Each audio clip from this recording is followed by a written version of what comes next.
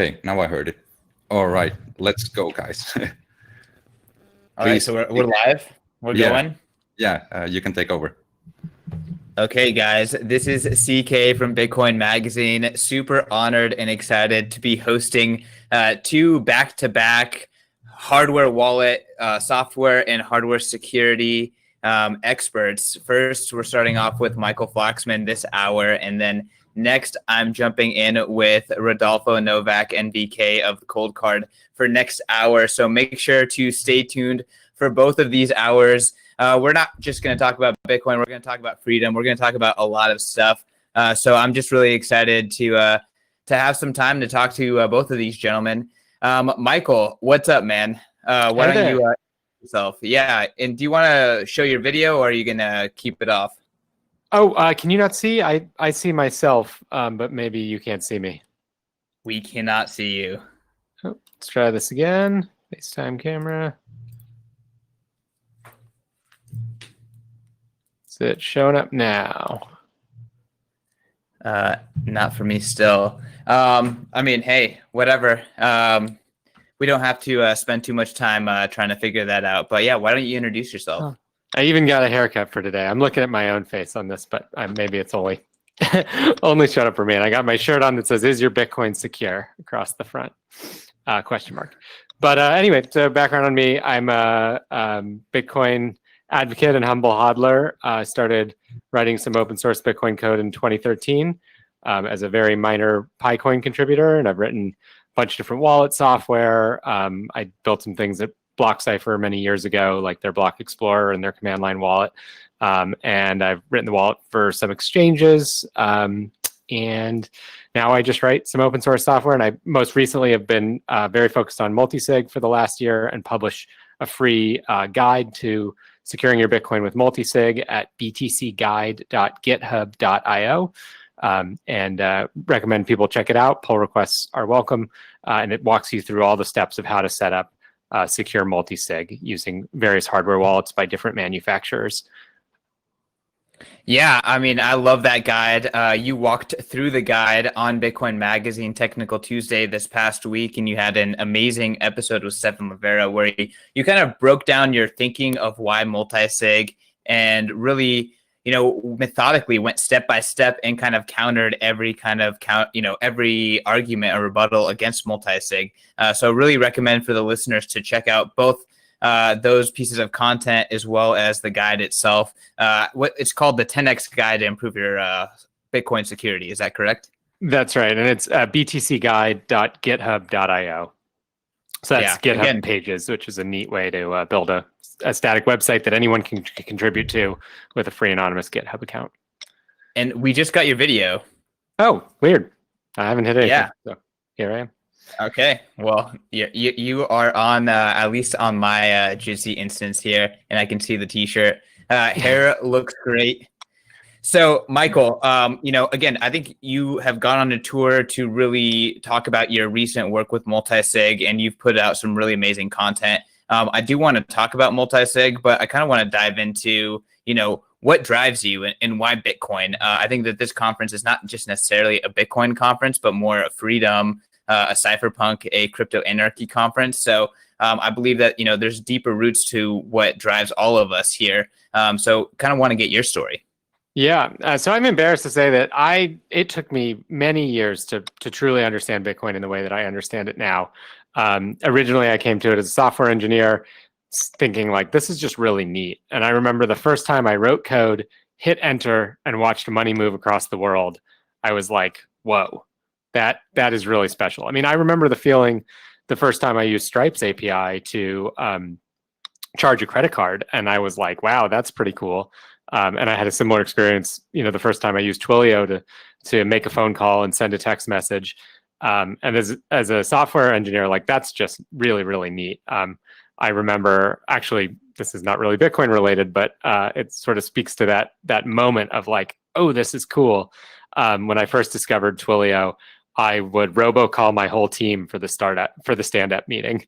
And they quickly were very mad about that and blocked the Twilio number. But I just thought it was fun. I was like, hey, I can, make everyone's phone ring all at once.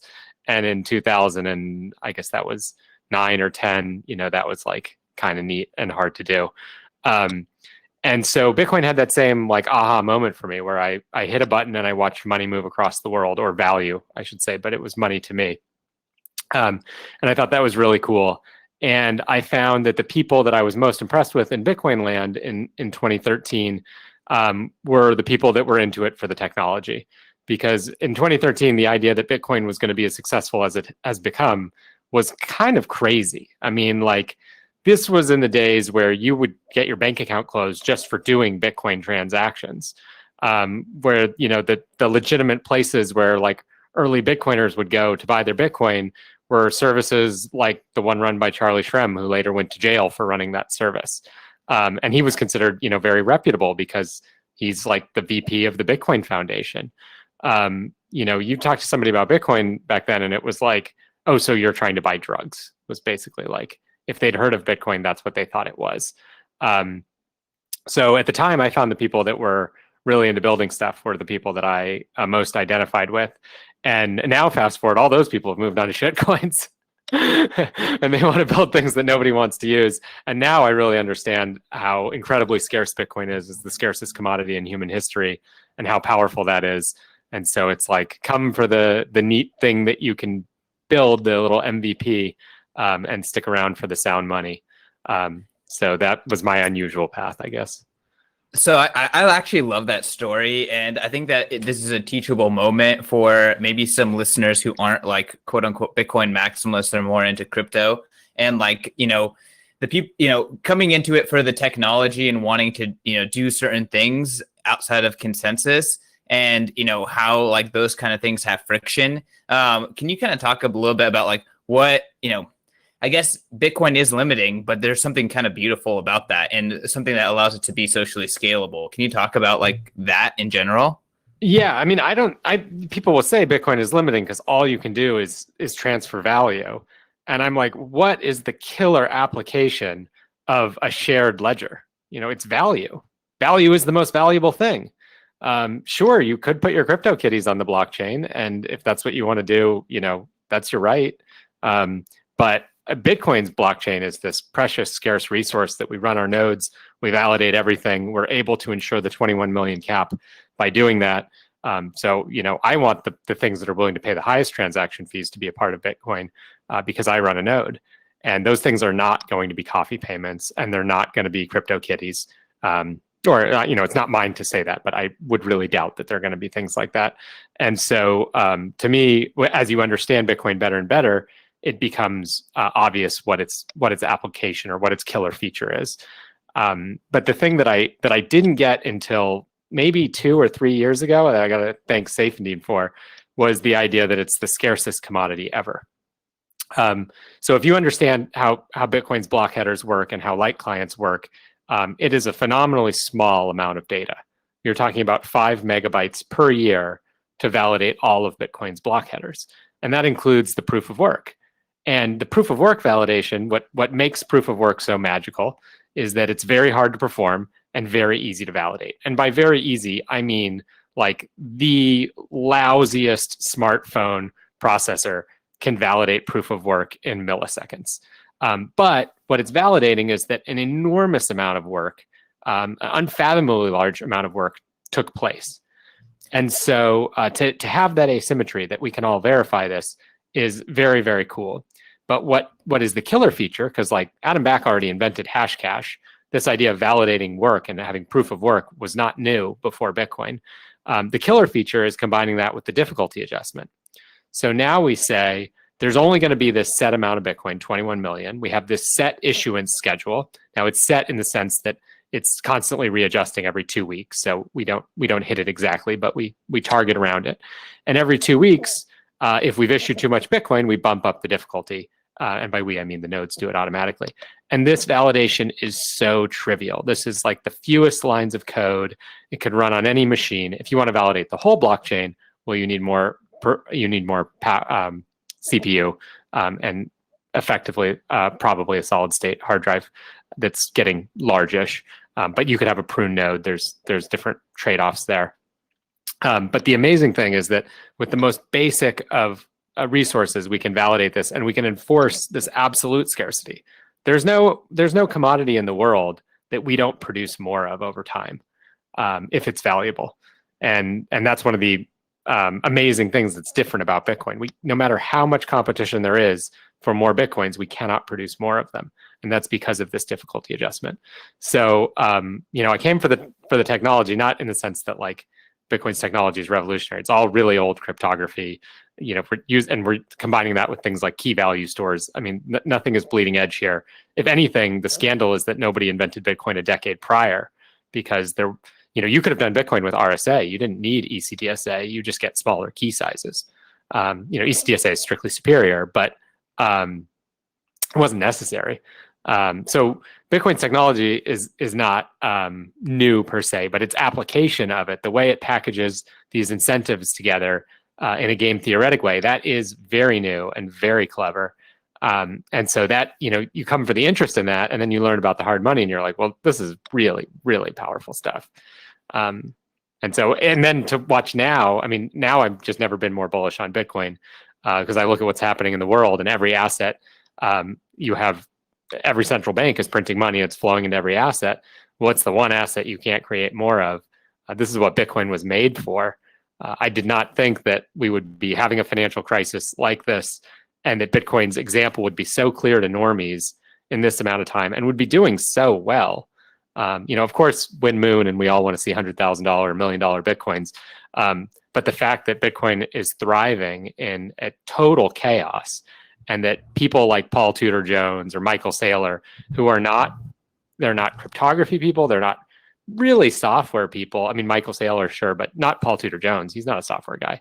Are looking at this and coming to this conclusion is just amazing. So I'm just so strapped in for this ride. Well, and I think the most amazing thing about Michael Saylor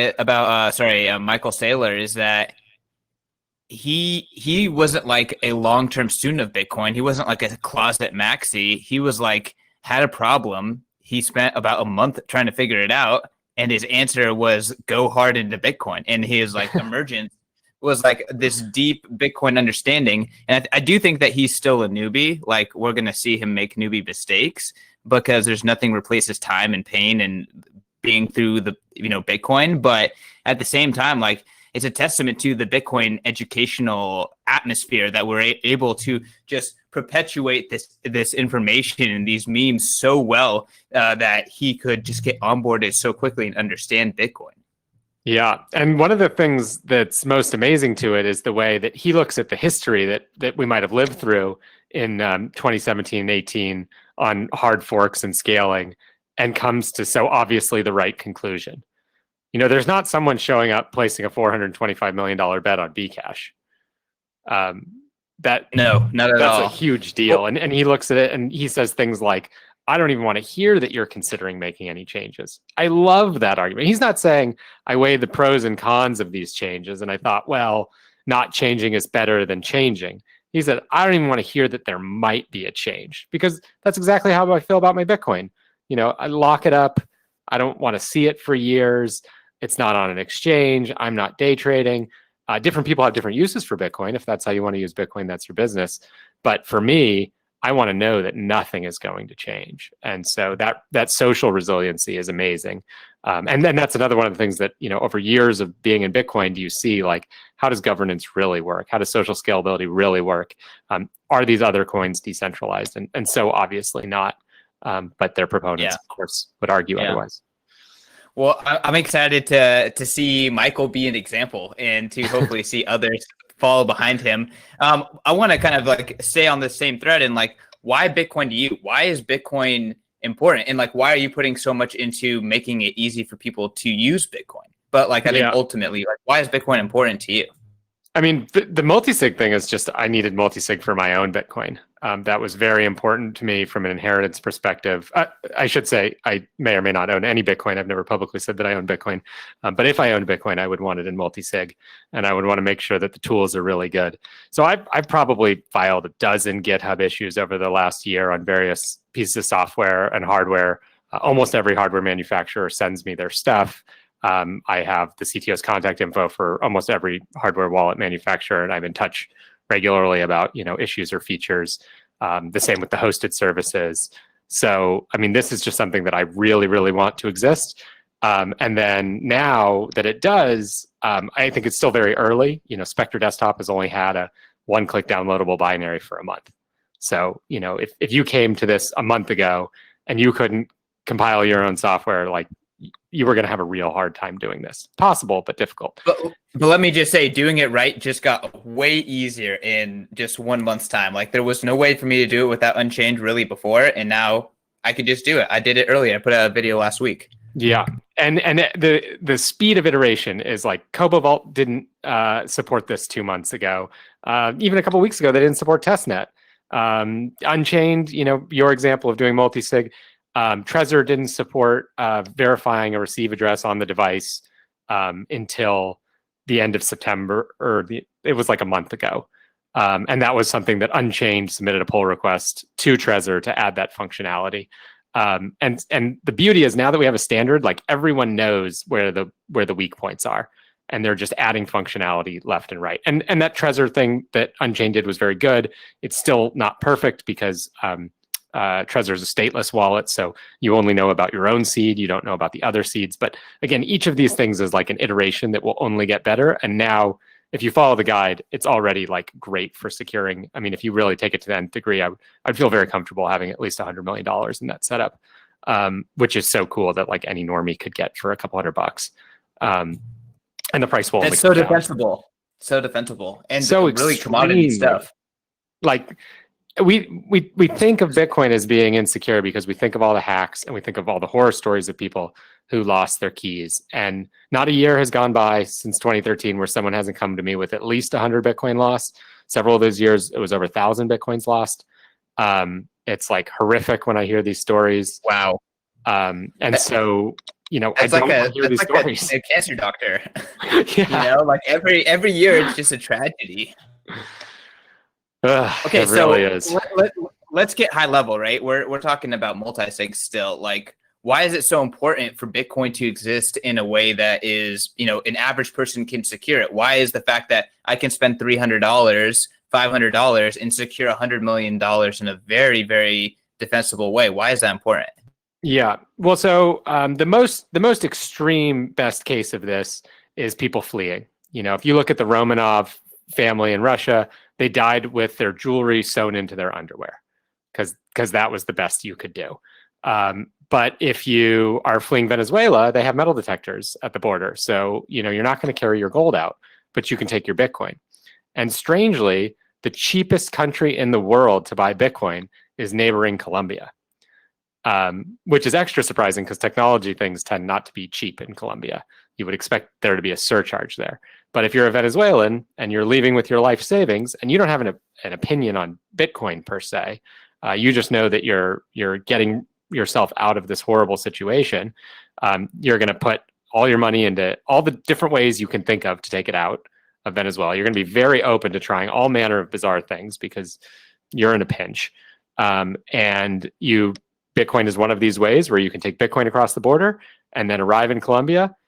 You're going to market dump it to buy, food and shelter and clothing and try to get a job and restart your life. And what an amazing thing that Bitcoin gives you that tool. I mean, we saw in the Holocaust that a lot of Jews lost their gold because they had to leave and they had to leave everything behind. And that's a horrific, horrific thing, a stain on our history. And now people can flee a repressive regime. That's amazing. Also, people like you and I who just might think that inflation is going to be out of control in the future have another financial asset, and we have freedom there too.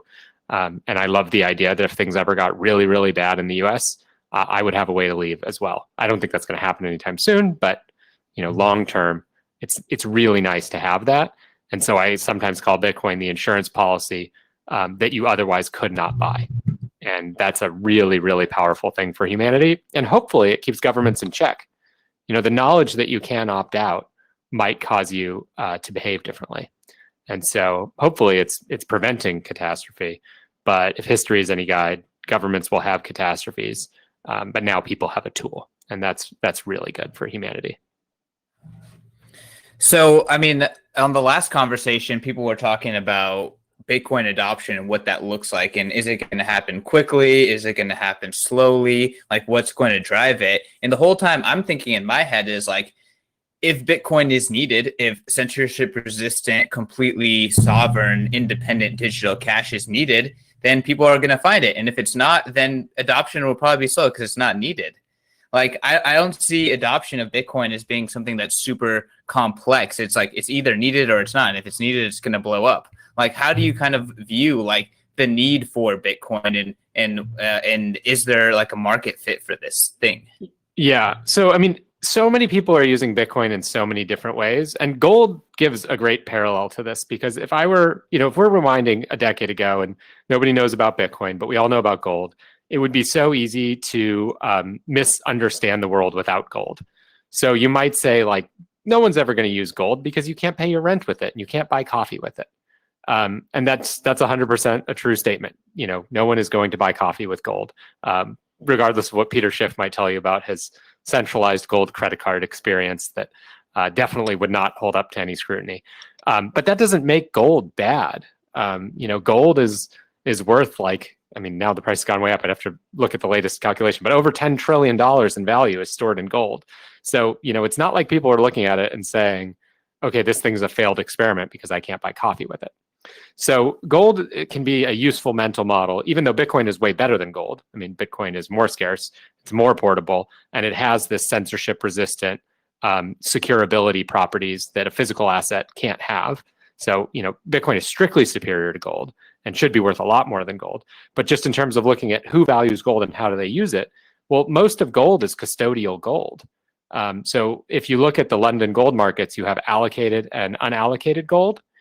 And it's this crazy, bizarre business model where if I'm buying gold, I want the physical gold coin. I want to own it. I want to have it. And it's like my insurance against the zombie apocalypse, or, if something goes wrong, like, keep your gold with your guns. That's the point of having gold. The idea that I'm going to have like a claim on some gold in the London market, we saw how that worked out for the Venezuelan government when they requested their gold. And, England basically said, like, we don't really know if you're like a legitimate country or not. So we're not going to give it to you because you're going to, steal it for insiders, which you can argue whether or not that's the right decision, but you definitely know that they don't own their gold if they can't get it. So not to me, your bars, not your gold. Exactly. And again, not a problem that Bitcoin has. I mean, Bitcoin is just strictly superior. I think we're a while from a sovereign like realizing this and seeing a central bank hold it on their balance sheet. Let me push back though. It's not necessarily a problem that Bitcoin doesn't have. It's just Bitcoin's properties make it so that it's much more easy to actually custody your Bitcoin. But yes, theoretically, it is a problem that Bitcoin could have in the future for whatever reason. Large portions of Bitcoin's hash and custody of the actual supply gets centralized. Yeah. I don't want to like hand wave it to nothing. I mean, one of my biggest concerns is that the Coinbases of the world are going to be sitting on these enormous mountains of Bitcoin. And, next year they're going to want to do a SegWit 8x or something. And they're going to say that we're going to market dump Bitcoin for these SegWit 8x coins. And by the way, we have like 15% of all the Bitcoin supply, and we're going to market dump it. That could start to affect futures prices. Like that's a scary world, especially maybe we have an ETF in 5 or 10 years, and that one has another, 20-ish% of the supply. So I don't want to make it sound like these are, totally non-existent things, but obviously, as we saw before, it's the hodlers, the economic nodes that matter. And, we know that the Coinbases and the miners of the world are bluster. The tail doesn't wag the dog. But it's scary that they would be in that position. That's part of the reason why I like multisig so much is by giving you fault tolerance, you can take your coins off the exchange. So right now we think of multisig as for experts, but my goal is that eventually we're going to think of a single sig as being for experts, because you have to not mess up at every single step. Whereas multisig, if you've got a proper, say, 2 of 3 with multiple vendors, you can actually make like really bad mistakes and not lose your coins. And so that should hopefully encourage people to take custody of their coins in the long run. And actually, That's something that I noticed from your framing on Stefan's podcast, and I guess all your reference to multi-sig is you kind of flip it on its head, where it's like multi-sig isn't complicated. It's like doing multi-sig right is actually easier than doing single sig right, at least with what's on the market in this moment. And assuming that if you're doing single sig right, you're verifying everything, so you have to do all kinds of stuff twice anyway, because it would be like very reckless of you to just say, okay, send life savings, YOLO. Like, you want to be sure you're sending it to an address you control, and that address was using the random number generator on the hardware wallet, and all these things that would be like, I write this software and it's hard for me to do correctly. And my software engineering friends who write Bitcoin software all have stories of mistakes they've made where they've lost a bunch of Bitcoin. Like, it's not trivial. I'm used to writing code that has bugs all the time, and that's fine. Like, if your Facebook like button doesn't register 1 in 1,000 times, you're not going to be like, oh, Facebook is a failure and I'm never going to use Facebook again. You're probably not going to notice. But if 1 in 1,000 times you lose your Bitcoin, well, that's horrific. That's not an acceptable thing. But anyway, we're back in the multi-sig rabbit hole. Just the idea that multi-sig helps you take your Bitcoin off, off of a custodian, and that's my goal in the longer term for Bitcoin. But back to the point about how gold usage influences its price. So the majority of gold is unallocated. And the idea between allocated and unallocated gold is a weird thing in custodial arrangements. So if I store my gold with JP Morgan in London and I'm allocated, that means I have a gold bar on a shelf somewhere. Those gold bars are around 400 troy ounces, but it's a physical thing. Sometimes they're 399.9 and sometimes they're 400.1. And so each bar is going to cost a little bit different. It's going to have a little bit different of a purity. But I'm gonna have this gold bar, and it's my gold bar. It's on rack 7, shelf 3, position A or whatever. And if JP Morgan goes under, that's a custodial asset, meaning I own 100% of it. If I'm unallocated, which just means I have some claim against the gold that JP Morgan has. And so, I might have X ounces corresponding to Y dollars of investment that I put in. Then I'm a creditor to JP Morgan. And should JP Morgan go under, I'm going to get some haircut. Maybe it's 90 cents on the dollar. Maybe it's 10 cents on the dollar. That's going to be a function of what their liabilities were, some bankruptcy process, a judge's decision, many, many, many months. There's just a lot of ambiguity there. And so investors can decide, do they want the allocated or the unallocated gold? And unallocated gold is kind of a scam, because what they say to you is like, hey, we have to store and audit the storage of your gold, and we have to have 24/7 security and monitoring and all this stuff. And it's very expensive, and you should expect to pay a fee to have your gold stored for you. And people kind of get that, because it does make sense that all those things have cost. But they say, if you want unallocated gold, we'll give you a discount on your storage. So now you're not going to have to pay as much for us to vault it. And it's going to be a lot easier for us, because we don't have to do this pesky record keeping of who has which bar on which shelf. We can just sort of say like, hey, we're JP Morgan. We got a bunch of gold. We're good for it because we're JP Morgan. We're effectively too big to fail. And so why don't we just charge you like less money? And this is how most people hold their gold. So, we talk about a store of value, but the people that are buying their gold are not holding it themselves, not the majority of them. That's not how I would recommend holding your gold. And it creates this crazy, almost conspiracy theory, which is, well, does JP Morgan even have that gold? Because it would be very easy for them to operate a fractional business at that time. And they could charge you vaulting fees, lower vaulting fees, because they'd say, oh, well, it's unallocated. There's more counterparty risk, and we don't have to do this fancy algorithm, to figure out whose bar is on which shelf. We'll just make you a counterparty of JP Morgan, and that's fine. And we'll charge you less money. And there's a weird thing in that market where if I want to start like Michael's Gold and charge you lower fees, well, who in their right mind is going to trust me versus JP Morgan? So JP Morgan is going to gouge you on that unallocated gold, which is kind of funny. And that's what most people do, because how would you know? You're trading the asset class. You want price exposure. You don't necessarily you aren't thinking about like, well, what type of 1 in 100-year event might take down JP Morgan, and how would gold do in that event, and do I want to custody it? There's just a lot there. So if we take that same parallel back to Bitcoin and we say, okay, different people use Bitcoin for very many different things. There's someone who's hopping across the border with their life savings. There's somebody who is a total believer in Bitcoin and keeps their life savings in it and plans to for many years or generations. There's somebody who's a day trader. There's someone who's a shitcoin trader who needs to use Bitcoin as the reserve currency. Maybe they're trading shitcoins to stack sats. Maybe they're not. Maybe it's just the order book on the exchange is always against Bitcoin. Maybe there's a person that really wants to do Silk Road style purchases, and so they have to have Bitcoin. There's so many different uses, and they're different for every person. But my bet in terms of what that Bitcoin adoption looks like is generational.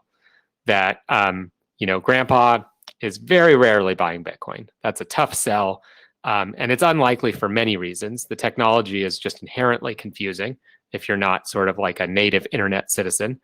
And secondly, if you're on the verge of retirement and you're living on a fixed income, well, you really don't want volatility. A traditional markets benchmark might be something where you shift your percentage of stocks and bonds to be more and more bonds until you're retired, and it's just all government bonds at some point because you want that super reliable cash flow because you're living on a fixed income as a retiree. But if you're, say, young and early in your career and you understand technology, well, it's not uncommon to meet somebody who's like, I keep 50% of my savings in Bitcoin. They might not have a lot of money at the beginning of their career. And obviously, I'm not saying, that that's the right amount for any person, but just the general idea that it is a generational shift. Old people say it's on a computer, it could be hacked, I can't touch it, it's not real. Young people say, why would I want to lug around a gold coin? That doesn't even make any sense. Everything that's important to me is on my phone, and anything that I want to buy, I would buy on the internet. Wouldn't I want an internet currency? That just makes intuitive sense. So that to me seems like an obvious generational shift. Why I find it hard to imagine a world where Bitcoin isn't successful, but I couldn't possibly predict if it's going to be, if the price is going to go up or down this month or even this year. Although I do feel really good about the world, or the Bitcoin world. Yeah. So, I mean, kind of on that topic though, how much does number go up matter for communicating Bitcoin's value to other people? How much is it going to be number go up versus shit, I need sovereign money, or shit, my savings are being devalued, or there's no investment that's worth making. What is the narrative that matters the most? And I guess let's just go from there. Yeah, I mean, number go up definitely works. That's how you get the press coverage. That's how you get, the cycle. But those are also the people that the second number goes down, panic sell, and have a story about how they got burned in Bitcoin by owning it for, 6 days and it was volatile. So it's definitely good for, the news cycle. And most people, if you own real Bitcoins, meaning not custodial IOUs, but you own your own keys, most people never sell all their Bitcoin, which is one of my favorite stats on Bitcoin adoption. So, someone might sell half their Bitcoin over a period of many years because the price is appreciated and, you want to buy a car or a house or send a kid to college or, whatever happens in your life. But it's very rare for someone to sell all their Bitcoin. We know of these cases like the Michael Hearn rage quits. And we explicitly make fun of them.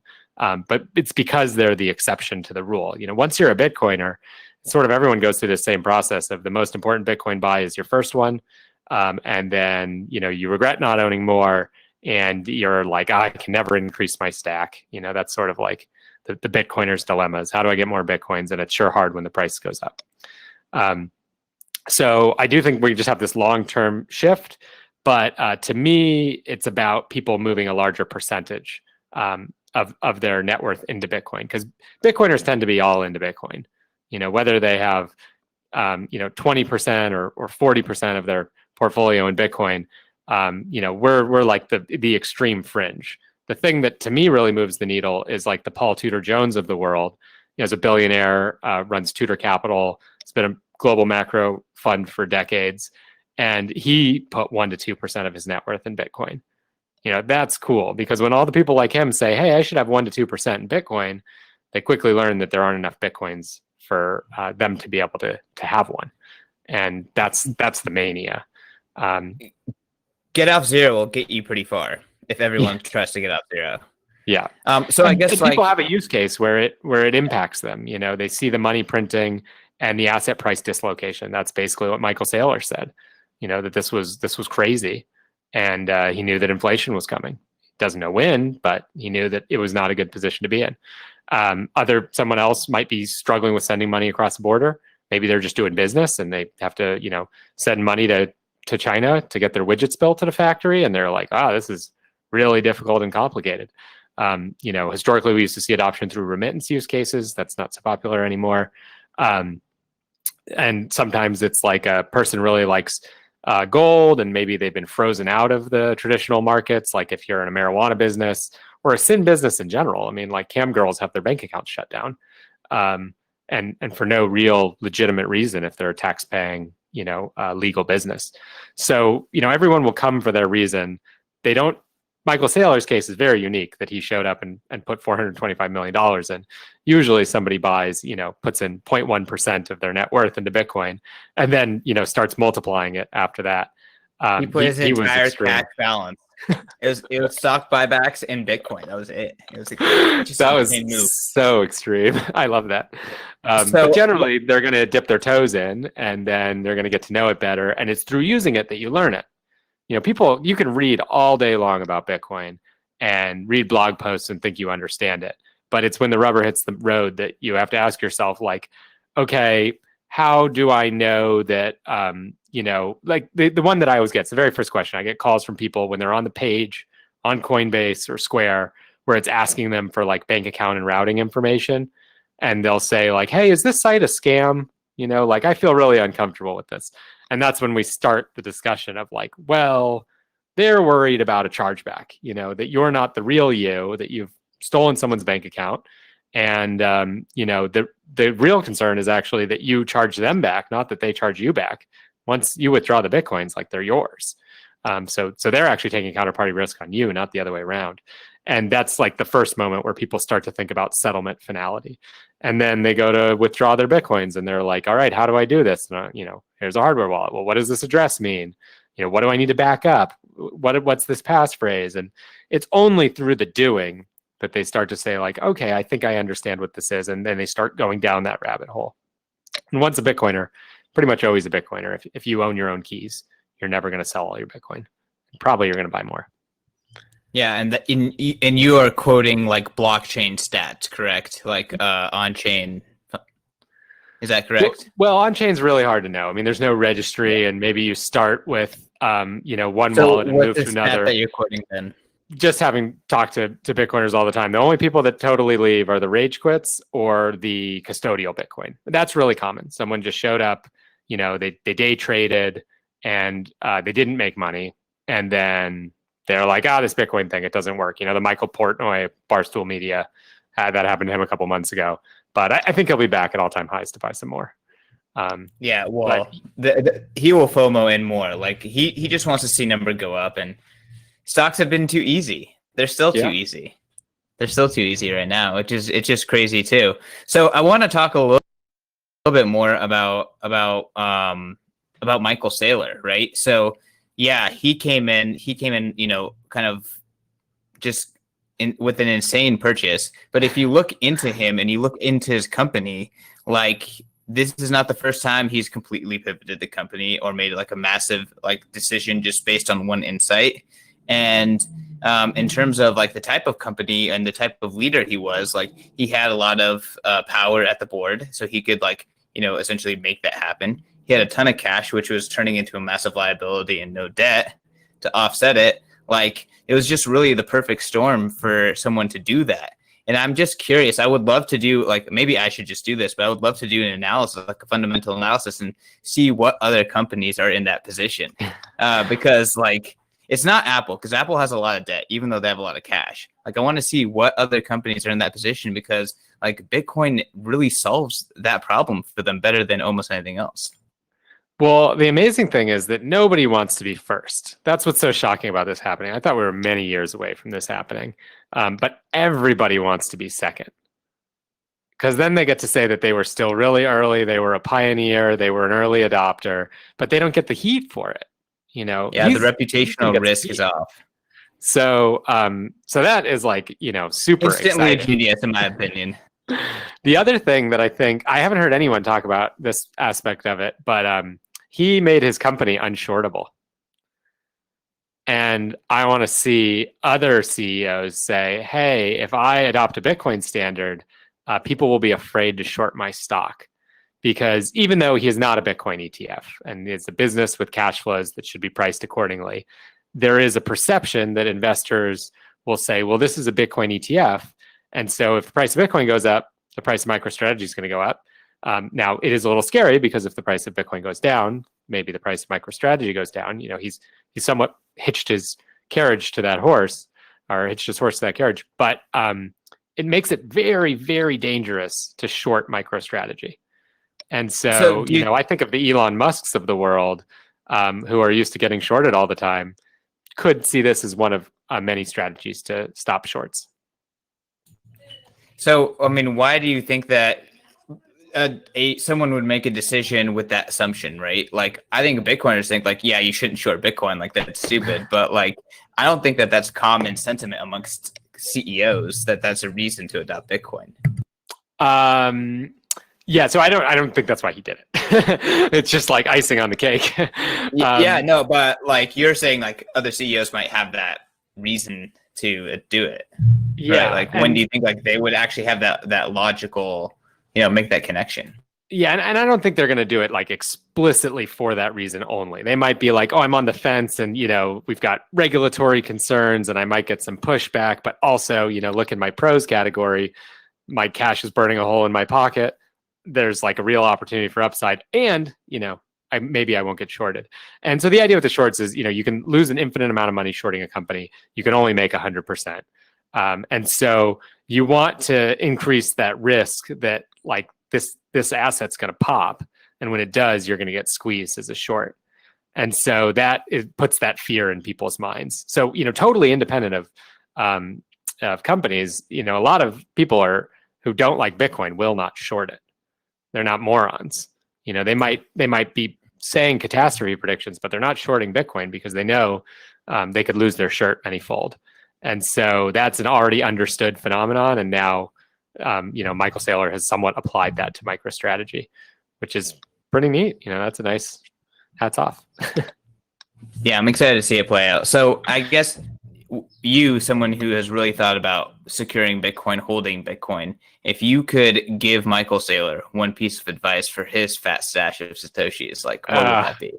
Yeah, so I spent a lot of time thinking about this because I was going to try to pitch them to store their own Bitcoin, but the reality is they're a publicly traded company. They probably can't custody their own assets, and so going with someone like a Fidelity, if you're let's say Michael Saylor is going to hold his own Bitcoin because he has his personal stash too because he's bullish. Oh yeah, he should definitely hold his own Bitcoins for that. Like, what would he say to him? Well, I'm sure he already knows not your keys, not your Bitcoins. The sell on multisig is that you can make a mistake and not lose your money. The other sell that's so important is that you can like set up an inheritance already. So if you're doing a 3 of 5, you might give one key to a trusted third party. Could be like a Casa or Unchained, could be an accountant lawyer. You might give another key to like an heir, someone who you want to get your money if something happens to you. And then you might hold the majority of the keys yourself.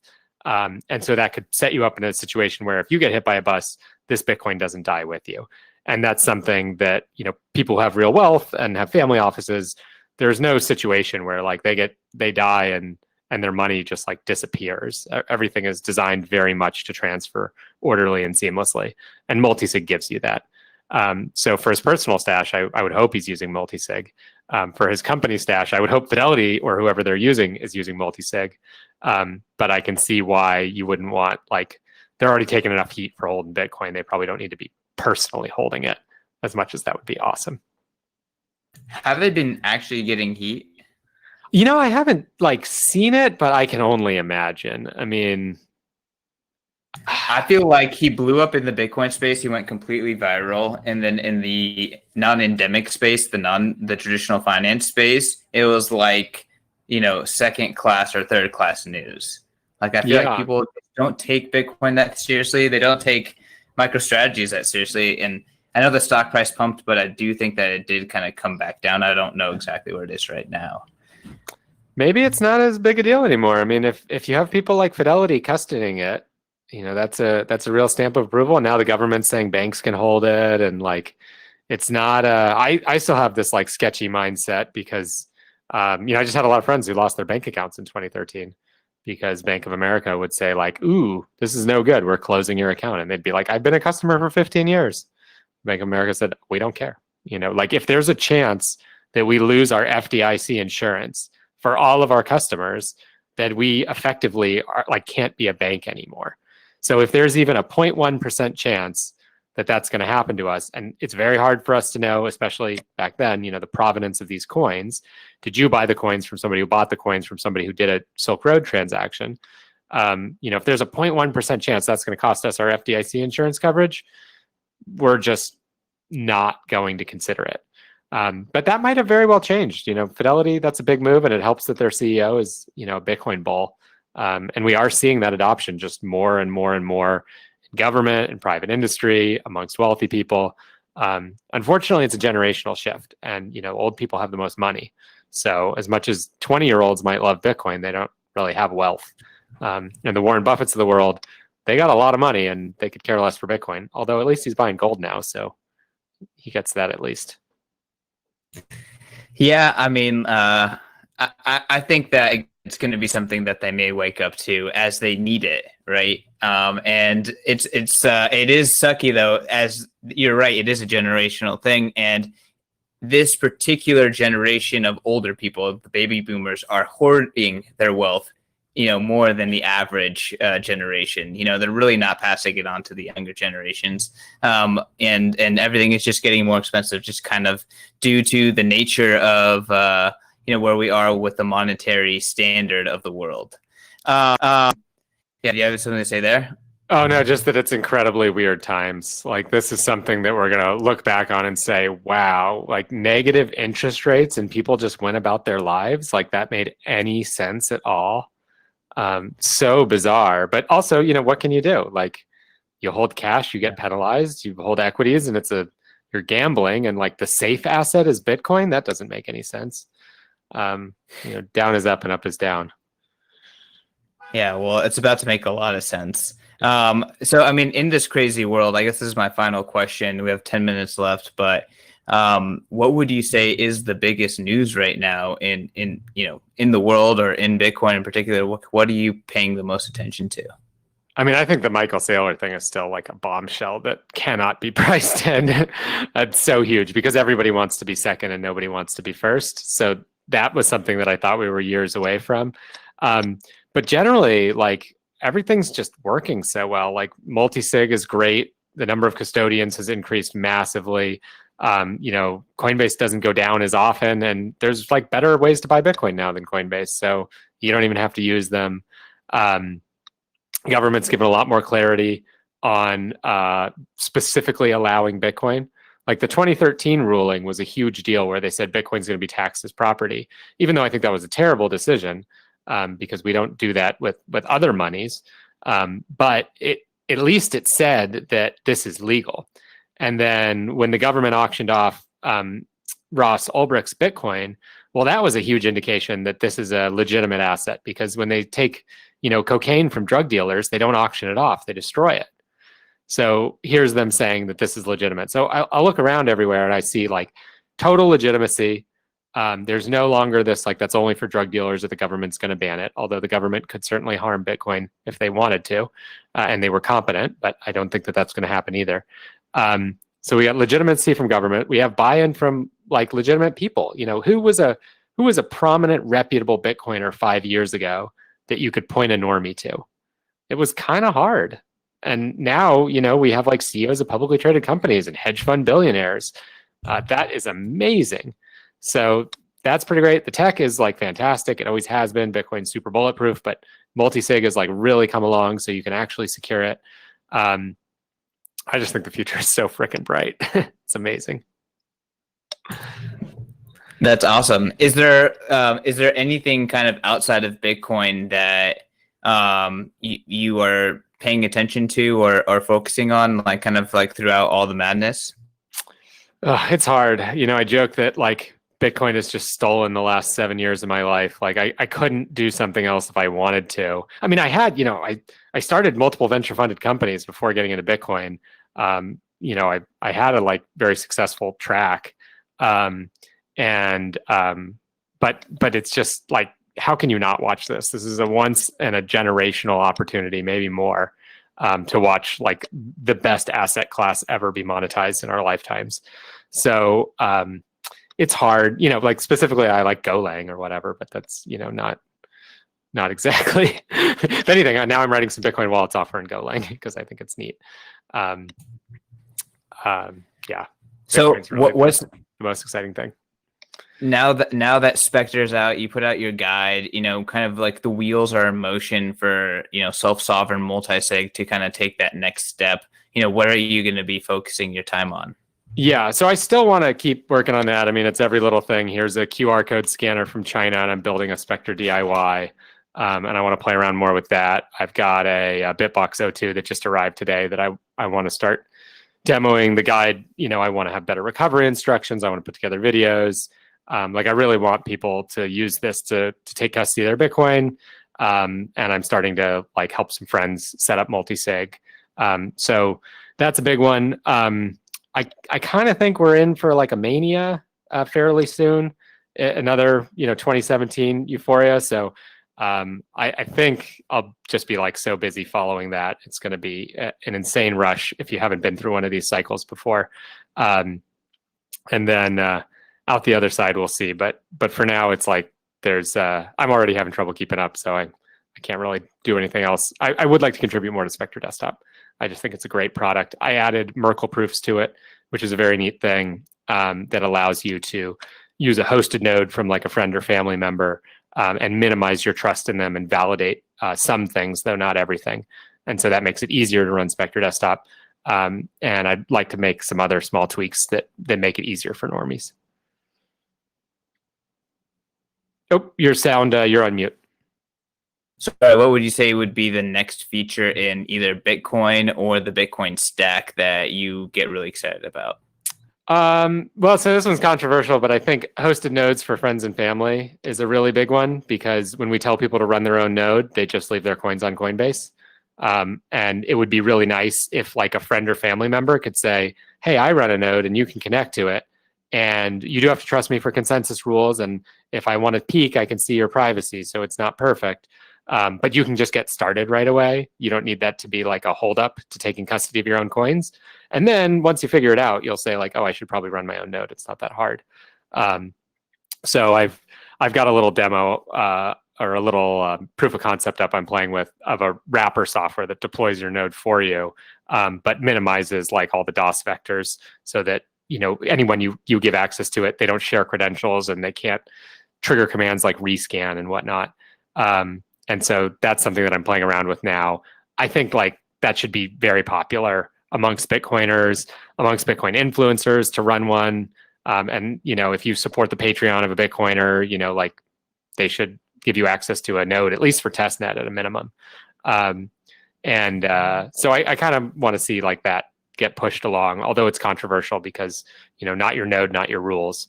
But if it's a friend or family member and you're verifying the Merkle proofs, well, you get very far along the way of trust minimization, but you don't get everything. Yeah, I mean, I don't see why that should be unpopular. I think sometimes Bitcoiners, their drive for perfection kind of blinds them to good enough and, moving forward. But that's a whole other discussion. Something I just noticed, and I wish I had thought of this before just because we're running out of time, but it seems like you have an eye on like focusing on high leverage things, right? Like getting multi-sig right is a very high leverage thing. Making it easier for people to host, their family members with a node, like Uncle Jimming it, as Matt Odell would say, is a very high leverage thing in terms of like, pushing out the edges of like the Bitcoin ecosystem and like making it more anti-fragile. So would love to learn more about like your thinking into Bitcoin and maybe other things as well. But Mike, this is a great conversation. It was awesome, kind of getting your thoughts on all things Bitcoin. Why don't you plug where people can find you? Yeah, the best way to find me is at mflaxman, MFLAXMAN on Twitter, or for multisig with no single point of failure, it's btcguide.github.io. And see you on the internets. Awesome, man. Well, again, thanks for coming on, and thank you for the Hackers Congress and everyone over there in Europe for hosting us. I think NVK is next. I don't know if someone from home base wants to chip in at all, or if NVK should just jump in. I'm here. What's up, NVK? Any reactions to that? I know you're watching the whole Michael. time. Hey, Rodolfo. It's good to hear your voice. I know. It's when was the last time we chatted? If via voice. Think you did a Telegram group a couple months ago. It was just recently. Yeah. Yeah. Yeah, we gotta catch up. I always happy to chat Bitcoin. Awesome. Well, I know you guys too have been working in a very similar space, and I'm excited to kind of stay on this topic of securing your Bitcoins. I'm a big fan of the cold card and a lot of the other stuff that NVK has been building and pushing out. So excited to kind of have this double header. While we kind of have this in between time, like, is there a way to kind of, kind of merge this conversation, or should we just let Michael go? Oh, I'm happy to chat. I didn't mean to crash the party. I was about to sign out, but always happy to chat. Yeah, no, it's really cool. I love his guide. I'm glad you like it. I got it's the tinfoil hat. Like, there's a page about how everything's broken, and there's a page on what's the risks of using Cold Card 2, which I highly recommend and I think is a great product. But I'm glad that you like it, and considering that I tell people to use other wallets too, and it's like things that could go wrong. I keep on joking because I have like good back channels, the guys from Ledger, with Lexin from Kobo, and a few other hardware projects, and I joke because multisig is great for sales, right? I mean, technically I'd sell more, but it's like I was telling you, right? Like, I mean, up until a month ago, it was essentially impossible for a noob to use Electrum to get multisig done reasonably. I mean, you can do multisig between multiple cold cards very reasonably because we built it that way, right? A wallet that doesn't suck. But then again, right, you were not getting the multi-vendor variance there, so that you were not protected against us. Spectre did make that sort of idea that you had. I remember you posted your first guide about a year ago, right? Yeah. I'm gonna get a beer really quick, guys. So just keep the conversation going. Yeah, go for it. So that guide was fantastic, but it was impossible for an average human. Your second guide, unfortunately, like I said on my thread, it's like you're just too smart. So so the average advanced user is still a little bit behind there, because we're on the receiving end of the supporting tickets for those guides, and it's quite fascinating to see like how much of the screwing up happens. And I should say I get these emails too. I know. I get them like all day, every day. I'm gonna automate forwarding to you. No, it's quite fantastic. I mean, like I feel like we're almost there for the advanced user. Like it's like this guide is good, but you still have to have a reasonable technical understanding of like Bitcoins and wallets to sort of follow it through, especially when it comes to seed picker.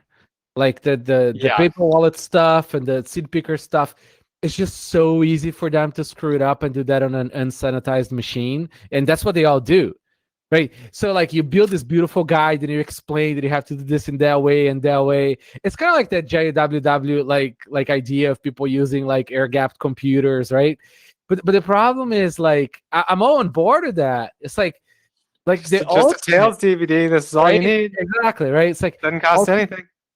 Ideally, it's like a person could just sort of make a laptop air gapped, run. I don't actually like Tails, but like say sanitize the laptop, install FreeBSD on it, right? Because Linux is a shitcoin. So install FreeBSD on it, and then technically, like, you don't need a hardware wallet, right? You can go that route.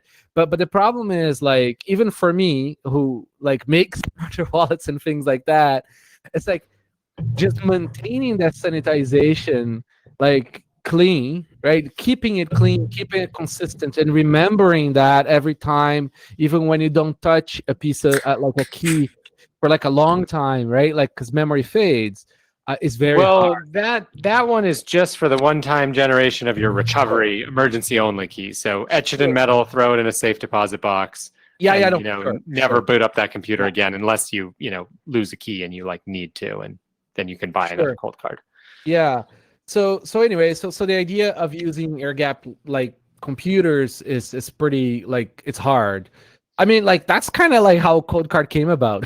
Like, I mean, I remember, like, when we closed down CoinKite, like, I didn't want to, like, I needed a hardware wallet, but I didn't want to get in the hardware wallet market because, like, I didn't want to have to deal with this market, really. So we made Code Card essentially as like a non-profit small little project, but then I'm like, I can't put the effort and the money, like the research money that you need to put into hardware to be secure without making it to a viable business, right? It's unrealistic. So then I'm like, fuck it, let's make this into a business, right? But the point is, like, I made that hardware because I didn't want to have to think. Like, I didn't want to have to, like, go through all my tinfoil hat, like, rundown list, right? Every time I was trying to do Bitcoin stuff. And what's really cool is, like, as soon as we have, like, a little bit more integration between the parties and Spectre Wallet, like, we have some private channels where we've been doing some UX improvements. Mm-hmm. As soon as, like, that gets a little bit further, I think, like, a medium advanced person who doesn't necessarily understand how public key cryptography works can do it. Like, I feel like we're almost there, and I think these guides help. Aside from making my life miserable with support tickets, I think they help ultimately push. No, seriously, like, they help push, like, the projects to make it happen. Yeah. Well, and now everything becomes so straightforwardly comparable because everyone's using the same multi-sig scheme. So, every wallet used to say, like, we're the best, but they would define being the best differently. And now they all participate in the same multi-sig scheme. And it's like, well, this one has an air gap and this one doesn't. Like, it's very, very clear. Yeah, it's like, remember I was telling you this on that thread, or like on DM, right? Like, I really wish somebody just went to fucking Code Card and copied our multi-sig, like, quorum setup, right? The building of the multi-sig wallet. Because if the other hardware wallets did that, they don't have a way of setup right now, right? Like, it's not like we're just all different and people want to do things differently. That's fair. It's just they don't do it at all. So, like, Kobo works really natively with y'all. Now they do, right? So like, if they could just, like, participate in their wallet creation, like, then we're golden, right? Because then you can just pass a microSD or QR depending on the setup. QR is tricky because you could have data amount issues depending on the size of the screen, devices, stuff. But let's say microSD. So if the wallets just sort of, like, do multi-sig setup in them, like, you could just pass around a microSD card between 3 hardware wallets and have a multi-sig wallet set up, and it's done. Like, Jimmy told me a couple of days ago he's playing around with Kobos and cold cards and trying to use the Kobo for the air gap from your Spectre desktop via QR code, and then save the PSBT to an SD card and transfer that to the cold card. Yeah, that's totally doable. And then you preserve that cold card could never be plugged in to your Spectre desktop. Yeah. Now, of course, there's the Kobo, but the idea being that you use a fresh SD. This is if you're doing really big transactions, right? And that could be your offline. I'm Air not gap. too concerned about the QR versus microSD is the same shit. It's like it's data, right? I mean, actually, I'm a little bit more concerned about QRs, even though we have QR development now for future hardware. The problem with QR is that like the data is not visible, so you can actually pass list of shit without like having a way of actually looking through it.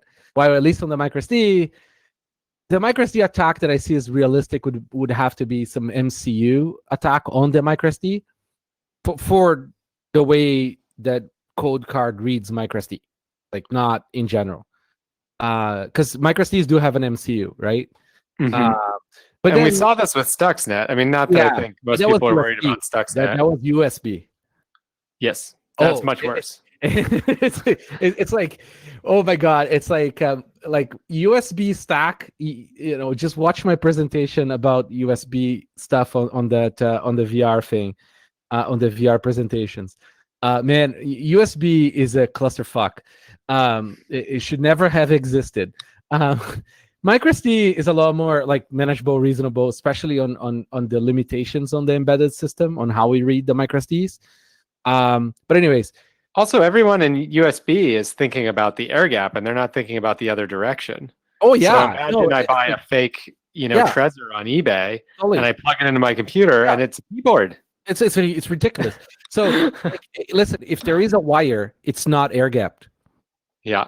Like, I mean, there's air or there isn't, right? Like it's pretty simple. If you can run around your desk with scissors and you get to something, it's not air gap. So the best way to like, I mean, listen, the attack on microSDs is pretty out there, and it's fairly cheap to sort of completely end it, right? All you need to do is just go on Amazon and buy a 100-pack of like the smallest size microSD that they sell for like $5, and then you just toss them out, right? Like like it's done, right?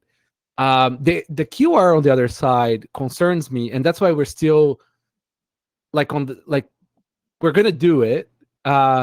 Yes, but that wasn't what you told me last year. Yeah. But it's not like, unfortunately, like the way everybody has done it so far is they just slapped a camera on an MCU and they just read the data in, right? Mm-hmm. So it shouldn't be too hard for somebody to spend enough time and find some vulnerabilities there, right? And Well, then there's you can also have a separate MCU, so you can have like a dedicated. But then you have cost, and then you have a screen, and it has to be big enough. Yeah, exactly. Right? But all these prices are going to come down. I think so. Here's the problem, right? I think right now, to make a non-Android hardware wallet with a camera, it could be made to be sold around 250, close to 300. I don't think so. The problem is like love Kobo, like the UX is fantastic, but it's Android, right? Like I no. Android is it's inherently insecure, and it's unfixable. Well, I think this is the one where we disagree. That I think that's a perfectly valid criticism. I would not use it for single sig, although I wouldn't use single sig for much anyway. But for multi-sig, if it's one of your 3 signatures and a 2 of 3, that's great. Like I see, for right now where we don't have 5 open source hardware wallets. Oh, for sure. By 5 different vendors. For sure. No, for multi-sig it's great. For multi-sig, it's much better to use that than Sid Picker. Honesty. I mean, again, right? Because it doesn't have any technical like understanding requirements, right? Like you open the package and you run the thing and you're done. And another cool thing is, this might be maybe not as like acceptable to you. Maybe it is. I don't know. But let's say you were able to verify a code card firmware, right? So you load it from source, you built it from source yourself, loaded it yourself, and you use dice, right? And you verified that the dice rolls work with either the one of the tools out there or the simulator. So let's say the dice is verified, right? So you're really not concerned about seed gen. You could use that setup to create the seed for the other wallets, for the other hardware wallets on the schema, right? So you don't have to actually trust the seed gen on them either. Yeah.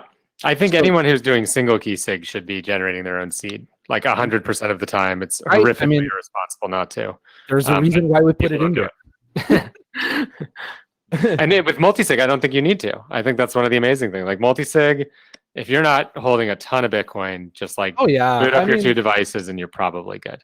but if you're not holding a ton of Bitcoin, I mean, honestly, like I rather see this is my sort of, just because I see the amount of like pickles people get in, a little bit more is very visible to me from tickets. I like this idea of like get your shit together, right? So like it's like go there, buy the Bitcoin, right? Because you should buy Bitcoin yesterday, right? Make sure it's secure on a hardware wallet, right? So like you set up your code card, like you throw the dice, you have it single sig, it's backed up, you know the backup works, you put the stuff there, right? And then now you have the BTC sitting, you're not thinking about trading, buying, trying to find the right time in the market. That stuff is just done in your head. So you're clean-headed, the BTC is secure, it's safe. Now you sit and you go read, right? And you go sort of figure out, you go read the Blacksman guide, you go read the like whatever guide, right? Like you go figure out what other solutions are out there that meet your needs for the amount of money you're trying to secure. I just want to make sure that like people don't shoot themselves in the foot by like not at least securing their coins correctly with correct backups first. So I'm curious, Rodolfo, I mean, you're getting a lot of these, customer support queries and things. Where are most people screwing up when they're trying to do multi-sig? Sorry, Livera, like your sound is super low, or is that me? Oh, right. Oh, No, it's not you. you can't hear me. Stefan, welcome. What's up, man? How's it going? Hey, guys, I'm good. Sorry, just let me figure out my sound. One sec. All right, but feel free to jump in. NVK, by the way, this is your hour, so I don't want all these intruders to. Yeah. I can bow out if interview up. No, So. this is a lot more fun. This is than a me great talking conversation. about how I found Bitcoin and in the Slashdot and blah blah blah. No, this is fun. I'm glad. Like this is useful to people. All right. Me and NVK All right, do well, this sometimes anyway, outside of interviews. yeah, I was just letting you go because I didn't want to interrupt. But yeah, it looks like maybe Stefan will join us again in a minute here. It looks like he's figuring stuff out. But his question was, going? where are people making mistakes in the smart tickets? Oof. So it's everywhere, right? People will sort of like not have the multi-sig wallet set up right. Somehow they like, for example, sometimes they'll go and set up like a wallet with the passphrase on in the multi-sig schema, and then they will go and sort of like try again, and they forgot they had a passphrase on, and then boom, it's not that same wallet anymore. Or it doesn't Although that one's sign. another example. Multi-sig, I would say you don't need a passphrase unless you're No. like really advanced. Listen, Single sig, I'm with you there. Keep it simple, right? But Yeah. people don't. And then like a lot of them were sort I of actually made that mistake, by the way. I There made you that go. mistake. See? The passphrase one. Yeah, everybody Yeah, does it. Like, Treasure it's on amazing. Spectre. It's amazing how often people do that. The key killer feature of the passphrase that few people use it for is its deniability. Yeah, You would have or two both wallets, wallets. one with like 5% of your stash and the other with 95% of your stash. And then in the gun to your head situation, if you don't want a brick or if you think that's going to lead to even worse consequences, you Yeah. type in the dummy passphrase. That's if you're not doing it that way, you're not doing passphrases correctly. Yeah. Yeah, yeah. So Can you that's guys hear me now, by the way? yeah, we can hear you ish. Just speak I loud. can't see you. I cannot see you, Stefan. All right, let me turn up my gain. Hopefully that's better I can now. hear you. I can hear Yeah. you. I just can't see you. If you're trying to share your video. So what else do people do? Like there is some weird ones where like people like create some weird scripts for their wallets. I don't know if they're trying to like just like drive us insane or not. They'll create some weird wallets on Electrum like that, like then we have to go try to hunt and try to rebuild their wallets to try to save their money. And these things have a monumental time cost, right? We you know we want to help people, right? Yeah. What else do people do? They'll destroy one, but then they can't figure out the other one. They'll set up, say, like for example, they'll get confused between P2SH and SegWit wrapped P2SH, and sometimes like they'll do a legacy wallet and they don't know the order of the signer, so you cannot rebuild the wallet. Sometimes they set up a wallet in a different sort of multi-sig wallet, and then they can't reuse it somewhere else. And then they don't know where they did it, and it's like it's so like the best thing I can tell people is this. Okay, listen, if you're gonna mess around with multi-sig, whatever you do, save the redeem script. Okay. Yes. Save a version of their wallet. So like say it's Electrum, right? Save. No, don't do multi-sig with Electrum. If you're not an expert, don't even go near that. Blacksman, you have opened the Pandora's box. Okay, so people are gonna do it. So because they're gonna do it anyways, they're not gonna listen to you. Let me just give them a piece of advice. Okay, whatever you do in whatever wallet you do, okay, you go, you save. So when you set up the multi-sig wallet, save a copy of the software you used on a USB drive. Okay, like so if it's Electrum, save Electrum, copy their source code from GitHub, put on an S3 drive, okay, in a USB drive. Same for Spectre. Save that exact version. Okay, because if something changes and there was a bug. Referring to the recent Electrum update, hey? Yeah, no, seriously, that could be like it could be just a snag, right? Like because maybe you made a mistake that required that specific bug at that version or whatever it is. It's like it's amazing because if you can just spin up that wallet that you did the setup, boom, it's like in 2 seconds, money saved, right? So please like back up the software too, and like for Electrum, always back up the wallet.json file. Always. And we do that for you on CodeCard, right? Like on CodeCard, when you do your encrypted backup, we save a goddamn fucking wallet for you so that like you don't have to like go like deal with this shit later. That was part of my problem, right? I always wanted to make backups of my Bitcoin stuff, but like I didn't want to use a computer to create an encrypted backup. I just sort of like make microSD. I can put the microSD somewhere safe, like on top of the metal stuff, right? And just keep the encryption key so that like if the hardware dies, right? Like I don't know, like my kid fucking like throws the wallet out the window, right? Like it's broken. It's like electronic, right? So I want to be able to just stick a microSD back in, right, and like reconstitute the wallet, and like boom, you're in business again. Yeah. So for me, the lesson I take from that is like we need to sort of guide people onto simple and default pathways, right? So don't try and do something fancy, just do like the default kind of pathways. And here's the other thing, right? Like it's one thing for like more hardcore Bitcoin people to talk about, save this and save that. It's like it just kind of has to be built into the flow, right? It's just like maybe it should be like when you set up your Spectre, the default at the end, once you've set it up, is hey, here's your JSON file, save this and back this up. Yes.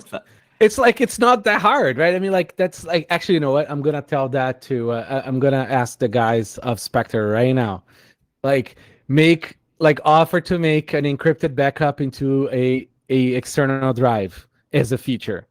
Like yes, I'm actually looking for them right now on Telegram. There's a new setup wizard that I haven't played with yet, but I'm excited to play with it. That hopefully will help with this onboarding, but I don't know what specifically it does.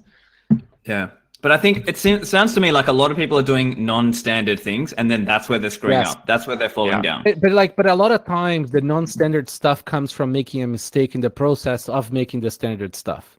Right, they'll check the wrong box. That like on Electrum, that could happen, right? Yeah, but that's because on Electrum you got the 3 paths. Well, like you can either do legacy or wrapped or native SegWit, and then they pick the wrong one, and then now they're kind of like every other. You get these knock-on errors because you made this one mistake up here. Now all the other things are fucked. So Yeah, But I have a whole page up on why you shouldn't use Electrum. It is see, like dangerous there is for a- non-experts. there is a reason why the graphic for our docs page is RTFM. Okay, people don't read the fucking manual, and they won't. Like seriously, they won't. Right? The people who understand, the people who read already understand. Right? And then the 99% of the people don't read the manual. Like they simply don't, and they won't. So it's like up to us to come up with UX, right, that fixes those problems. So that's why, like, on single sig, I can do my part, right, like as cold card. On multi-sig between cold cards, we do that too, right, so that we can keep it safe. But like I can't force other wallets that are preoccupied with shitcoins to like fix their multi-sig stuff, right? Not that we're perfect at all, right? I mean, there's plenty of room to make it better. But like, there isn't an incentive yet for that multi-sig to be I actually like maybe the way, like, you need a monetary incentive, really, right? Like otherwise you'll never be fixed. But like maybe the way it happens is like somebody comes up with like some cool UI, who knows, maybe it's Spectre, right? And they charge $5, right, to make you the perfect, like all pre-scripted, all sort of pre-done, right? Like they make you the perfect setup for your multi-sig, right? Maybe that's the way it works. Like I'm a true believer here in the capitalist sort of solution for everything, right? Like especially when it comes to noobs, right? These are not people who are into open source, contributing back, reading any of this shit. That's the majority of the market. I just want them to first get off Coinbase. Well, off Coinbase. yeah, So I think. Go on. well, and Stefan, please, feel free to jump in if you don't like the direction where this is going. But speaking of getting off Coinbase and getting off custodial solutions, I'm kind of curious, speaking to you three, like educators and practitioners in the space of, Bitcoin cold storage, like when's the right time, right? Let's give the example, like, my mom, maybe I've convinced her to start stacking sats. Maybe she's using whatever DCA service is out there. Like, at what point is the right time to start like moving them towards cold storage? And I mean, I'd be happy to kind of get all three of your opinions, starting maybe with NVK. Day one. So this is one thing that I love about bull Bitcoin, right? Like it's like there is no way of like buying Bitcoin and keeping it there. They don't have a way for you to do that. When you buy Bitcoin, they ask you for an address, right, to take the money out. So like, and this is what I was sort of like mentioning at the beginning when I came on. It's like, just like get a hardware wallet, right? Like you set it up, your cold card, right? You make a metal backup, right? And you test the backup, and you're ready, right? Like at least now you're self-sovereign, right? So then you go to Coinbase, you make your buy, you send it to the hardware wallet, right? But I'm talking about people buying more than $1,000, right? Like seriously, like if you're going to buy $500, right? Like spend your time and your money learning more about Bitcoin, because then you're going to end up buying more. Like or use a phone wallet or whatever, right? Like realistically speaking. So then like, so you think once it's an investment, you should be able to put it on a hardware wallet and just do the research, do it right, and then be done with it. You think there's no room for custodians? No, there's no point. I mean, like, because see, you take from Coinbase, you put in your hardware wallet, right? And then what you do is like, wait, you know what? I'm gonna probably buy more, so I should improve my security. Then you go the Flaxman route, right? Like, if you're gonna be an active investor and you're gonna keep on buying more, like, sort of figure out what works for you. If that's a single sig, if that's like multi-sig, and probably multi-sig is better, right? Like you figure out how to improve that, and then you're gonna have to deal with inheritance and all that stuff. But there is a medium time there, right? And that's where most people are and live in, right? Is in between that buying a little bit more and sort of like not having enough to sort of care too much or invest too much time in, right? And it's like, and that's the hard part, right? So like if you're gonna keep just $100, $200, you know what? Put on your phone wallet. Just don't keep it on Coinbase, right? Put on your fully noded on your phone, or just choose a better phone wallet, right? And then like go learn about Bitcoin, so you're probably gonna buy more. So yeah, so really what you're saying is like maybe there should even be stigma against custodial, because there's such easy solutions for small amounts, and once you have enough skin in the game, like you have the incentive to do it right. No, you should not leave a cent on Coinbase. Fuck custodians. All right. I mean, in any custodian. All right, let's go to Michael. Same question. This might be my most controversial opinion, but like I look at my parents and they should never take possession of their Bitcoin. Like under no circumstance. I've watched them log into their Amazon account. It is very painful. And they are definitely not suited to guard their private keys. And that doesn't mean they shouldn't have Bitcoin. They can have custodial IOUs. It's definitely not as good. They can lean on someone like me to hold it for them. But they're in a position where it's never going to make sense for them. And there's people of all stripes in between. There are some cases now where people go direct to multisig, which is pretty cool. Like Unchained has an OTC desk. I don't know how popular this product is. I'm not saying you should use Unchained, but I just mean that in general, like we could see a world where people go direct. And I mean, I think there is a time window where definitely if you buy $10 of Bitcoin, it's not even, worth it to withdraw it.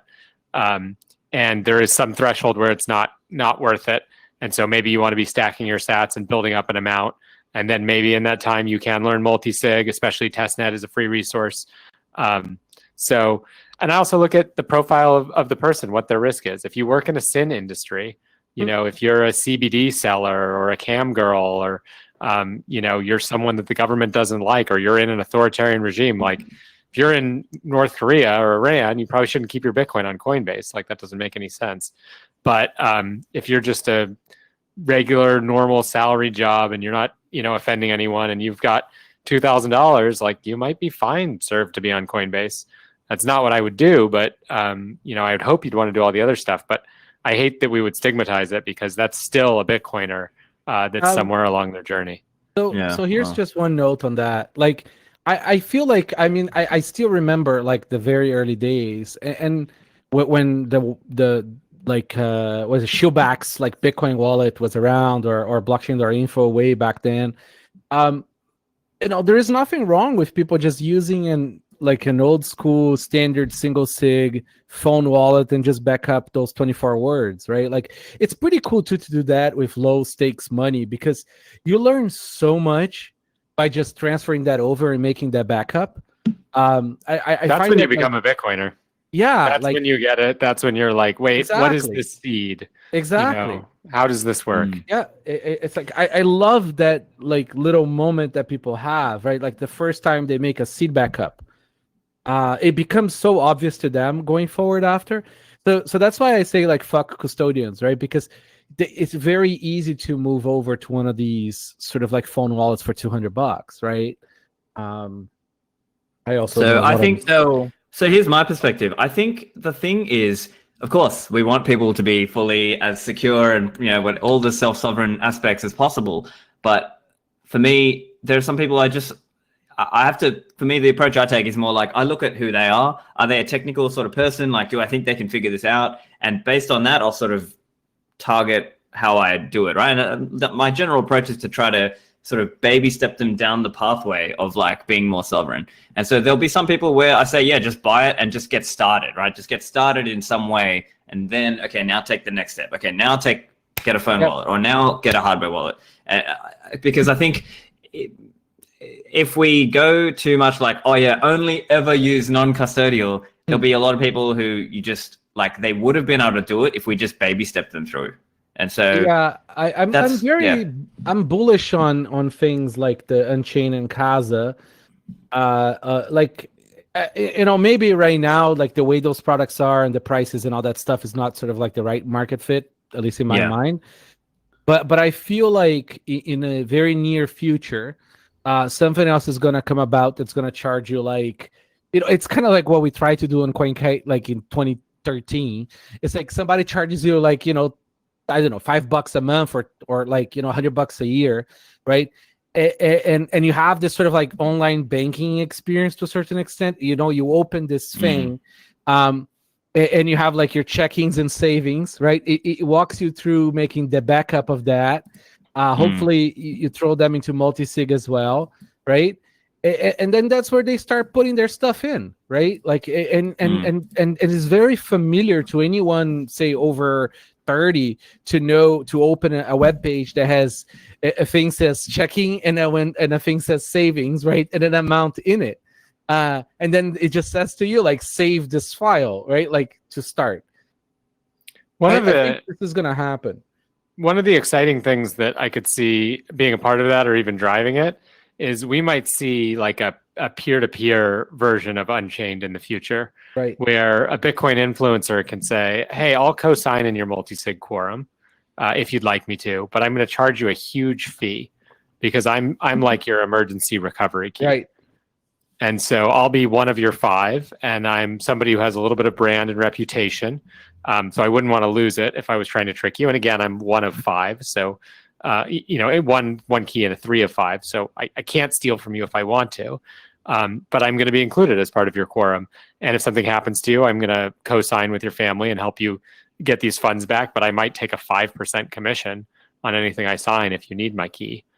So this is funny. We were doing that in like 2015, like literally that, for about like $100 a year. And it's surprising how, like, like most people just don't get it. It's unfortunate. It's interesting how it's maybe it was just too early. Yeah. Because I view it as free life insurance. Oh, I know. You've got a lot of Bitcoiners walking around saying, if I get hit by a bus, all of my Bitcoins are gone. So you're preaching to the choir. Like, I mean, I'm with you there. It's just people have this tendency of not be willing to prepay for insurance. Let's put it this way, right? Like, it's amazing how many people don't pay for insurance. People see insurance as a scam. It's just that they don't understand that insurance is not supposed to be cheap at the time of acting the insurance, right? So like, you're supposed to pay cheap per month or nothing per month, but when you want to use it, the deductible is supposed to be massive because it's supposed to discourage the wrong behavior, right? Maybe that will come up. You'll probably start event chains and causes of the sort with businesses, right? Small businesses are willing to pay and they understand, or they might be obligated to pay for that kind of say third-party insurance, not for the funds per se, but for the signing. Unchained's latest product is a business account. Yeah. I keep on I think saying the other part is with that kind of service, like right now, a lot of people are just not savvy enough to even understand these things, right? Like, it's like the same reason that most people don't know why should you run a Bitcoin node and things like that. They just don't even know that question, right? And those are the people who most need that kind of service. So it's kind of like paradoxical in that way, right? Yeah, it totally is. It's like the support ticket to the multi-sig, right? It's like, and it's surprising because a lot of the people who do have issues, it's not for little money. So like they screw themselves out of a lot of Bitcoin. Like most of the time it's salvageable, because we can sort of with them sort of figure out, reconstitute the wallet or whatever. But again, right, like this is it's tricky, right? Because like if you're busy making money, you're not busy learning about Bitcoin, right? Not everybody can be Michael Saylor. So it's the job is sort of like on us to build the tool so that people don't have to think, because they won't think. Yeah.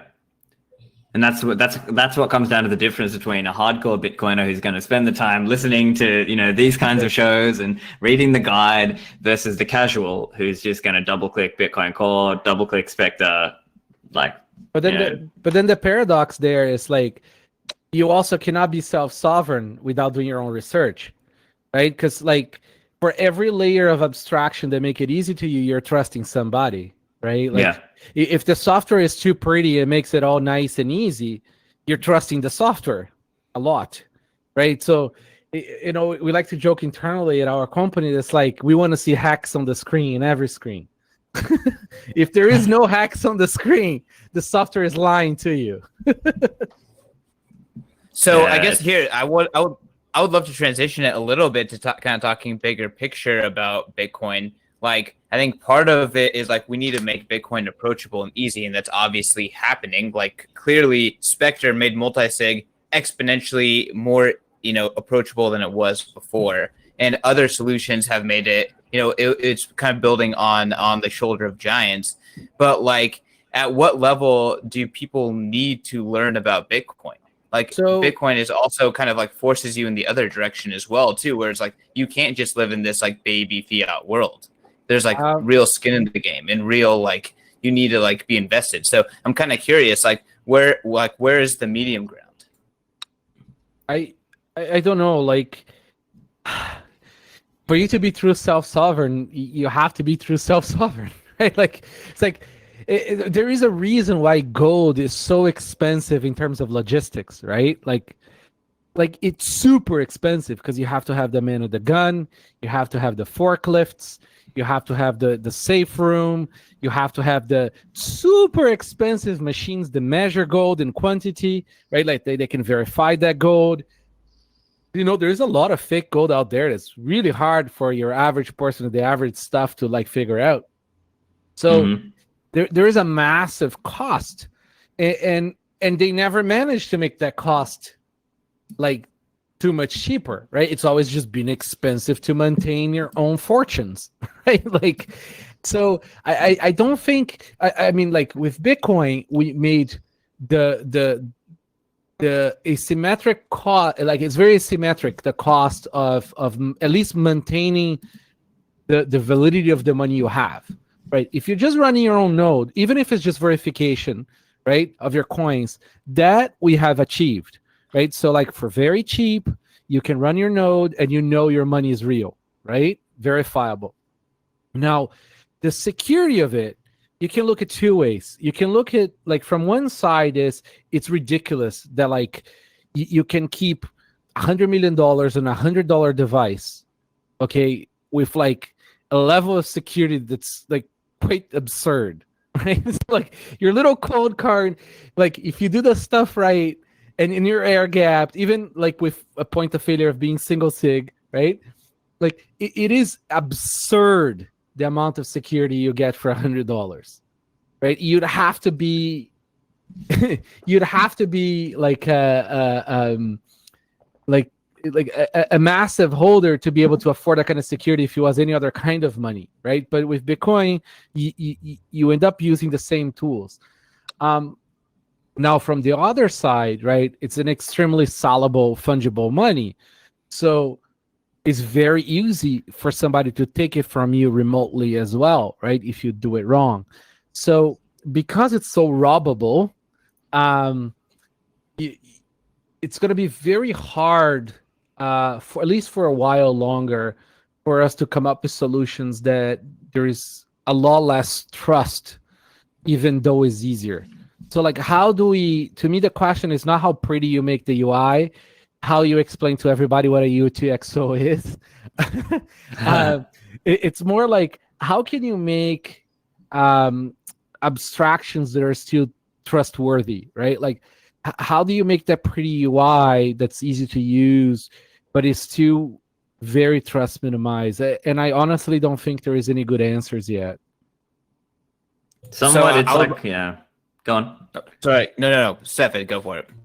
Yeah, I was just going to say, I think the analogy might be like, how many people run an email server today, right? Like, I don't, right? But with Bitcoin, we're sort of asking people to run their own server, and there's like a lot more learning that has to go into it. Now, I guess you could say in the early days, it was kind of like you had to learn how to use the internet and do all these fancy other things. Now, there's at least a minimum level that most people have to do. They have to know what an email address is. They have to know how to, do these like very basic things. There's some of those basic level things that would just have to become common knowledge, right? In terms of Bitcoin, right? Like, like store your backups and, that kind of aspect of it. But I think the guides are getting better. The software's getting better. The pieces, the glue between them, the PSBT, HWI, all these little, it's getting better over time, right? Like, I think we got to recognize that like it's come so far in a few years. It's only been 10 years. Yeah. I mean, it took 30 years to be able to buy grocery online reasonably. Yeah. But here's the problem though. Like every time somebody makes a package for you, right? So let's say even downloading Core, just downloading it, it's a terrible thing, right? Because you're trusting whoever built the binary, right? Like, and like with email, it didn't matter, right? Like, who cares if you're, the worst case scenario for email is like your emails get leaked, or you might lose some amount of emails if your backup wasn't great, right? With Bitcoins, you lose your fortune, right? You lose your money, it's gone. So that's why like it always comes back to this problem, right? Like this fundamental issue that Bitcoin has, the Bitcoiner has, is that like he has to trust minimize everything, right? And that comes, it's like that sort of like self-responsibility, right? Like of being your own bank. And when you're your own bank, you have bank problems. Like you have security issues, right? Like, and it's not going away. So I love this thread that you're kind of leading, right? Because what is more of a reality is the fact that Bitcoin's existence will drive to further security, to better self-sovereignty, to deeper understanding and less reliance, because it's so freaking important, right? But I totally see that is going to be the long-term end result. But I'm kind of curious to getting Flaxman's opinion, because I feel like as he thinks about Bitcoin, yes, obviously, like, you want to minimize trust, but it seems like he's willing to say that there's something that's good enough, right? And that to kind of compromise a little bit. So I'm kind of curious what you think, Michael, about the same question is like, what's the middle ground for kind of onboarding people to the proper Bitcoin experience? Yeah. So, I mean, I think we're always going to have some people that are custodial, and I don't love that. I mean, I wish that they weren't, but I'd much rather have them than not have them. So, one thing that scares me is when we tell people like, it's not Bitcoin unless you run your own node. Well, they might just say like, oh, I guess I can't have Bitcoin. And we'd rather say like, get some coins on some exchange, and we want you to graduate. But like, if all you do is buy a Bitcoin ETF, that's still good, assuming we had one. And then the next thing is once you have that, there's a real emphasis on running your own node. And like, I run a node. I've run many nodes since V08, and I think people highly encouraged to do that. But SPV proofs are dramatically undervalued. Bitcoin Core supports Merkle proofs. That's what I added to Spectre Desktop. And there is a governance issue. If everyone runs light clients, then we're in a lot of trouble. But for most people's use case, the block headers already convey all the info you need to know. So just by looking at the block hash, you're able to know that you're looking at a shared version of history of every single block preceding it from anyone else who has that block hash. So if you understand that about SPV proofs, and you can say, okay, let me just look at this block hash and see that it shows up in other places that I trust, that might be enough for me to accept a $100,000 payment. Not enough to accept a $100 million payment. And so I think SPV proofs are something that I would like to see used more in Bitcoin, because it makes it much easier to get started. And that's the thing that Electrum has always had for it. It's really great. There's privacy issues. There's other issues, but for friend or family members hosting that node, then that's a lot better for the privacy component. I don't think there's anything more frustrating than like downloading Bitcoin Core, like the Qt client, right, for noob, and then you turn it on and then nothing, right? Because it's gonna take like a week to it's gonna take a few days to sync, right? Like, yes, I mean, I do wish like it was the standard was it came essentially SPV'd, right? And then it turned into like as it goes on the it started to sort of downloading blocks in the background, but it already sort of gave you something. And there is something about that Flaxman said. It's like I do like, it's unfortunate, but like I still think that the percentage of humanity is going to keep on getting screwed through history is always going to be the ratio about the same. So like, no, seriously, I mean, the suckers, it's not going to change too much. It's the difference is now you have a choice, and you have you have a way out if you want to. but like most people, 90%, 99% of people in if Bitcoin wins in 50 years from now is gonna have their Bitcoins in custodial. And it's gonna still be a problem that they're gonna get fucked, right? Like it's not gonna change. Yeah, that's unfortunate, but that's just how humanity tends to run its course. I just want the smart, motivated people to be protected. That's all. Exactly. Yep. So Yeah. I tend to agree that it's just a numbers game, and you can't escape the 80-20 rule. That's just a law of nature, and there's fractals off of that. Guys, I'm gonna actually pass this off to Stefan. He has the next hour, and we're running up to the last 10 minutes of this hour. So since he's already involved, why not pass it over to him? This has been a fantastic conversation. I've really enjoyed talking to both Rodolfo and Michael for the past 2 hours. So thank you for having me, Hackers Congress, and thanks for everyone involved. Make sure to follow me at CK_Snarks. Make sure to check out Bitcoin Magazine. Love to have all that great Bitcoin content and continue sharing Bitcoin knowledge. So yeah, I'll pass it back to Stefan and these guys. Thanks, Awesome. CK. Thanks. Hey, Thanks, take CK. care. Yeah, I think Suheb might be joining us soon, and I told Kiss Bitcoin as well. Keep It Simple might be jumping in a little bit as well. But yeah, I mean, while we're here, we can keep chatting about it. So you're saying, like, there's a lot of people who will just go custodial. But I guess the question is, how many people, and can we kind of stave that off for as long as we can before it gets too many kind of like, doesn't matter that a lot of people go custodial right now, that then a lot of coins get left on the Coinbases of the world, and then maybe that would be a risk to kind of the Bitcoin network staying in a more censor resistant way. But what do you guys think? It's a ratio, right? And the ratio is never going to change. Like it's just maybe improves a little bit, but I don't think it'll be material in that ratio. It's just the choice is there now, right? I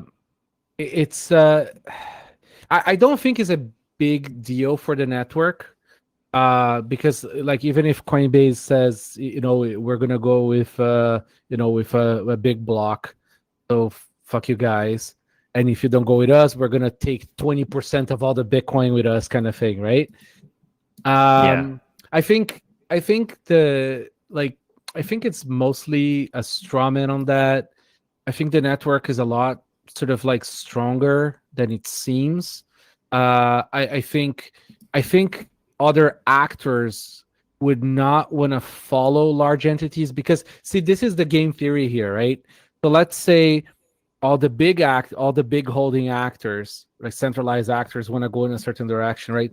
Do you want to go to a network that is ruled by Coinbase, BitGo, and like, I don't know, like Circle, right? No, you don't, right? Because that network is going to inevitably become a censorable system, right? So I think it's a little bit overblown, the concern about the holding becoming too big in these entities, because also remember, right, like Coinbase is inherently American, and I don't think that will ever change because that's their bigger market, right? So in Bitcoin, unlike other currencies, it's the first time where you have other players from different countries, different jurisdictions, different problems, right, partaking in the same game, right? So they're definitely not going to want to go into US chain, right? And this tug of war between all the parties really keeps everybody honest. I mean, just look at UASF, right? Like, people didn't want to go with or 2x, Segwit 2x. People didn't want to go with Corp Coin, right? And excitingly, this is one of the things that Michael Saylor pointed out in his thesis for why he bought Bitcoin. And that is so cool to see an outsider see that, understand that, and validate that is proof of Bitcoin surviving an attack and building resilience against future attacks. That's amazing. And he only came in March. Go on. Yeah. So it's kind of funny because Sailor did have a tweet, I think was like 2012, 2014. 13 or something, yeah. Yeah, like saying that Bitcoin is shit or something like that. It was pretty funny. You're Good saying the for him. regulators won't allow it or something. No, but yeah. but good for him, right? I mean, like that's what you want to see, right? People changing their mind. It's fair to change your mind. That's what smart people do. I mean, if anybody like in the early days said to me that it's sure thing that Bitcoin is going to take off or be resilient, I mean, they're either out of their mind or they're a scammer. Like, I mean, seriously, like in there, there's just no way you could like not be delusional and think that. But what's interesting there is he like UASF set the tone. That to me was the most important thing about that movement. It was not. I mean, sure, it was important to sort of like get the Bitcoin thing kind of like going straight, but but setting the tone was very important, right? Like it really showed, like it gave some precedent, right, for the next moron trying to play a fast one, right, and try to take over a network. They're like, with a network like this, it doesn't work. It fights back. Well, it's so easy to look at it now and say in retrospect it's obvious, and of course it worked out that way. But at the time, it was really unclear. I mean, you had 90-some% of the hash power, all of the big companies saying they were going to do this. You had the BitPays of the world calling it an upgrade and sending out emails to their customers that this is how the upgrade was going to go. If you didn't know better, you had people like Jeff Garzik, seem very prominent and reputable.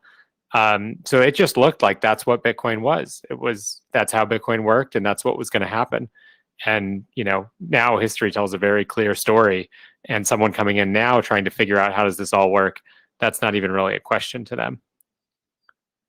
Yep. It's for sure. Yeah. Well, we got a hat out of it. Yeah. And we've got someone who just joined. Who's there? Fellow Jitster. Hey, Stefan, this is Suhaib here from RTL. Oh, Suhaib. Hey, how are you, man? Doing good. How about you? Yeah, good. We're just here chatting about custody and storage and stuff.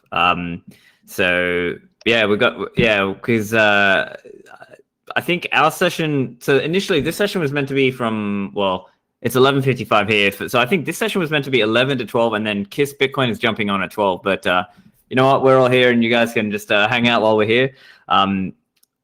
Let's talk a little bit about RTL then. So what's kind of like the latest with RTL?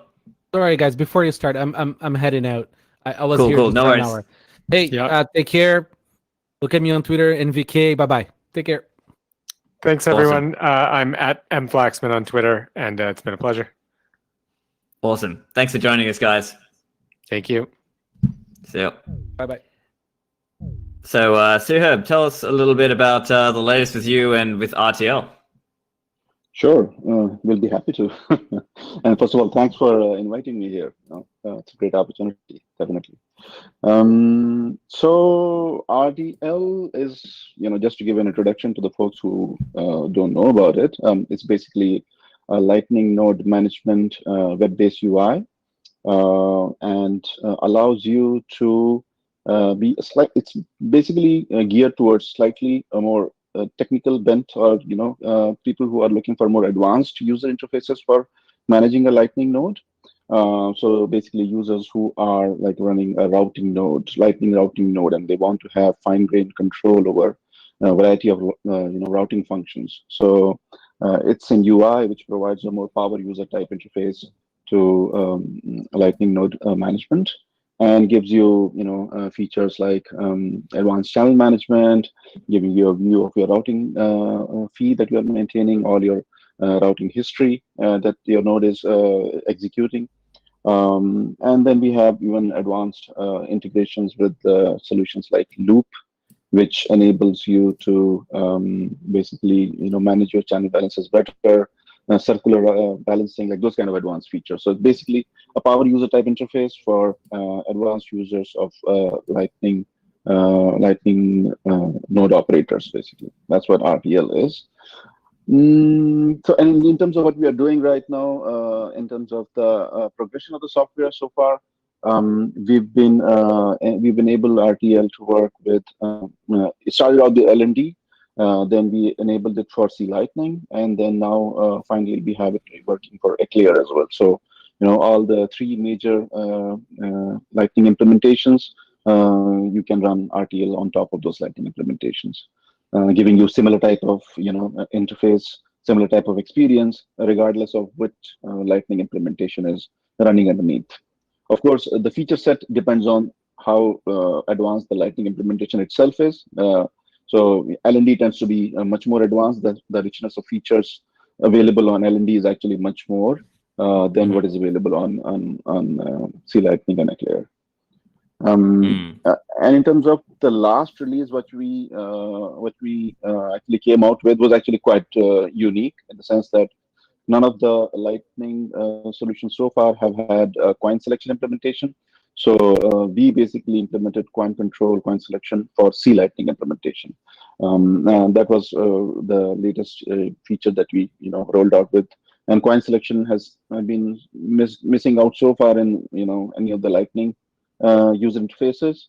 It gives you more finer grained control over your UTXO, improves your privacy, etc. So that's what's been happening so far.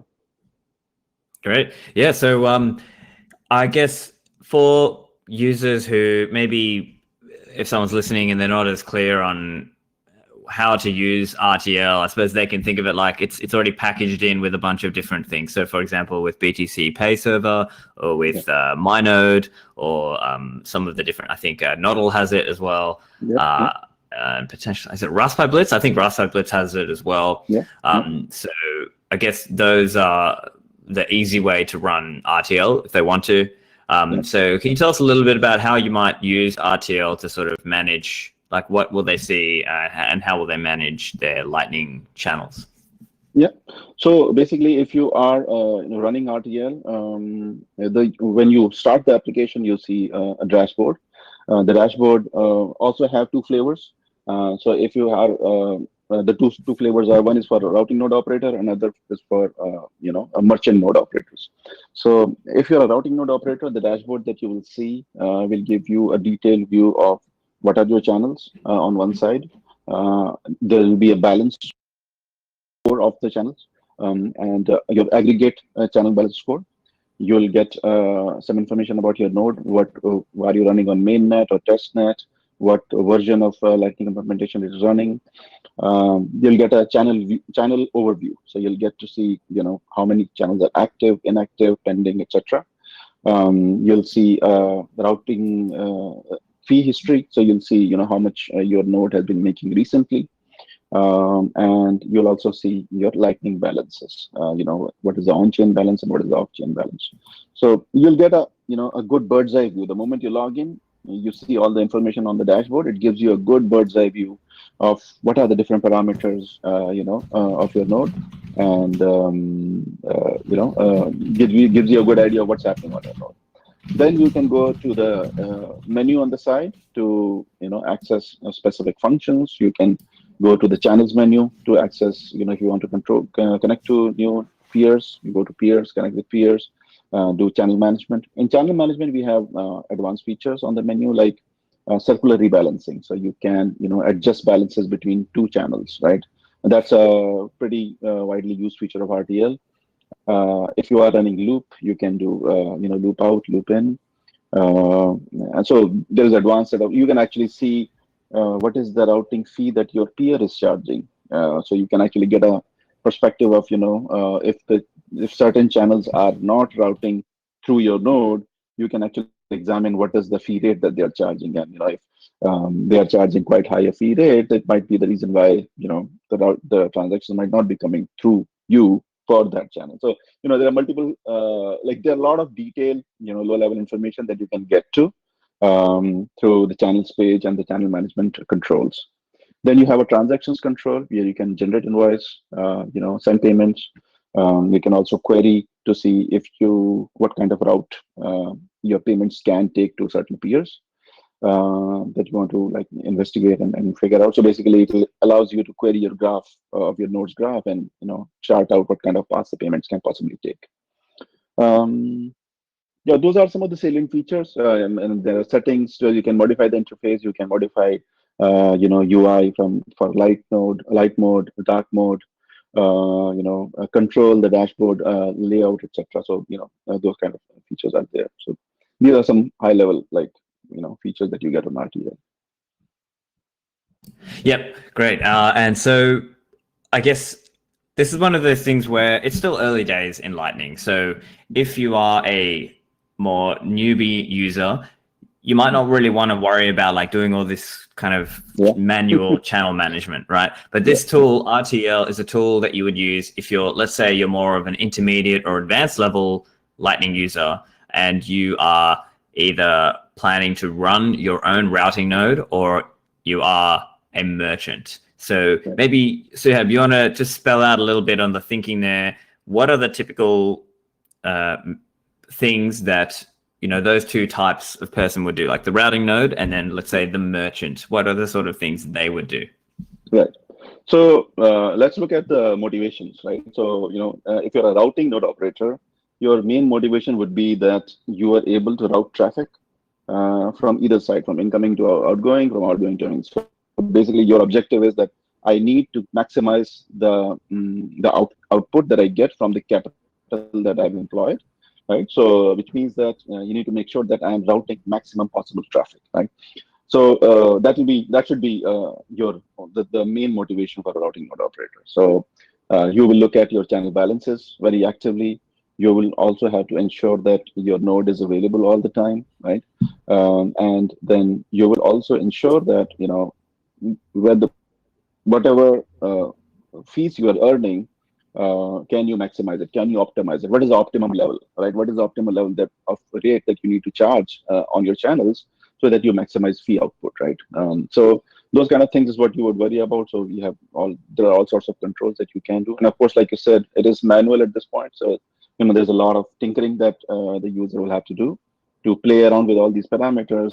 But yeah, I do foresee that as this whole operation function matures, there will be tool which will automate all of these parameters, will give you more signals rather than you manipulating each and every small low level parameter.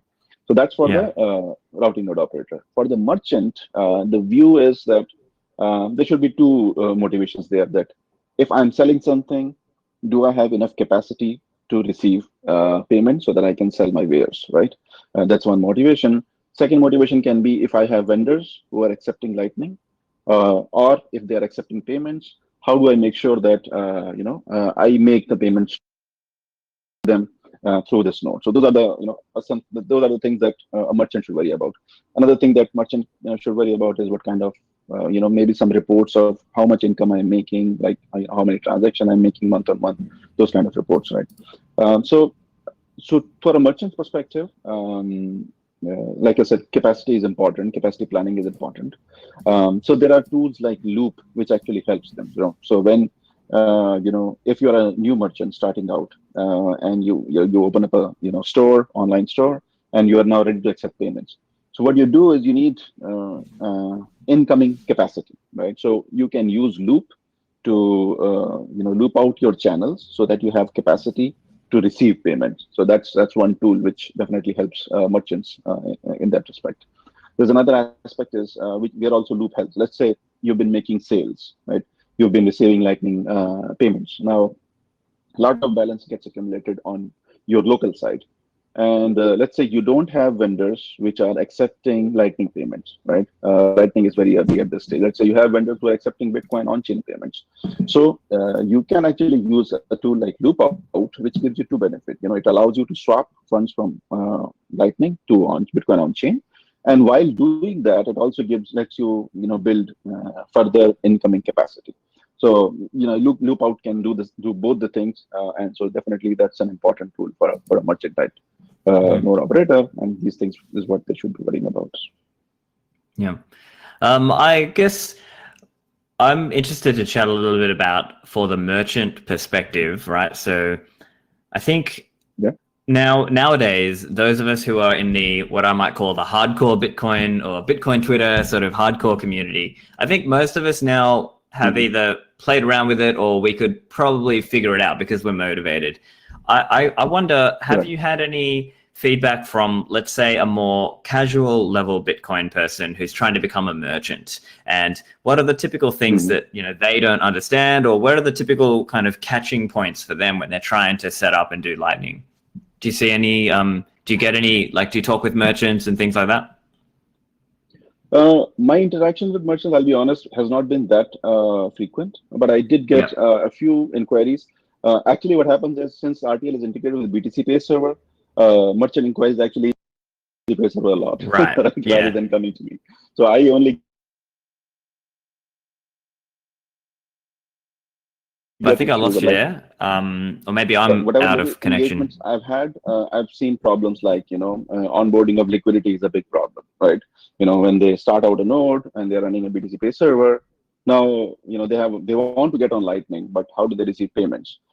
So my solution to them is, okay, you can buy a channel from someone, let's say, right? So there has been a situation where somebody bought channels, let's say, from Bitrefill. But since RTL did not support LNURL, they were having challenges, getting that fund or the channel on Lightning, right? So at that time, somebody got in touch with me. So that makes a problem that is now in front of us is like we need to support LNURL, right? So that will help. If you're buying liquidity from a merchant and that merchant is giving you LNURL, it's a very quick and easy way for you to onboard liquidity, right? So that's one aspect that I can definitely talk about. And if another problem which I actually talked about earlier or referred to earlier was that if you have loop out, you don't need to actually buy a channel from someone, right? You can onboard yourselves to receive payments.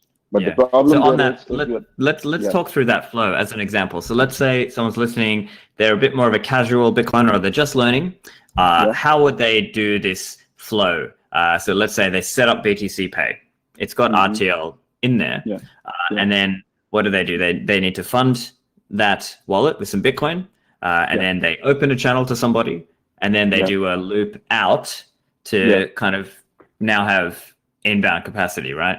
Yeah. So basically, before we go there, right? So I just want to clarify.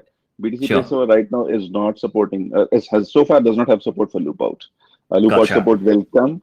But yeah, if a merchant is running Lightning on their own, then I can talk about the flow that for loop out. Yes, that's what they have to do. Basically, if the loop is enabled on RTL, what they will do is they will open up a channel with any peer, right? Any peer, and then once the channel is open, they will go to loop menu and execute loop out. When they are executing loop out, they'll specify some amount that has to be looped out, right? Now, what will happen is when the loop out will execute, whatever amount you have specified, it will put that amount on your outgoing side, which will mean that you can now receive Lightning payments of that amount back to you.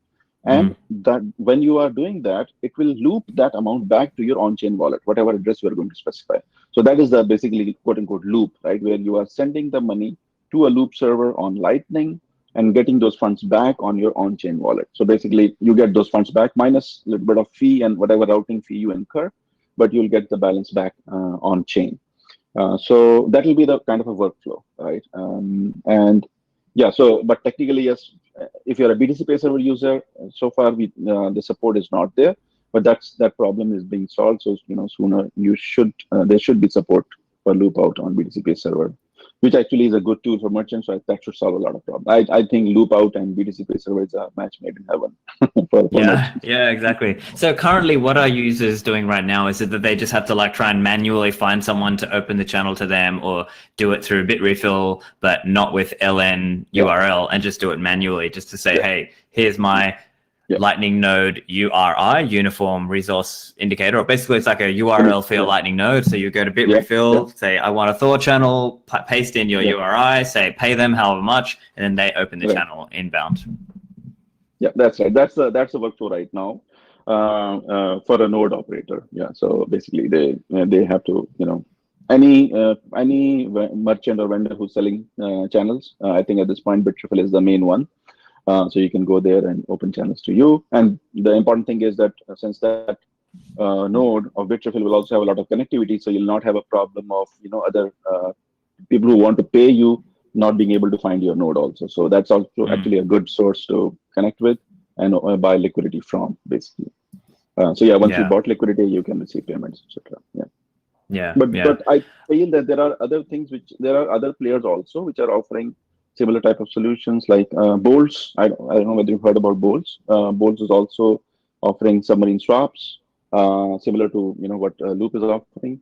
So there is work going on right now to integrate Bolts with RTL, which actually will not have a similar type of integration challenges as Loop has, because Bolts does not require executable running locally.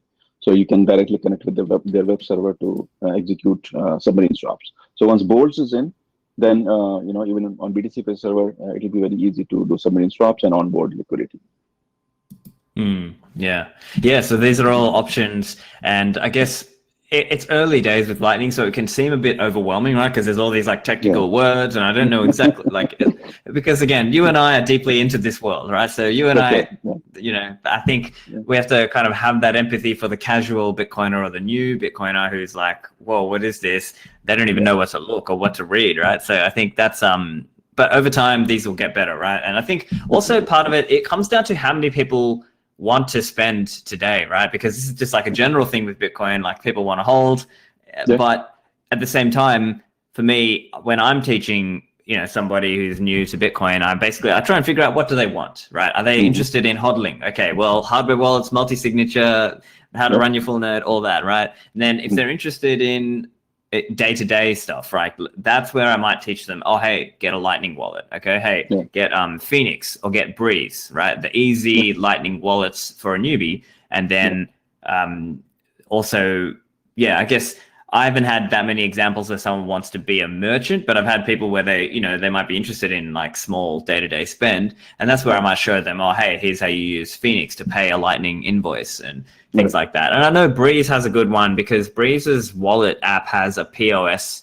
embedded. So that's an easy one for someone to just kind of get started with Lightning, right? And then I think that's probably a common case. I would say like maybe they would start with that kind of thing, or just start with like just a wallet to receive, right? Not using a fancy BTC Pay or an RTL, just using one wallet. And then the graduation step is, hey, now it's time for me to set up my own thing, or to kind of start using that. Or I guess the other way as well is someone might use like OpenNode, for example, right? But the idea here is how, if we can try to kind of baby step people on the pathway down to being more sovereign, right? So that's kind of one of the ideas that we are trying to promote and talk about in the Bitcoin community, so that everyone who wants to be fully more self-sovereign, they can be. So I think that's kind of the message there. But wondering what your thoughts are on like typical like pathways or learning pathways that you have seen, maybe even in your own experience or in other people who you talk to. So the approach that I've been taking is a slightly difficult one, which has been learning by doing, right? So that's the approach that I've been taking. That when we started out initially on Lightning, it was in 2018. I think March of 2018, Lightning LND went on mainnet. I remember 15th of March 2018 is when they went live on mainnet. And in about a month's time, I had a node set up, and I was actually playing with the Lightning. So, but like you said, it is at that time, definitely it was even more complicated. There were no interfaces. All you had to do was, go read the API documentation and start, tinkering and start typing in commands on command line. So given that Lightning is a very end user facing solution, it is a payment solution, which means that, it has to have interfaces which user can interact with. If you are expecting people to type in command lines, then, it's not happening. But the thing is, it is very early. Right? It is super early. Right? Even right now, after 2 years of being in Lightning, I would say it is still super early. The tools are still complex. Onboarding is not simple. Explaining Bitcoin itself is a challenge. Then you get to this, when you get to Lightning, then you have to explain channels, right? So even though you can explain it at a high level, what a concept of channel is, but still executing all of that is quite technically complicated task. So the approach I've been taking is learning by doing, but I don't know whether everybody can take that approach. So, listening into podcasts, trying to understand at the user level, utilizing wallets, having intuitive interfaces helps. In fact, Zap was actually a good solution for people to actually learn Lightning in early stages, which didn't have as much complexity as an interface like RTL had, where you had to deal with less complexity, and you're able to grok and start interacting with Lightning without having to dig each and every level of detail and being familiar with that. But I think it's on its maturation path, right? It's on its journey basically, and interfaces are getting better. The stability of the software is getting better. The feature set is getting better. So it's a kind of a journey that we have to take. If you look at Bitcoin's early years, Bitcoin was as much complicated or difficult to explain to people as Lightning is right now. So I think we have to just just be here, keep developing, keep improving, and hopefully it will. My perspective on Lightning overall is that even if we have all the tools, even if we have the perfect interfaces, even if we don't have to explain anything to anyone at this stage, let's assume that we have all that, right? And we don't have to explain anything to anyone. We have perfect interfaces available. We have perfect UX available. Even then, nobody is going to use Lightning at this stage because Bitcoin itself has not matured at that level where people need to think about spending, or people at the mass level need to think about spending. And that is the level that we have to get to first. Like we have to get to that level of Bitcoin adoption, at the mass level, when people start thinking about, okay, now the price of the Bitcoin is not volatile, a lot of there's a massive network effect. It makes sense to use it. That is the time when that will be the time for Lightning to shine, basically, right? Yeah. So that's my thinking. And I also feel that from a wallet's perspective, in the long term, every wallet is going to be a Lightning wallet. All your on-chain functionality, every wallet has to have on-chain functionality and all the Lightning features. From a user-facing perspective, there won't be any wallet which will not have Lightning functionality. So that is, in my mind, that's a maturation path that we have to take and get to basically for mass adoption. Yeah, for sure. I think so. I think that makes a lot of sense to me. And so I think the other point is that in this interim period, there will be the hardcore people, the people who are all in Bitcoin who have to spend, the people who only earn Bitcoin, so they have to spend, people who want maybe a little bit better privacy than, say, the standard on-chain spend. I think it's fair to say Lightning is a bit more private than a standard on-chain spend, although maybe people who want to be maximally private, I think they need to go for the CoinJoin stuff. But I think if we thought of it in terms of how private, I would say kind of just naively doing an on-chain transaction, very not private at all. Lightning, a little bit better, and then CoinJoin is probably the max. So, and Lightning is also cheaper, right, than doing CoinJoin stuff for most people. So I think the thing I've noticed as well in my time in the space is really so many things are just indexed in terms of the price, right? So once you hit a bull market, you'll start seeing 10x the number of people. You'll see all these people come and using the software, and you'll be overwhelmed in terms of people asking for support. And maybe you'll get more people helping to build the software as well, right? Because there'll be a lot more interest, right? So it's kind of longer term, I think it's going to be very clear that most people will be day-to-day spends will easily be on Lightning compared to on-chain stuff. And so it's kind of you're going to have to sort of ride these up and down waves on the way. And for all we know, we may be entering into another wave in, say, a year or so, where we really see that massive influx. And then the question will be around, okay, how do we deal with that? And how do you sort of make the tools that allow people to learn how to be sovereign? Because I think obviously part of the theme of Parallel Neopolis is being able to build your own and be sovereign, and also evade some level of surveillance or some level of control. And so I think that's also part of why it matters that you can set up for yourself, as opposed to kind of using the more like the custodial type solutions, or the solutions where you are not really doing the full validation for yourself, or there's, you know, trusted swap in and swap out sort of elements of it.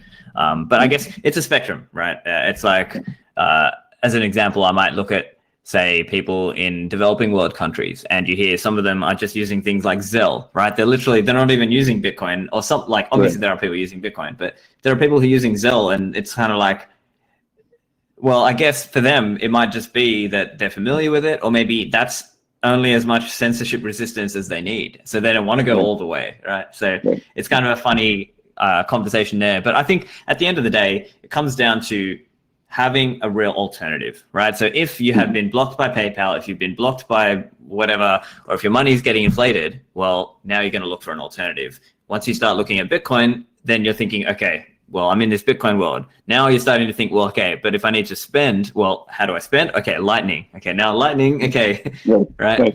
So what I would like to add here is there are two things that I'd like to add. First is I'm comfortable with the level of difficulty and technicality that Lightning is at, and Bitcoin also is at this stage, because there are still a lot of technical improvements that we need to make. We need to have Snort Taproot at the base layer. We need to make Lightning better, right? We need to make Lightning scalable in itself, right? Lightning also has to scale, right? There are a lot of technical advancements that we have to do. At this stage, I feel that we are not ready for that mass adoption, right? If the whole world's, let's say tomorrow, the dream scenario for all of us is that, everybody adopts a Bitcoin. Now, if I give you that dream scenario tomorrow, do you think Bitcoin will be able to take Can handle it? No. No, right? It will not happen. So it will just break right there. The dream will just fall apart. So we don't want that, right? We want that slow and steady adoption, which gives us time to mature the technology, right? So I think it is on the right path from that perspective, right? It is fine to be technical, so that we are not getting the masses, which will be frustrated by the technology right now. We don't want that. Yeah. We want to keep improving the technology. So that's one point that I wanted to make, definitely, about the maturation part. Yeah. No, I think that makes a lot of sense to me. There was another thing that I wanted to say, but it's slipping my mind right now. Kind of a question of what directions do you think need to get built out? I think you're cutting out a little bit. Oh, sorry. Yeah. Sorry, I think I cut out there for a second. Yeah. I think I'm back now. Sure. Gotcha.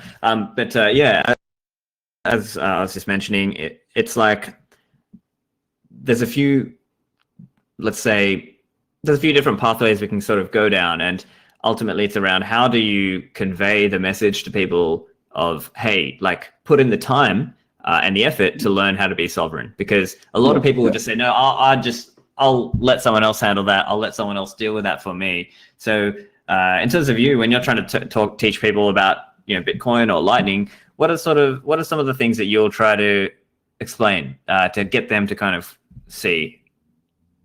So actually, I've had a very hard time, quote unquote, selling Bitcoin, right? So in my circles, I'm viewed as a heretic, who is like, obsessed with Bitcoin, does not have anything else to do. And that is the only topic that I'll talk about. If you are not talking about that topic, in a social gathering, I'll be the one who's most bored, right? I'll just be looking in a void, completely disconnected. So, that's my problem per se in my social circle.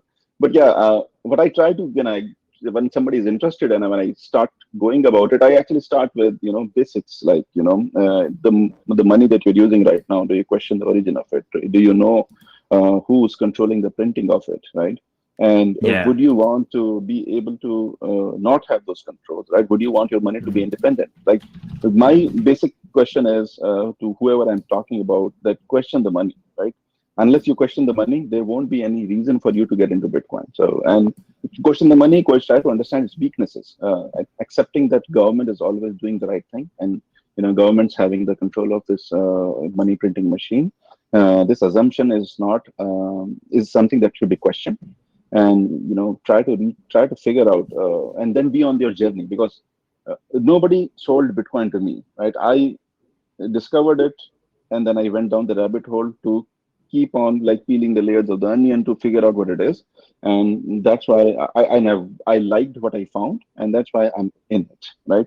But I can tell you for sure, if somebody tried to sell Bitcoin to me, I will be like away from Bitcoin for another 5 years. So yeah, you can't be too pushy, right? yeah, exactly. So it's best that people discover things on their own. And another point of which I remember actually, which I wanted to make was that it's a question of incentive, right? If there is enough incentive, people will actually learn. They will overcome all the learning barriers. They will overcome the barriers of learning Bitcoin. They'll overcome the barriers of learning Lightning.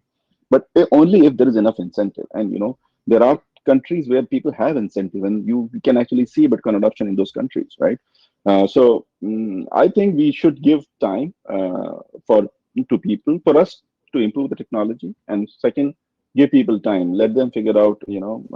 Everybody is having their share of the challenges that they're facing. Nobody is interested to learn. If you start lecturing people on money, people are going to look at you, weirdly. So basically, my view is that if they are facing enough problems, they will find a solution, and that will be the more powerful driving force for adoption than any lecturing or anything that we can do. But what we should do is, what we must do is have the resources made available. Right? If somebody is on their path or somebody is trying to discover what it is, then they should have access to those resources so that they can learn, and then they can make their own decision. That's my that's my take on that. Yeah, of course. And now one of the challenges with that is, and I face this, and I'm sure you face this, is that this space evolves so rapidly. So someone might spend some time, write up a nice guide, and then in 3 months, out of date. There's a new way, there's a new thing, there's some new thing, and the screenshots are out of date, or the video's out of date. Now you've got to go back and redo it, and it just that's a challenge in the space, right? Because things are evolving so rapidly. I wonder what are your ideas on that? How do you deal with that for RTL? Do you have like a wiki page or just a FAQ, or how do you deal with that for RTL? Yeah, that's a tough question actually. So basically, when we started out with RTL, like you said, we had a set of design approach and interfaces. Then we actually went through a major facelift. So we revised all of our user interfaces. So I had initially wrote up a Medium post where I actually explained the different UI interaction. All of that changed. Now I don't have time to go back and rewrite the complete Medium post again, right? So what we are trying to do is trying to add online help inside RTL. So we are giving help. There's a help section, and we are adding content there so that once you run the software, you can actually, if you want to read. I know nobody wants to read lengthy documents, but if you want to read, there is content available there. You can actually learn about it. But but from a design perspective, what I would ideally like to achieve is, there should be if you are using the software, there shouldn't be any need for you to read documents. The software should be intuitive enough for you to understand on your own. And that is a design approach that I try to follow. But given the user persona that we have in mind, our technical operators, technical users, so our solution tends to be technical for a lay user. But if you are a technical enough user, you will understand, how the software functions. You'll understand. Okay, set up the channel this way, get the loop in and loop out, and channel rebalance and things like that. So yeah, I think that's the right approach as well. Like it needs to be intuitive. If it's not intuitive, like the thing is, what percentage of users do you think would even read a manual? Right, it's probably tiny. Right. Yeah. So if we're relying on people to read the manual, we've probably already failed. Right?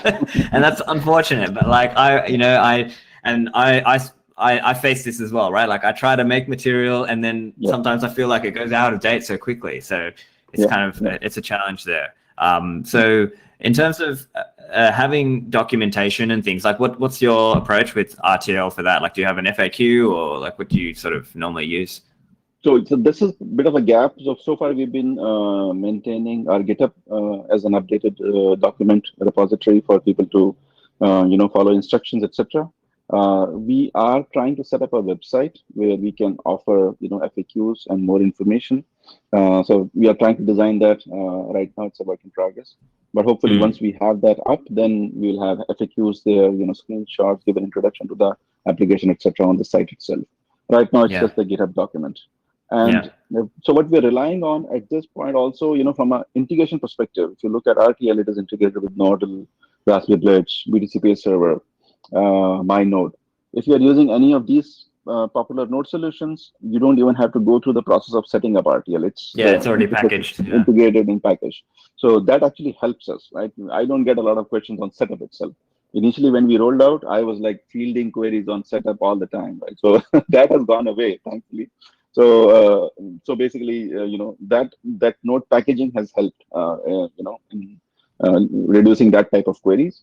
But yes, the idea should be, we are trying to set up a website so that we can offer, basic queries and provide some basic information so that when you go to the website, you learn about the product. Yeah. And I think the other point as well that's worthwhile mentioning is the community, right? So because these things are smaller, but at the same time, you've got more committed users and contributing users. So tell us a little bit about what you're doing there. I know you have a Telegram chat group, and tell us a little bit about how you're using that to help people who have questions. Yeah, so we definitely use our Telegram chat group, but that group tends to be private. Like we don't invite, we have not kept it open because Telegram has a reputation for scammers a lot, and initially we struggled a lot. So now we have kept it private. But whoever is in the group and whoever refers, I'm adding people. It's not a problem. So if you can refer, or folks who are in the group can refer other people, then we add. But if we, if you are in the Telegram chat group, we respond immediately to your technical queries or Lightning related queries. And we also get a lot of feedback on that group as well. And then we try to incorporate that in our, release life cycle as well.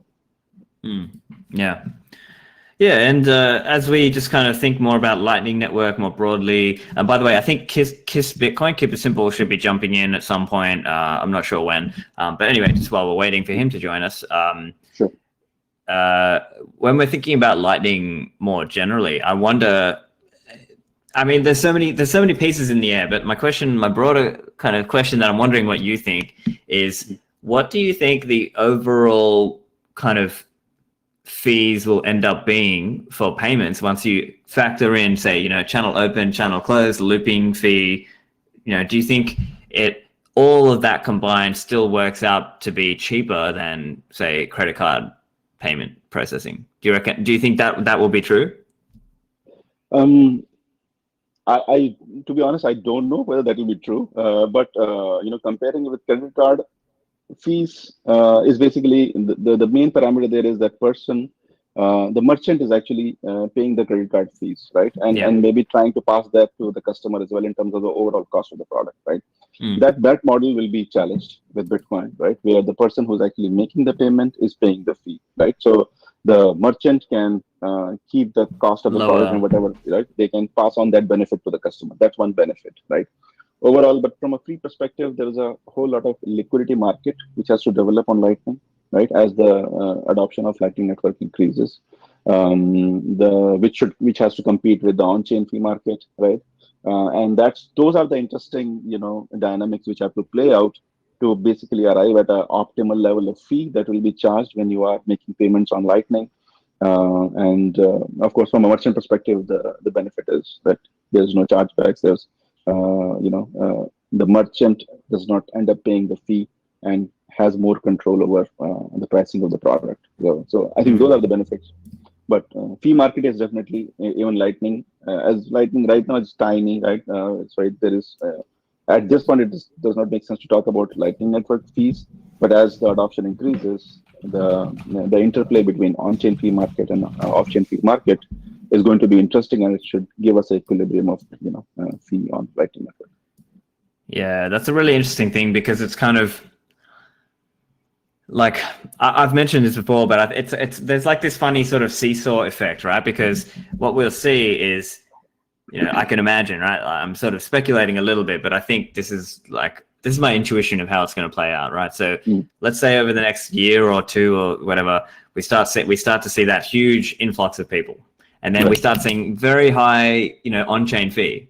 And then what does that do? It drives all these people to start thinking about Lightning, right? And then they'll start using Lightning, and then it might kind of flip back the other way, because now everyone's on Lightning and doing all the, but then it'll be like this constant sort of back and forward seesaw effect, because we'll see some people at the start don't care about using Lightning. Then as the fees rise, now they care, and then it kind of flips back. So it's kind of like a funny dynamic, and that in turn will also drive how people think about fees, because now it's like, do I do an on-chain fee, or do I use Lightning and pay the associated fees for managing the Lightning stuff? But I think an important point that, like, when people are new to Bitcoin and they don't really understand Lightning, they're thinking of it more like, oh, I need to set up a direct channel with everyone I pay. But that's actually an error, right? Really, we have to think of Lightning, it's multi-hop. So it's actually you set up your node and set up multiple channels, and then it's about routing. And so that's the key part that people have to remember as well. When, like, say someone's a new person to Lightning, they haven't really, like, they've heard a little bit about it, but they haven't, like, actually used it. And I think you'd probably agree as well that really you learn by doing, right? So if you want to play around with it and you just spin up a node, use RTL, open some channels, try routing, or even if you've got multiple nodes, like, try paying yourself through the Lightning network, like from one node to another. That's like another way. But I think it's really interesting. Yeah, go on. Another interesting thing that you will see happen, which I think should happen, is as the so there is between Lightning Network and Bitcoin, there is a interplay of an emergent system and a dominant system, right? Similar to what you see in fiat and in Bitcoin also. Fiat is the dominant system, Bitcoin is an emergent system inside fiat. So when that happens, let's say, so taking an analogy back to the Bitcoin and fiat, when that happens, when there's a emergent system coming in a dominant system, you see exchanges pop up. When those exchanges pop up, they allow you to, on-ramp and off-ramp. So they offer you pathways to get into from one system to another system, right? So what I feel is that when between Lightning and on-chain and Lightning, there will be an interplay between a dominant and an emergent system, similar to the fiat exchanges. And this will be done by submarine swap type exchanges, which will actually have an opportunity to make money while one system is emerging out of the dominant system. So that I feel is going to allow people to, come back and forth between on-chain and Lightning. And people who are going to facilitate that are going to make some money, enabling those swaps, those transfers. So that I think is going to be interesting, another interesting dynamic in Lightning Network.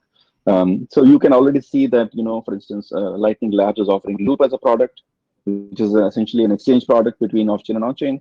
And similarly, Bolts is also another player who's offering, this exchange product. I feel that this is a great opportunity for other players to actually come in, because Submarine Swap was essentially an open source product, open source type of protocol, and anybody can actually create these exchanges and facilitate this liquidity transfers between on-chain and off-chain. So I feel there is opportunity of money to be made facilitating that, while Lightning Network continues to grow at a much smaller pace compared to overall Bitcoin adoption. So yeah, that is I felt that is a very interesting dynamic which can play out. Yeah. So do you think it's kind of like, well, another idea that might happen is, let's say the price rises and you'll see a lot of people who are already Bitcoin holders and they're looking for ways to spend. So do you see that driving more people to learn about Lightning? Yeah, I definitely see that. Bitcoin adoption has to increase first for Lightning adoption to increase.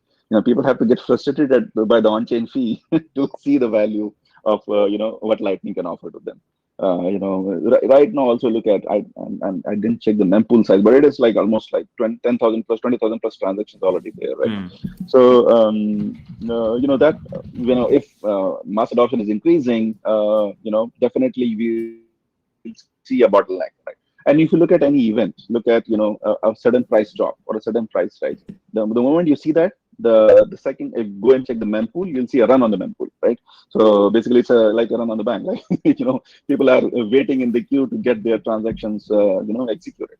So and as the adoption increases, you'll see that happen more and more and more, right? And that has to be the driver. While there is a limited amount of efficiency that we can still achieve with improvements like Schnorr and Taproot, which will relieve the fee pressure, definitely. But eventually, I think ultimately when the adoption increases, there is going to be, enough fee pressure to bring long queues and then force people to Lightning. That's my thinking. Yeah. I think that there's a really interesting dynamic that we'll see hopefully over the next year or so with that. Is that you, Kiss Bitcoin? Keep it simple. Are you there? Yeah, can you hear me? Yeah, we can. Awesome. Welcome to the show. I think we've got about another 20 or 30 minutes or so, and then I think Rafe will be joining. I guess Suheb, you're welcome to hang around, or if you are, or otherwise, I'll keep chatting on with Keep It Simple. Sure. Thanks. Actually, Suheb, before if you're going to head off, make sure you let people know where they can find you online. Sure. You can find me at Twitter at Suheb SUHEB __ 2 underscores. That's where you can find me, or you can find the RTL app at RTL _APP. And that's the best way to reach out and find us on Twitter. Thanks. Fantastic. Well, thanks for being here, and it was great to chat. Sure. Same way. Thanks. Bye. Awesome. Keep it simple, Bitcoin. It's the first time we're chatting in on a voice call. I've obviously interacted with you a bit on Twitter, but it's great to chat with you. Just for any listeners who aren't familiar with you, tell us a little bit about yourself, or whatever you're comfortable doxing, obviously.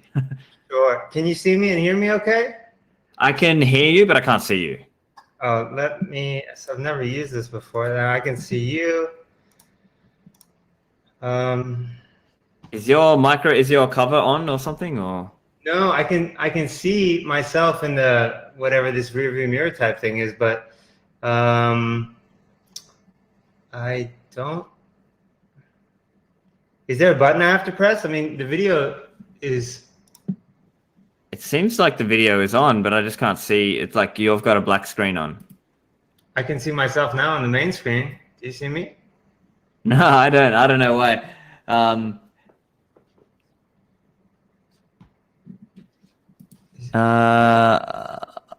See. Yeah, I can't see you. That's weird. I don't know. Oh well, just go no video. Oh, yeah, everything's on. Okay. Well, you can hear me. Yeah, I can hear. Yeah. Okay. Yeah, nice to meet you. This is the first time we're actually talking. So what do? I make tutorial videos. I've interacted quite a bit with Suheb. He's still here, right? I see him. He was very gracious with his time, helping me with the Nodal RTL video, which was quite a learning curve for me. Yes, easy, simple tutorial videos for everything, interacting with Bitcoin, anything that touches Bitcoin, really. And there's so many things to show.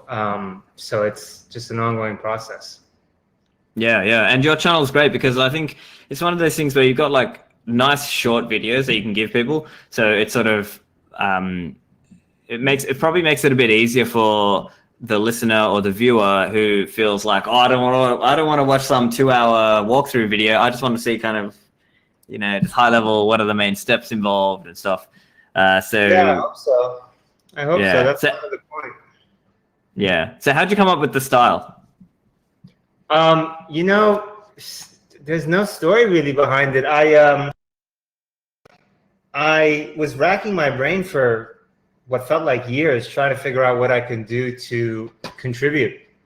And I found 402 or 420 payment required. Yeah. That person was doing videos a long time ago. They started, and their videos were always, much more technical, but it was so helpful. A couple of the videos on that channel was so helpful to me that I thought, no one else is doing this, and even this is still very technical. I mean, the learning curve here is very high, so I should do this because it doesn't take any serious technical proficiency. I mean, I had to teach myself how to use video editing software, but that's not very difficult. It's just time consuming, really. And it was almost like such a basic solution to a very big problem. And honestly, I was surprised that no one was doing it yet. I think that this space is so so new. It's in such infancy that things aren't really clear cut, right? We're all trying to find our way, blind, kind of, feeling ahead. And yeah, I just thought, you know what, this is something that I can do. I can add value here. No one else is doing it. And, I tried so many things. I mean, I learned how to program. I was just trying anything I could because I was like, I have to contribute. If I look back when I'm an old man and I didn't do anything, if all I did was buy it and I didn't do anything to contribute, I would feel like shit, because that's how important I think this is. This is like the printing press, I think, even more important. So yeah, absolutely. So that's what I came up with, and I started making the videos, and I keep making the videos because it seems like it helps. It seems like people find value from it, and I always have to remind myself that I do this if I only help one person for the entire time I do this, that is well worth it.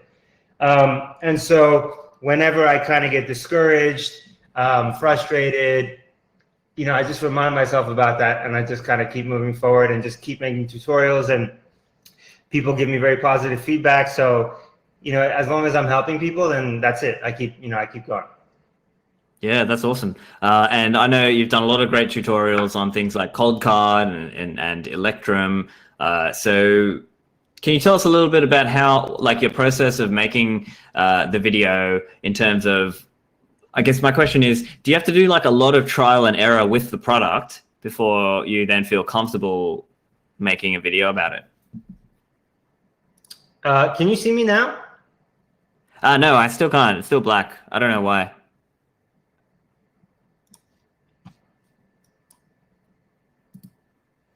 Yeah, it's still a black screen for you. Oh, how annoying. Okay.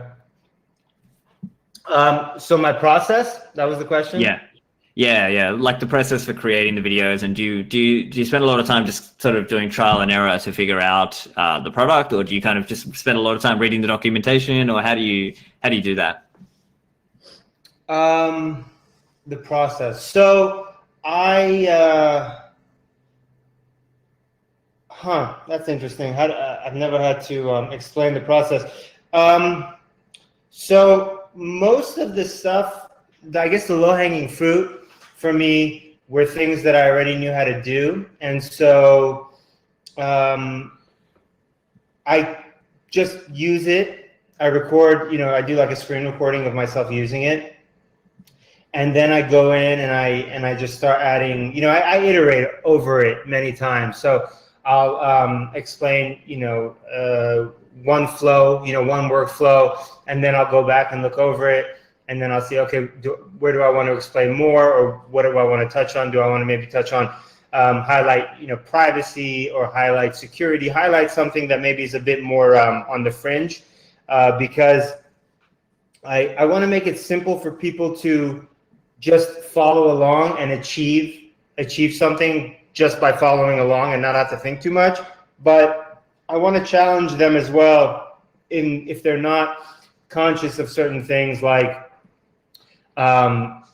let's use coin control. Coin control is a great example, because a lot of people aren't even aware that, if you don't have coin control and you spend, well, you could be mixing, multiple UTXOs, and then that causes a privacy issue, right? And so little things like that, highlighting it throughout the flow in order to bring awareness to I guess, more technical, or just, more in the weeds topics that maybe everybody doesn't want to think about, especially newer people, right? They just want to buy it, secure it, not stress about it too much, and then they want to, dump it if it goes up, or, they just number go up, right? That's really what they care about. But whether you're in the FOMO crowd, or you're in the, oh, this is like a substantial movement for freedom, for liberty, whatever it is, just to be able to figure it out and to help kind of grow your awareness of it, right? Just little things. And then one video will talk maybe, like the Electrum tutorial will talk about, privacy, right? And Electrum servers. And then the next video, whether it's like a multi-sig video, we'll touch on something else. I guess just whatever I think of while I'm making the video. Yeah, that's great. And I think one difficulty in this space is that you want to try to teach a best practice, but you also don't want to scare them away. So there's like do you find an issue there or a difficulty in terms of finding a balance of teaching them how to use the product without scaring them off with crazy level of detail required to be maximally private or maximally secure? I don't really approach it from a how am I going to appeal best to you space.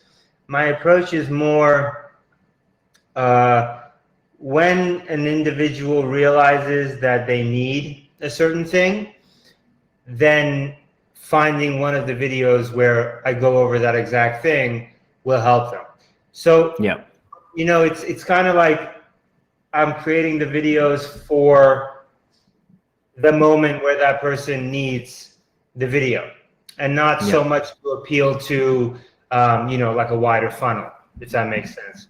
Yeah, gotcha. So it's more like you've got a specific flow in mind. It might be like, I'm just setting up my cold card, or I'm just using this wallet. That's kind of the way you would design it or set up your video. Yeah, and I try to be as comprehensive as possible. And so, like the Electrum videos, I mean, any button option, anything that you can see, I highlight, because I want to make it so there's absolutely no question, right? Oh, well, he didn't talk about this, or what is that little button, or what that little option does, Yeah. So I'm a bit obsessive compulsive in that regard, but I make the videos how I would want to consume the videos. And because I'm so detail oriented, I just approach it that way. And it's like, okay, well, this may be too much detail, but if you're not into that, then you'll skip over this part, or you won't care. Yeah. And I know you've done some of the official videos now with CoinKite for Cold Card. Tell us about that. Yeah, it's been an amazing experience working with CoinKite. We did 20 videos for the Cold Card, and that went really well. There's still more videos to make. I mean, there's so many features, but I think we got the majority of them.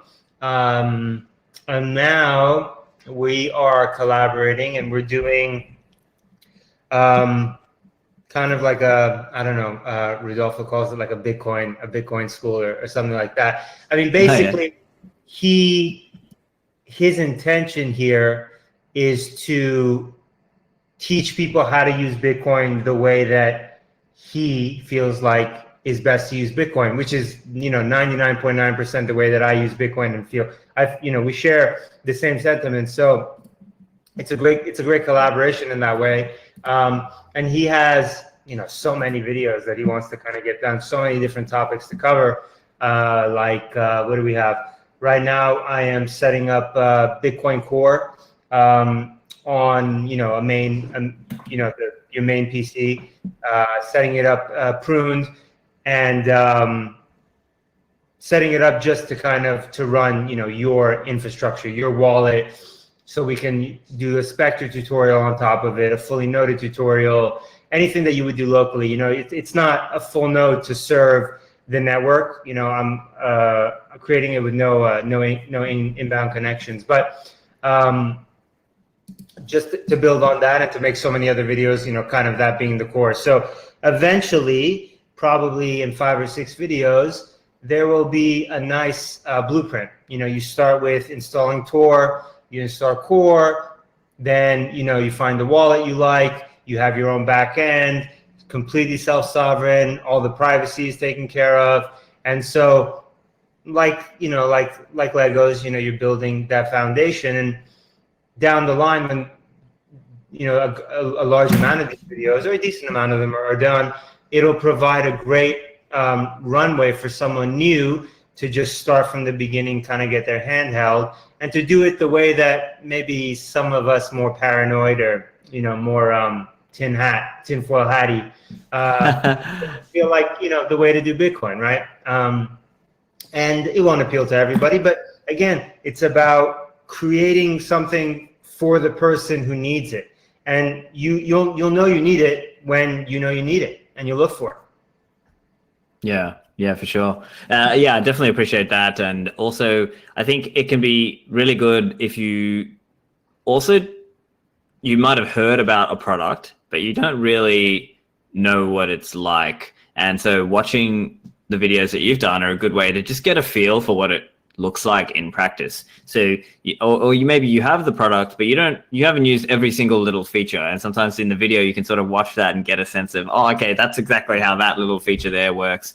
But I suppose it would take you a lot of time just kind of digging through every little feature there, being like, okay, this is how, whatever, the passphrase works on the cold card. Oh, yeah. It takes an immense amount of time for a couple of reasons. One, just because of all the different animations, but also what I realized very early on is because I'm not speaking, I can't just kind of go off the cuff. I have to be very succinct because I'm timing every block, right? So it's like, okay, if a block is, let's say, 5 seconds long, well, it makes the video feel kind of sluggish. So all these little things which compound over the course of a 3 or 4 minute video. My first videos, people were telling me it was too fast. And I said, okay, well, that's a fair critique of the videos, but you know, YouTube has a button where you can go 75% speed, 50% speed. Just press the button. You go faster, you go slower. It doesn't matter. Like, I don't need to change, you know, the flow of the video. But it's very time consuming because I have to be very, sometimes I have to really figure out like how to communicate something, how to explain something in as few words as possible. I mean, that's kind of the name of the game, to be clear, but to be brief. Yeah. So, would you say this is like a significant amount of your time that you spend doing the videos, or like it's kind of just like a little side hobby? Like, what kind of level of time commitment would you say this is in terms of making videos? Well, that's, you know, funny enough, I wanted to actually ask you the same kind of thing talking today. This is still a hobby. You know, it's a passion project, right? And when I decided to start this, I knew that whatever I was going to do, I wanted to do regardless of anything else. And I say that because this was never going to be, how do I make money doing this? Or, oh, I need to monetize. Like, it was always, I tried to kind of be as pure as possible. Like, I want to provide something, and whatever ends up happening, whatever it ends up becoming is fine. And I never had any intentions of monetizing or making any money. And so it takes a lot of time, but it's definitely not my main gig. And the reason for that is I need to continue to make fiat in order to acquire more Bitcoin, right? So that's the name of the game. And so I spend as much time as I can, and it's definitely a priority, but it's not everything. I wish it could be, but not yet, or I don't know if ever, but. Yeah, I mean, that's the other thing as well. Like, and I'm sure you working with NVK over at CoinKite. His focus very much is on doing it in like a capitalist kind of profitable way, generally speaking, so that things are sustainable as well. But yeah, you know, this is such it's such an interesting space because, you know, you have someone like you, a podcaster, you have people who create physical products, digital products, right? You're a digital product you're creating, but you've obviously you figured out kind of an avenue to go down where you can, I mean, you do this full time, right? This is my main thing. Yeah. Beautiful. And so, you know, you, Peter McCormick, like you guys, Marty Bent, I mean, you guys are like the big kind of the Bitcoin trifecta, right? I think you probably have the most eyeballs as far as or ears as far as the podcast scene. And apparently, I mean, you've all managed to monetize it, and that's amazing. I think it's still so challenging though to make money in this space, providing, you know, valuable things. You know, something like CoinKite, it's very capital intensive, and I'm assuming they've been able to bootstrap it because, you know, they're early Bitcoiners, right? So number go up, and you know, every 10x, you probably have a new generation of people that can bootstrap some new wave. But yeah, potentially. It's interesting. You know, I wanted to pick your brain about that too, because I've been listening to you since the very beginning. Probably, when did you start? 2017? The show started in like July 2018. But I mean, I was around and writing and stuff a little bit before that as well. But yeah. Yeah. So I mean, I've watched your journey like throughout this whole thing and just loving it, because, you know, the content you put out, and watching you know, your reach grow, and just seeing you more places, and the Bitcoin podcast growing. Like it's been amazing to watch, and I'm always so happy that people can sustain themselves and thrive, hopefully, right? You know, pushing Bitcoin forward. Has it been challenging for you? So for me, I mean, I spent a lot of time doing research and prepping and admin and all this stuff in the background that listeners don't see, right? Like I spent a lot of time reviewing transcripts and getting that done so that like there's, you know, nice transcripts for people to use my podcast as a resource for people. But in terms of challenging, I mean, yeah, there were certain challenges along the way. Some of it was luck, right? I got lucky, right place, right time. I was one of the first people doing what I'm doing. And I kind of found my space in the niche. And I think part of it also is I built an audience that's big enough that justifies the advertising sponsors. So I think that's probably the main thing. Now, even for me, when I started the podcast, I wasn't intending to make that my career, right? Like it was just a side thing. It was a labor of love. I didn't really intend to do it as a job. But then over time, I just built up an audience, and I had kind of big guests on, and it just sort of made sense for me to just do it full time.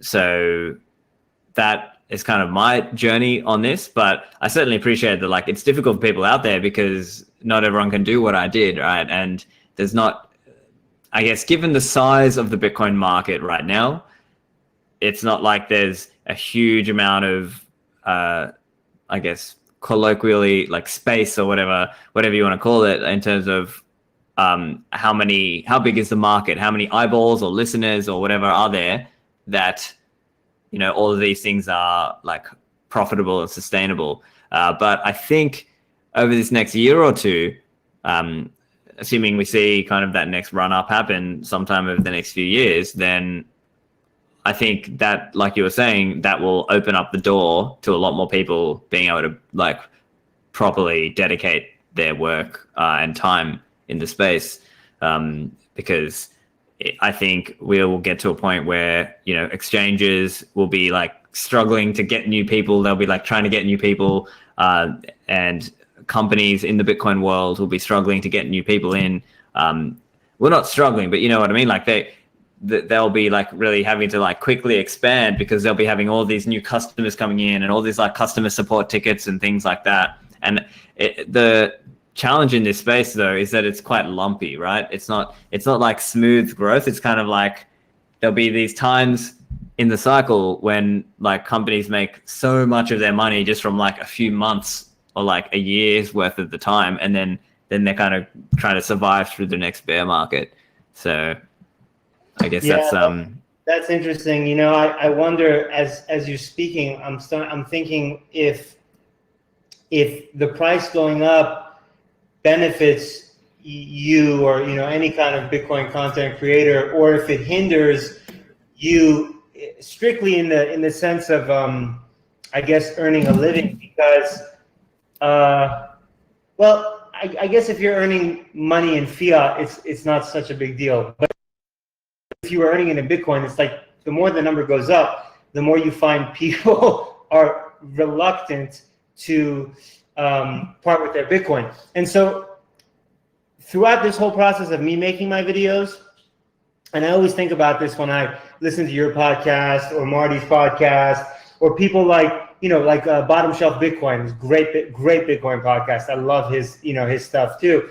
And I think about people creating this content and then it's almost like if you leverage a tool like Patreon, it's kind of like, do you use Patreon? I do have it. Okay. But it's a smaller percentage. Like most of my revenue is from the ads and sponsors, right? Yeah. And it's almost like, well, and I'm not speaking you, it's more colloquially. You promote Bitcoin, but then you're using this third-party trusted fiat service in order to sustain yourself while promoting Bitcoin. And it's sort of funny. It's like I see Andreas Antonopoulos. He has a huge Patreon, and it doesn't seem like he puts that much effort into getting people to give him Bitcoin. And I can understand why that's almost like a dead end. When I was looking into BTC Pay Server, I was looking into Jeff Vandrew's project. He had like a Patreon Libra Patreon, yeah. But he stopped working on it, and it's like something like that would be so amazing to have something where you push. I mean, and it's totally possible. Even I've been thinking about how to do it because I wanna do it in order to like show people that it's doable. Part of my thing now that I've been making more videos and my Twitter followers have been growing, and it seems like people enjoy the content I'm producing. I want to show people that you can use Bitcoin and you can kind of create a revenue stream or build out a hobby without having to give in to the traditional kind of the KYC AML kind of shackles, right? Yeah, so that's the challenge. And I think basically most of my sponsors want to pay in fiat right now. Now, I offer obviously to take Bitcoin, but that's kind of the reality right now. But I think given some time, they will. But it is a network effect thing. So not everyone wants to pay in Bitcoin or can pay in Bitcoin right now. Because of for accounting and tax and all the ways the business is set up, they might not be able to easily do it. Right. So yeah, and look, part of it is just like the network effect of like not having enough people who hold Bitcoin, right? Like right now, it's just so small that it's just not enough people who have it that it makes sense to really, that for a lot of people it doesn't make sense for them to spend it right now, right? And I think given a bit of time. Or potentially, once you see number go up, I think you'll actually see more people willing to spend it, right? Because it'll be like a wealth effect. There'll be people who have Bitcoin, they've experienced a gain, and now they'd like to spend some of that. So I think that's probably the more likely scenario, because you'll just see people who want to spend a little bit. But yeah, Rafe should be joining us soon, and then I'll be jumping off. But yeah, I think it's the other question then is when it comes to like making guidance and education for Bitcoin and walkthroughs and videos, how much of that do you think it matters having like a big budget and a professional production team sort of aspect to it versus like the indie style, which a lot of us Bitcoin people are using, which is kind of more like the self-made or self done style? Yeah, I mean, I would not call anything that you do indie because your production's top notch. You more like what do you need to be? You need good audio and you need like good content, right? And you're genuinely interested in Bitcoin, Austrian economics. That's your focus, and so it just comes through. So there's no like. I think the quality of the Bitcoin content is so high, like the bar is so high, even relative to whatever other niche kind of content, because the individuals that resonate with this are unique, right? They're unique because they're kind of polymaths. You know, I'm not saying, you know, everyone in Bitcoin is a genius or even smart necessarily. I'm not, you know, I wouldn't consider myself very smart, but there's something about all of us that we can play in multiple playgrounds, right? We can be very fluid. And I think that's very appealing for an audience.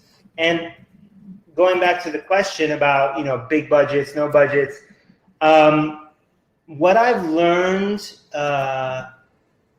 really interacting with Rodolfo is when we were making the original videos, you know, we'd be going back and forth, and I know how to use this product very well because I've been a customer since the Mark I, right? So I'm comfortable with it. And when I was going back and forth with him just about like little nuances of, you know, whatever video we were making, I started really realizing how valuable it was for someone like him to be working with someone in the Bitcoin space that had already spent hundreds of hours understanding Bitcoin, understanding the privacy and security aspects.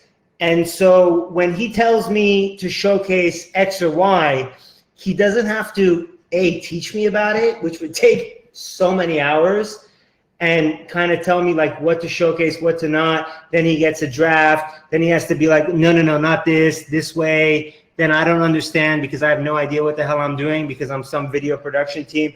So it's almost like the bar for the quality of the content can only go so high. I mean, what do you know, the video has to be crisp. It has to be 1080p. It has to be clean.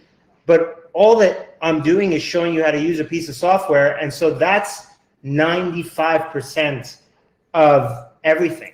And if that's there, then everything kind of falls into place. Just like with, you know, you as a podcaster, right? It's all about the quality of the content. Even when you know, some like a couple of episodes, and not many, but you've had a couple of episodes where you have spotty audio, but who gives a shit? You know, it's like the episode's good. And so you just endure, you go through it. It's like an afterthought. Yeah. So certainly it's like a blend of things, right? Having high quality material and ideally also high quality production values. But I wonder, you know, maybe, yeah, like fancy infographics and fancy diagrams and whatever other things that, you know, could be done to kind of make, you know, make it better. Time-consuming, though. It is so time-consuming. And the more that I make these videos, the more that I realize, like, you know, it's an like keep it simple. Don't try to make some fancy animation because it just kills me. It sucks the time out of it. And I could have made another tutorial trying to mess with like one animation, you know? And yeah. So I think that all of us definitely have an edge. You know, when the next bull run, when that next cycle comes, and you have the next wave of people that come in and they want to make content, or they want to do something, right? They have some cool idea. They're gonna need to dedicate the time to understand and learn Bitcoin and all the different facets and touch points. You know, the economic aspect, the technical aspect, the psychological, like all these different things. That takes a lot of time, and we've spent that time through years. Like before we even did whatever, you know, passion project, like we just did it out of like, you know, love and passion, right? But that takes a lot of time. And I guess that's kind of our competitive advantage, right? That barrier to entry is very high, and it can't be, that barrier to entry cannot be overcome with like a bigger budget necessarily, right? You can't just spend more than the other person. You have to actually spend time to understand what you're doing. And if you don't want to do that, then you have to pay someone like you who has spent the time in order to leverage your expertise and, you know, do whatever kind of thing, which is great, actually. You know, talking this out now to you, that's great for the previous wave, because that's another opportunity for all of us to continue doing what we're doing and to be rewarded for it, to be able to make a living and to be able to thrive, helping other people learn about what we think is a big deal. Yeah, that's great. Rafe, looks like you're here as well. So maybe you want to jump on now. But yeah, so in terms of, I guess, guides and ways to, use Bitcoin, I guess maybe we could chat a little bit about what do you think are some typical, like say you've met someone, they're totally new to Bitcoin, they don't have any Bitcoin. What's kind of the first few things that you might recommend they use if they're talking about how do I get some Bitcoin? You mean are we starting with how to acquire it when you say get? Yeah. Okay, well, my recommendation would be, if I'm talking to them, then I would tell them to give some cash to someone that they know, maybe someone they're having a conversation with, to acquire a little bit, and then use something like BISC. Obviously, if they want to obtain, if they want to get in with like a serious position, then unfortunately in this day and age, there's no other option but the KYC road. It's really unfortunate, because just 3 years ago you could get a sizable amount without KYC, and there were services, at least in the States. There was even local Bitcoin still, right? You could still get Bitcoin at a very kind of fast pace without KYC, but all of that's been shut down. So I always recommend BISC, but you need some Bitcoin in order to acquire any. So cash transaction. Worst case, really worst case is you go on Cash App or something like Swan Bitcoin. Swan Bitcoin is a great service, but again, KYC is the worst case, because especially at the beginning, a user does not understand these nuances and they will make mistakes. So I would recommend non-KYC always, but that's more challenging. Did I answer your question? Yeah, of course. And in terms of I guess tools and wallets and things, what are you normally recommending? So what I recommend, I've gone down this road a few times with older people, in my social circles. I just start with a cold card right off the bat, and I do that for a few reasons. One, if you get someone used to something very simple, they may have a harder time with something like a cold card later, because they've been acclimated to a certain type of user experience. I don't think, and I can speak from experience teaching people how to use the cold card, and I use the cold card because it's more of a niche, higher security type of Bitcoin product, right? There are other hardware wallets out there. I like the cold card the best so far for a few reasons. But if they learn how to use this device, which is very simple to use, I think it sets a good standard for them, because they will learn why they're using this funny little calculator looking thing, and when they understand why they're using it, they'll respect Bitcoin more, which is very important. I mean, this is sovereign, this is a bearer asset, right? And most people don't understand what it means to have to respect your money because you don't have a counterparty. I think that's even more important than the tool. It's the respect for what you're doing and teaching that, and then everything else follows.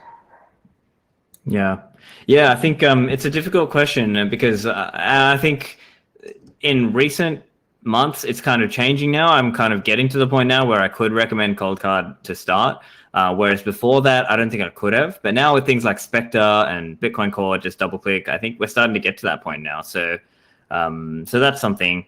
But anyway, I've got to actually head off soon. So Rafe, are you around? Yep, I'm here. Oh, hey. Oh, great. Okay, cool. Yeah, I don't know. Maybe if you guys want to carry on chatting for a little bit. Yeah, I'm just going to head off soon. So yeah, but anyway, it was great to chat with you. Keep it simple. And great to chat with you as well, Rafe. Yeah. But yeah. Yeah. Good night. Awesome. Thanks, guys. Bye bye. See you all. Bye. Yeah. So case Bitcoin. Hey. I think you brought up a interesting point that it may be not good to let people or newcomers to go too easily into Bitcoin. You know, just put a cold car in front of them and just see how long it takes for them to actually figure it out how to use it. Yeah, it's you put them in a room, and if they don't figure it out, they die. Right? Too bad. Yes. If you can't handle this, you have to put some effort. You have to actually learn stuff before you can get into Bitcoin. Really, you just can't listen to somebody else. You have to go on and find out yourself. You have to have this like personal responsibility. So it brings out a good basic base point for the newcomers in that. Yeah, I definitely agree, and if they don't, I feel like if they don't understand that from the jump, then they'll probably end up making a mistake and they'll end up losing money, and that's no good, right?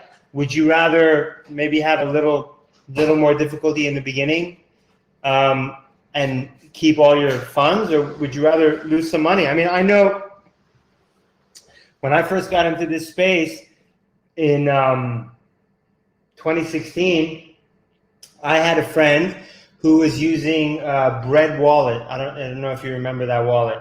Yeah. Long time ago. And they had some weird derivation scheme. I don't even know what it was, but we couldn't, and I had just gotten into Bitcoin, so I didn't really understand as much as I do now. And because of the unique derivation scheme that this wallet used, we weren't able to move the money. Something happened. Anyway, they ended up losing money. And they didn't lose a tremendous amount, but they still lost some money. And that was a lesson for me. I didn't lose any money myself because I didn't make those choices, but I saw someone lose some money. And that wouldn't have happened if they had better understood what they were doing. And granted, it was more difficult back then than it is now, and it'll be way easier in a few years than it is now as well. So. Yeah, that's true. I do also have a friend who lost a decent amount of Bitcoin just by downloading, I think it was Mycelium app on his phone. It could have been maybe blockchain.info wallet, but for some reason, anyway, he didn't back up his seed, and that's it. With blockchain info, there was something really interesting or difficult to, there was these different kind of backup schemes. Right. There used to be a lot more of them previously, like a couple of years ago. And yeah, it's a hassle to try to recover them, even if you have the seed words or passwords. Yeah, it's huge. Yeah. Huge ass. Yeah, and it's really important to have someone like you, someone knowledgeable to actually, guide them a little bit, give them good instructions on recommend good products, like best ways to use things, and to great content like the one you do. Well, thank you. I appreciate that. Yeah, I mean, I feel like it's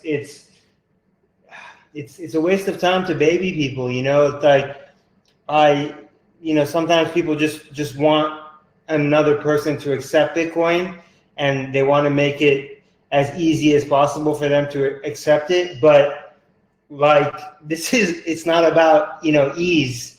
This is about a lot more. It's about, freedom and sovereignty and so many things. And you're not going to get that, in a little like pill, right? You're going to have to maybe work a little bit for it.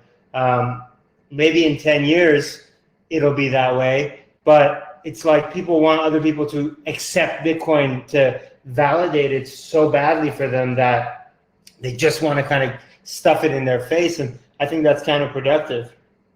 Yeah, I do agree. And, we've been talking in one of the previous stream recordings where I was on about, maybe it's even bad thing if there becomes this kind of like a mainstream adoption, but if these people are not like well educated enough, if they are not ready to take the responsibility to themselves, and they just go into, like, for example, Coinbase and just use the easiest ways of interacting with Bitcoin, or even in worst case some kind of Bitcoin IOU.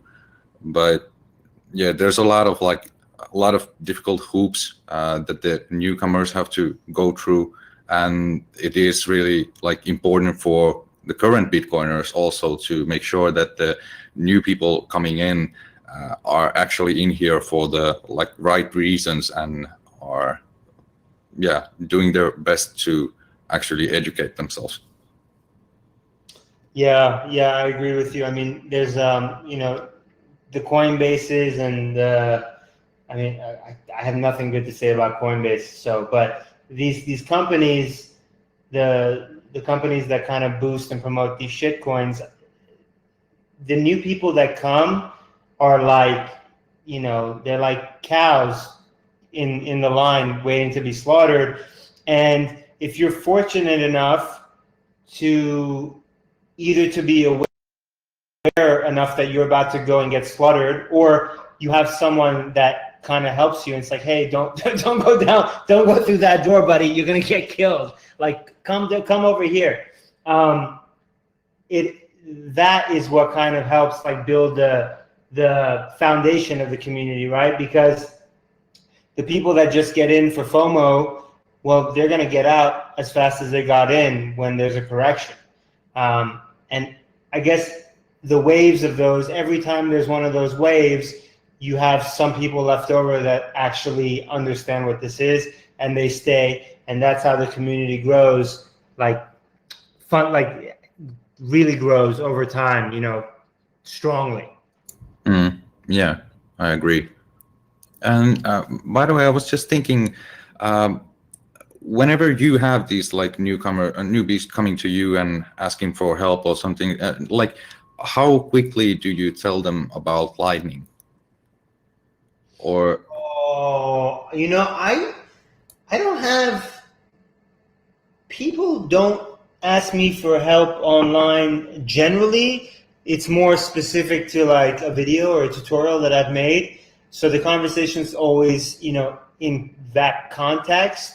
And then maybe we'll talk about something related. I don't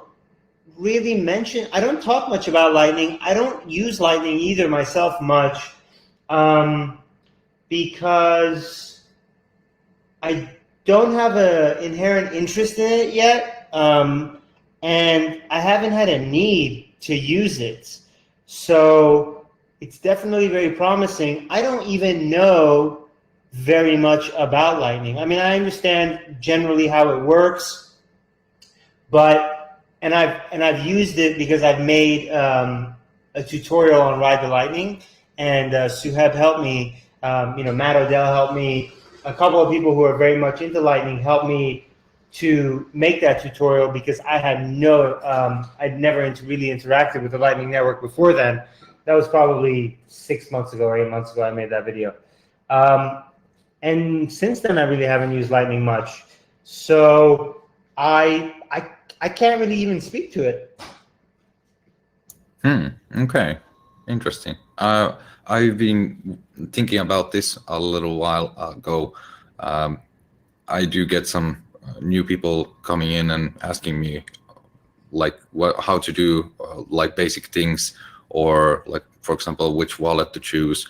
And yeah, I don't know, many of the people seem to first want to try out with the little amounts just to make some test payments or things like that. And whenever the fees are high, it's a little bit difficult. You know, these people are talking with really little amounts. So I do explain that main chain is maybe really not for the like the small payments, and the fee can be high at sometimes. But you know, it's I sometimes have to like direct them into Lightning wallets just so they can get on, you know, just to try out something. But I'm not sure if that's the correct path.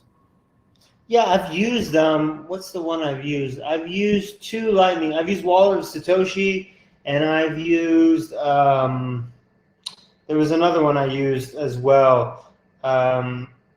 And it worked. I mean, you know, it worked, and Lightning is great because it's fast, but I just never had a need. And anyone that I've helped get into Bitcoin, gosh, I mean, it's been a while now since I've actually helped onboard anyone, you know, in my personal life. So I guess back then it was, I don't know. I mean, I always recommended a hardware wallet, whether, you know, Trezor or Cold Card, and I try to explain as best as I could to them that they need to hold their own keys. Recently, it's been, you know, like a friend of a friend or a friend's parents, and I, you know, it's like get on Square or a Cash App or something, you know, easy KYC, just get the Bitcoin, and then send it off to some, you know, keys you control, right? And I think generally for most people that's enough because they just want to get exposure to Bitcoin. So it works. You know, the dominance of these institutions recently, the last 2 years with Cash App, what else is there? There's another app where you can easily get Bitcoin. I don't use these really, so I don't remember what it is. But these apps really make it easy for people to just acquire Bitcoin very quickly. And then maybe they learn a little bit more, or maybe they just sell it, you know, as fast as they bought it. Yeah, could be. But yeah, there's a lot of like things for newbies to learn. What would you like recommend on the like basically first steps? Do you recommend them to go on and read something? Do you have a certain site, or do you recommend to your like your content, or do you start like how do you like do you put them straight up to wallet testing, or? It depends. I would say 99% of the time, I just tell them what to do because I know they won't ever spend any time understanding what this is really. And what I tell them to do is I say, look, just acquire it any way that you can. Don't sell it, and then make sure that it's not a custodial service. And I explain to them why, if you don't hold your own keys, it's not your Bitcoin, and it could vanish in, you know, a flick of an eye. So I explain that to them, and I just tell them, get it as fast as you can, and then secure it, and I'll help you with it. But I never direct them toward anything because it requires too much of people, and most people won't do it. And, you know, I guess that brings something I've been thinking about a lot recently is that the people like, you know, me and you and anyone else really that comes onto this live stream that's building on Bitcoin, teaching about Bitcoin, like we are such a small minority, and I don't think that will ever change.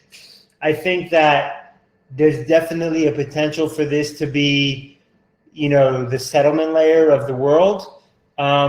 But I don't think that most people will ever understand what money is, how money works, what, you know, how Bitcoin works. I don't think that will ever be the case because it's just too much. And so I make my videos for people like us to Well, no. I make my videos for everybody. I make it for people like us so that they can deep dive, but I also make it for people like, you know, your grandmother, who maybe you tell them, well, you know, I'm not here, I can't do it for you, grandma. Let me send you some links, and they can literally follow my videos step by step, because that's how I make my videos so that it's that simple for someone to do that. And you can trust that they will get whatever it is you want them to get done because of the video. But then that's it. Like, then that's cold storage, and that doesn't get touched, and you know, they probably don't even think about it, and you'll probably have to end up dealing with it in 10 or 15 years, you know? I mean, maybe I'm cynical.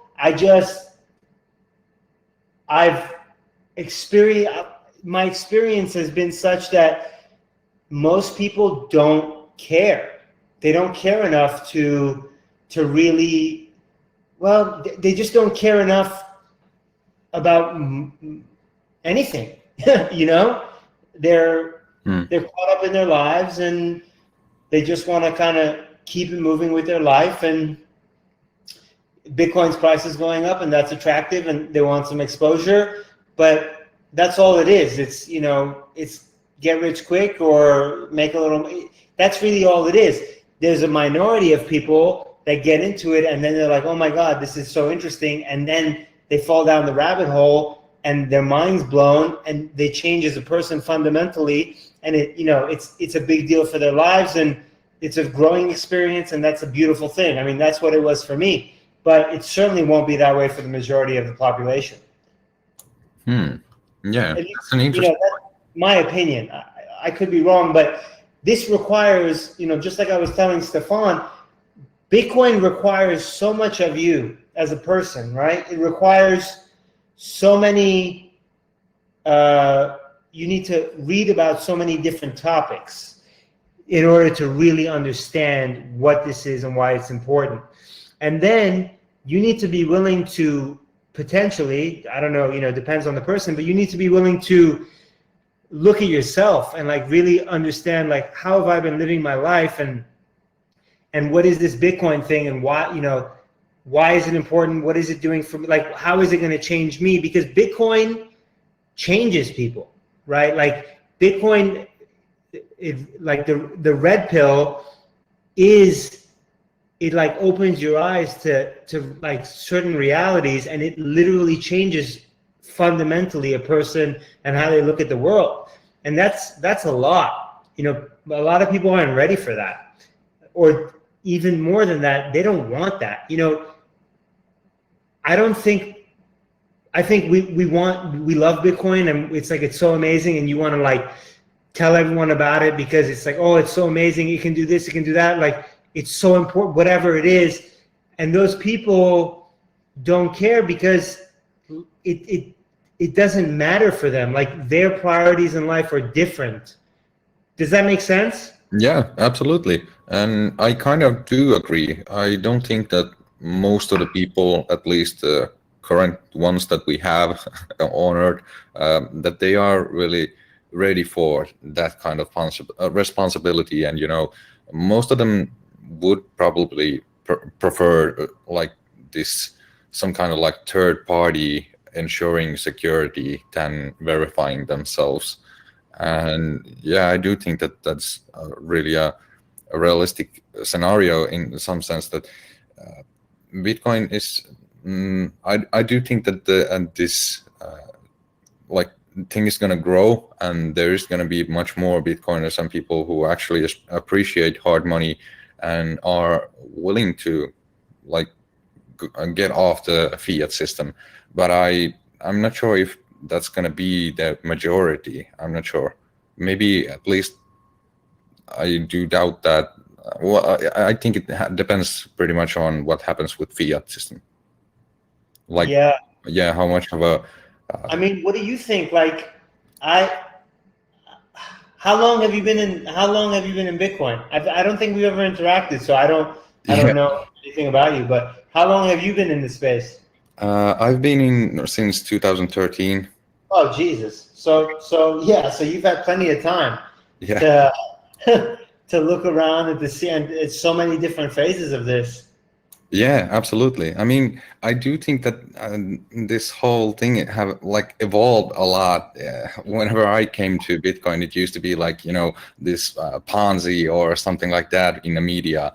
But now we have already like evolved a lot, and I do think that people who have been like a little bit longer in this scene can maybe see this kind of like something more also than just, you know, stock to flow cycle and the block halving cycle. But, you know, I do think that there is like these kind of waves that in Bitcoin, that in certain years we focus on certain things, you know, and then we move on. And, you know, it's really interesting that how well this evolves. But that also makes it really difficult for new people to understand. They don't know what things are actually relevant or what not, maybe.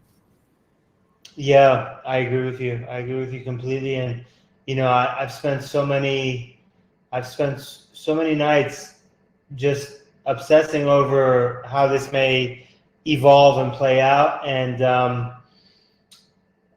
I don't know. I don't know what's going to end up happening, because there's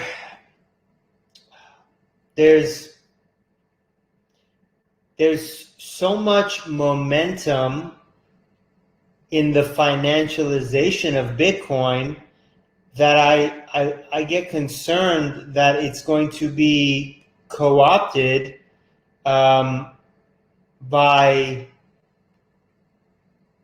you know, I don't know, by people who don't care about the, you know, not your keys, not your coins. And if they continue to accuse, if these institutions, right, they come in and everything's institutionalized and it becomes just like another financialized product, there will be so much Bitcoin eventually that's controlled by these groups, that then what happens, you know? Like, I'm not saying that it could be ever fully co-opted, but how does that change the evolution of Bitcoin and what, you know, what it could do for like society, right? If it just gets co-opted, then we lose the world-changing kind of aspect of it. You get what I mean? Yeah, absolutely. And I do think that we are running with this risk currently. I mean, I do think that this idea won't die anymore, but if we want it to be like a, you know, globally used reserve currency, then, you know, I do think that we have pretty much like this only chance. Even though that would somehow screw up, there would be like these even smaller fringe groups that would be using some kind of like different coin or still Bitcoin or whatever. I'm not sure what would need to happen for that. But either way, I do think that, yeah, that's a big risk. And I do think that, you know, we did have the block size wars like a couple of years ago, but I do think that we are going to go for some type of a like privacy wars in the future. Oh, definitely. No, I think it's already started. Yeah, you know, this 100%. We are at war, and you know, it's like people don't like to hear that because it scares them. But this is the reason why Bitcoin's valuable, is because it takes power away from, you know, these incumbent, the central banks. Like, how can you think this will not be a conflict? It already is. Like, what happened with BitMEX is another battle in this war. If you ever thought that they wouldn't go after them and to cut them half size, like, you're dreaming. You know, this is absolutely a war, and that's why the privacy aspect of this is so important. And I don't know. You know, there's so many different ways you can think about it, and who knows how it's going to play out. Yeah. Sometimes sometimes I think the best thing that can happen for this planet and for Bitcoin is for the price to crash so hard and all of these Wall Street folks to shit their pants and to sell it, and then for governments to just come in out of nowhere and start setting the precedent, because it will handicap the Wall Streetification of Bitcoin, right? It'll just leapfrog it almost. It'll leapfrog it past them onto, like, you know, the big dogs, right? Like, does that make sense? Yeah, I haven't thought about it in that way. I do have a different kind of like horror scenario. What is yours? Tell me. Well, this is a pretty much like, well, maybe I'm a little bit rehashing the same things that I talked a couple of hours ago with Ben, but I don't think it matters. Basically, you know, whenever the government agencies and all of those actually realize that if people would start using Bitcoin, it would just, you know, raise the cost of attacking and trying to actually get these Bitcoins from the citizens. I mean, it's just much more difficult than with gold or whatever other options we have. So when they realize this, I don't think they are gonna do like a, you know, physical attack going way too much like after Bitcoiners, at least not all over the world, maybe some little places. But basically, I think that they are just trying to, you know, change the social thesis or what, how would I call it? Like the narrative or the ethos that Bitcoin has right now. So, for example, in that case, these institutions that are adopting Bitcoin right now, they are doing it because they have a certain expectation of what Bitcoin is, and they maybe are interested about this, like that you can see and trace every single thing in the chain. You know, maybe that's something that they are actually interested about, or maybe that's something that they have relied on, that because we have this, we can do this, we can easily show this, that's why we are now participating in Bitcoin and buying it. But whenever we are trying to, you know, like update things with like Taproot or Schnorr, like improve the privacy, they would be like, you know, threatening us in some way, or like blackmailing that these big institutions will sell off or crash the price, or, you know, this Bitcoin is gonna just stay as a smaller fringe thing for criminals, and the big institutional money is gonna go for this, you know, KYC Bitcoin version, which will have much higher price, and, you know, it will incentivize, you know, at least the mainstream plebs to go after that instead. Yeah, that's one of the scenarios.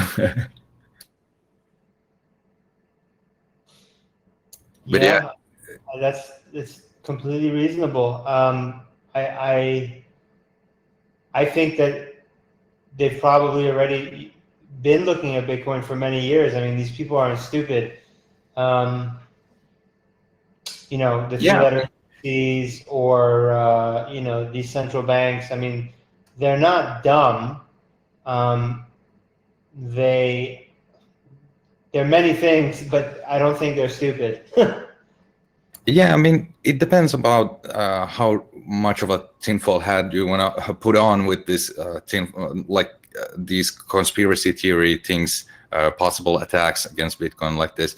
But, you know, I do think that, like, we have to prepare. I'm not saying what is right or what is wrong or what is real or not, but I'm just saying that if like things like 9/11, for example, would be actually a like false flag attack, and the media could have, like, you know, framed this in a way that most of the people think that it wasn't, or that it doesn't matter, and nobody gets like in jail about it or anything like that.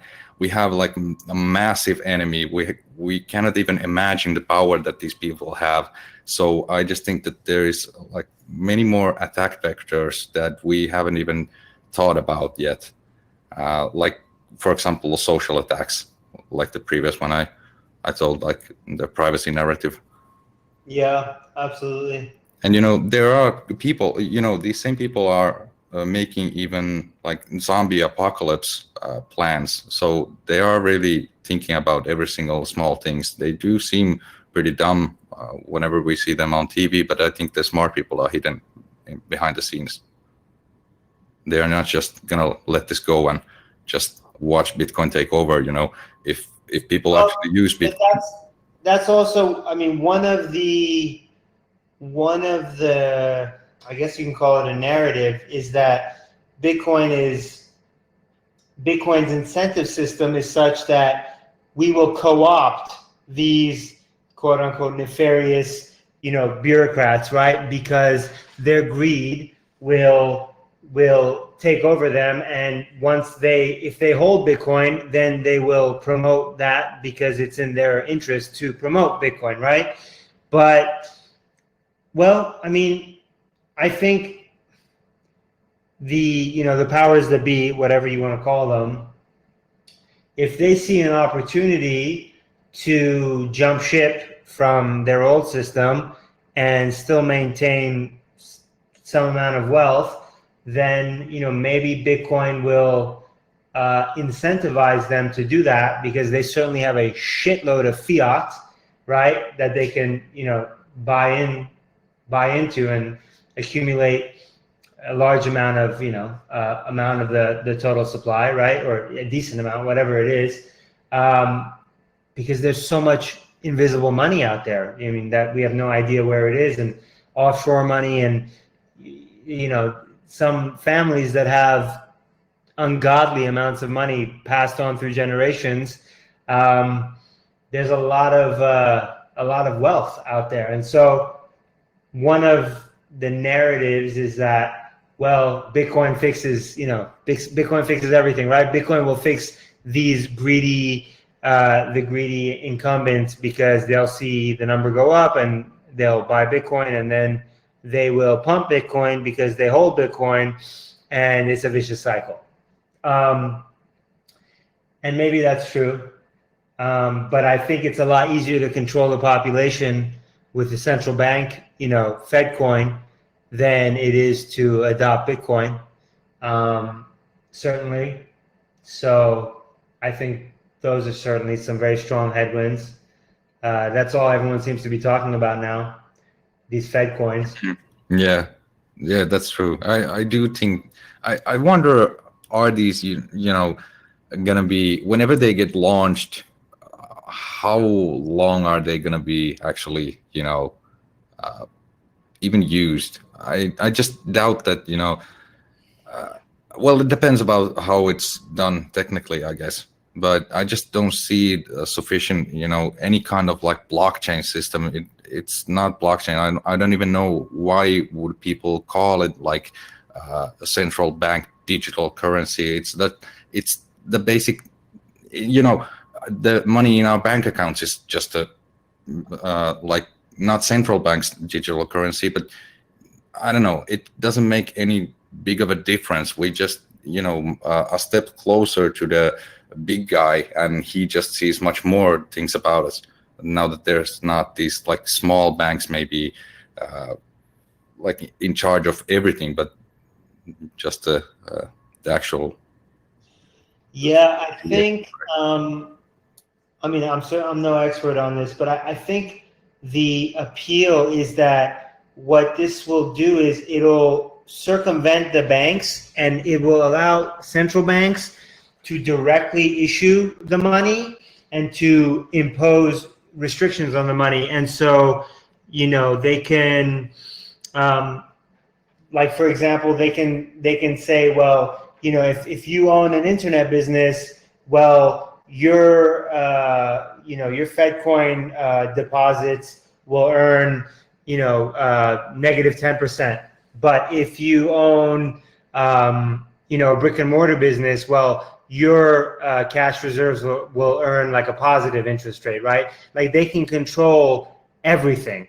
They can tax you before you get your money. They can centrally control everything much easier, technically, I guess, than they can now. And they'll get rid of cash. I mean, they'll get rid of physical cash. That's kind of the whole point too. And you see that right now with the coronavirus. And granted, like I'll let you know right now, I have a very big I have a tinfoil sombrero in my house. So I think about all this stuff. Yeah, and it depends about how do we want to think about this. But well, first of all, I don't think that, well, there is this, some news that have been saying that these central bank digital currencies would be built on some kind of a, blockchain thingy. And that's completely like trash in itself. But okay, let's say that it's just a centralized server like previously. But yeah, that's kind of like my previous point that I don't really understand how it would be interesting for normal people. It's just the same old system with even, bringing your information closer to the master, like the guy pulling the strings of the sock puppets. The small banks are at least like in some sense, I do think that they are even like a better way of having these kind of banking systems than just communicating with like central bank in itself. I don't just understand the incentive for regular user. It's just going to be like forced. There is no. Yeah. Do you have any like idea of what's the incentive? Yeah. No, it doesn't. There is no incentive for us. But we don't have a choice. Yeah, but why would the small banks? What can they do? I'm not sure how will it work. Would central bank just build its own network and circumvent the small banks, or would the small banks still work, but they would just update their infrastructure into this central bank system? From everything I've read and listened to on just podcasts and just different video and audio podcasts, it seems like the purpose would be for, whether it's the Fed or the ECB to directly be able to remove the intermediary banks and directly give the money to the people, and to have that direct relationship where they have full and total control over all the different policies, over taxation, over everything. I think that's the appeal, and I don't know that much about it, but from what I've heard, it would just be circumvent, like the intermediary would just be removed. Okay, interesting. Yeah, I'll maybe have to do some research on it. I haven't really read many articles about it. Yeah, the ECB just came out with huge PDF all about they're pushing ahead very aggressively with their, I don't know what it's called, but their digital currency, whatever it is. They just published a 100-page PDF about it like last week, and it just seems like that's where we're going, and that's in my opinion, it's a very bad outpicturing. That's not good. That's not good for privacy. It's not good for liberty. It's not good for anything. But it looks like that's the direction we're heading in. Yeah, that's interesting, really. And I had a question in my mind, but now I lost it already. Yeah, but how do you see then? When will this kind of system start to roll up in, for the regular people in their accounts? Did the articles that you have read say anything about this? I don't know. I think so. I think in America, I think they are at least trying to erase cash at least here in Finland in 2040. So I think in America, what they're trying to do right now is they're trying to pass another stimulus bill, and the problem is that people aren't spending the money that they're getting; they're just paying off debt. And I think for this to change, there has to be some legal changes. It'll definitely be like a year or two before they can do it, but. So it's definitely going to be a process. It'll definitely happen after the elections. But because of the economic situation in America, that they have to create some kind of universal basic income. They have to get the money to the people directly. I guess because there's just too much debt out there, and from what I've read, it's worse in Europe. Yeah, and that the ECB's probably going to do it even before America does it with the digital currency. I only read the abstract and a couple of pages of that ECB paper because it's huge, but yeah, they have to make sure nobody actually reads it. Yeah, exactly. Yeah, I don't know, man. I don't know how it's going to play out. I really don't, it's going to be interesting to see because I've been wondering, whenever the fiat system is, well, I've been saying this for maybe a couple of years already, that whenever the fiat system starts to go into a really, really bad direction, they just might try to come up with a new currency, just to try to reset the game, at least for a little bit, kick the can down the road a little more. Yeah. And in some sense, this pretty much could sound like it. It can't be maybe that visible or apparent thing that, yeah, we're just creating a new currency and here's the new exchange rate and everything's good. That might not go through, but yeah, this kind of like making it a new innovative thing, by giving the controls to central banks. Yeah, with that you can maybe virtual signal and get some people behind it. Yeah. I mean, if this continues, they got to start a war soon. Otherwise, the whole house of cards is going to crumble.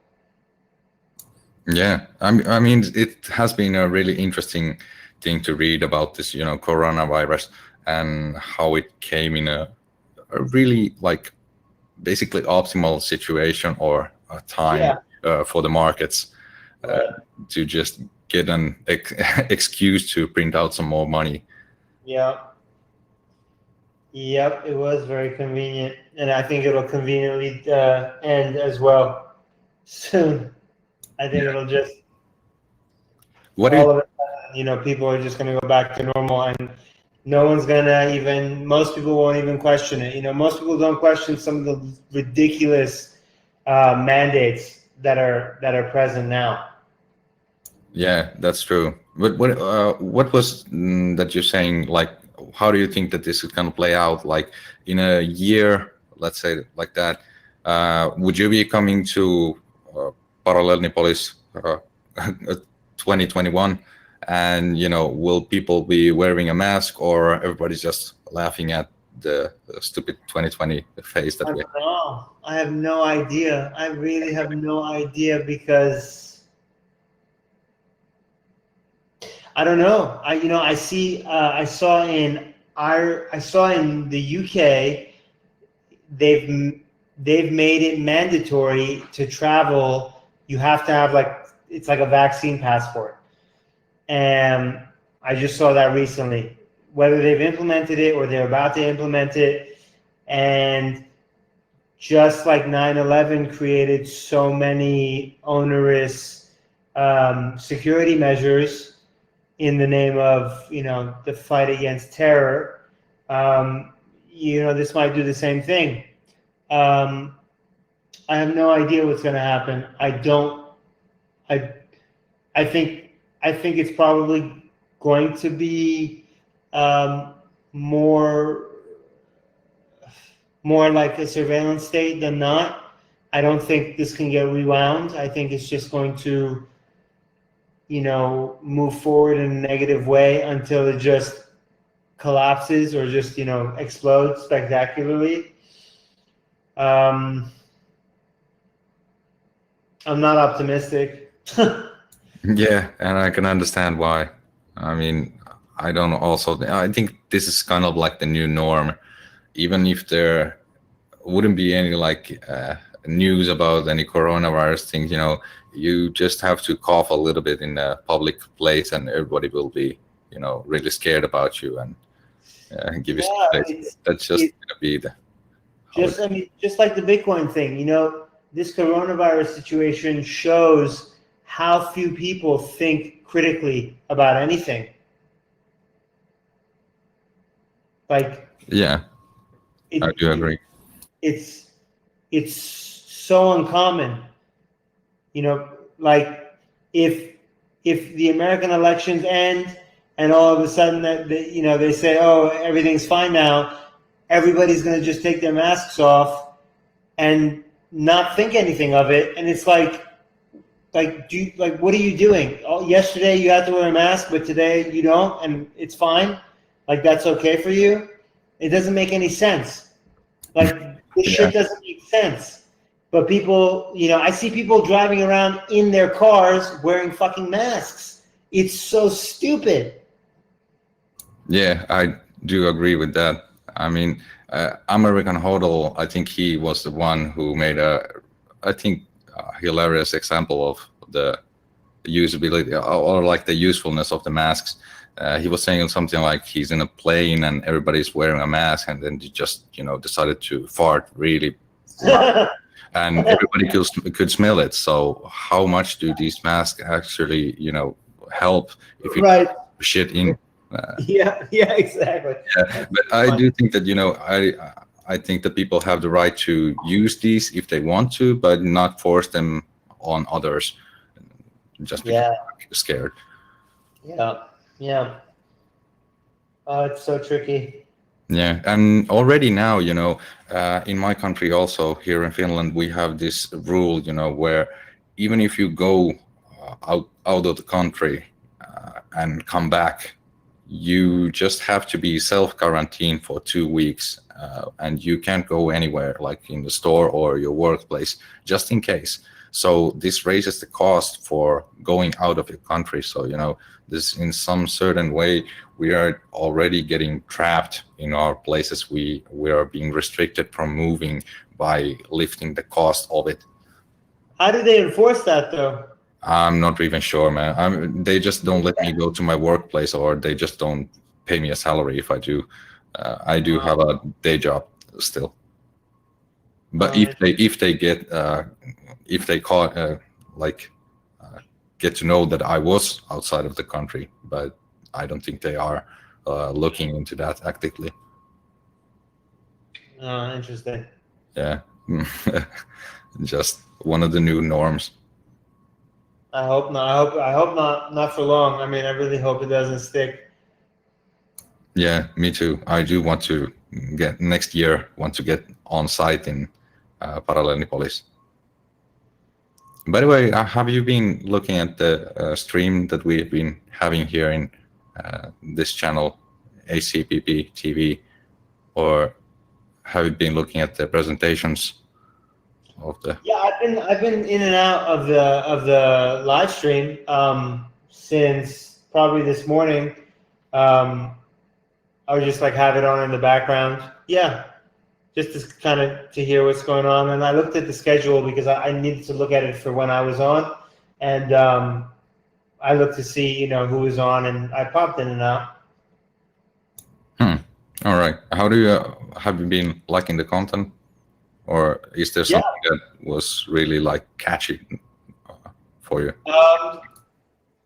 No, I mean it's been very kind of long formy conversation, which I like.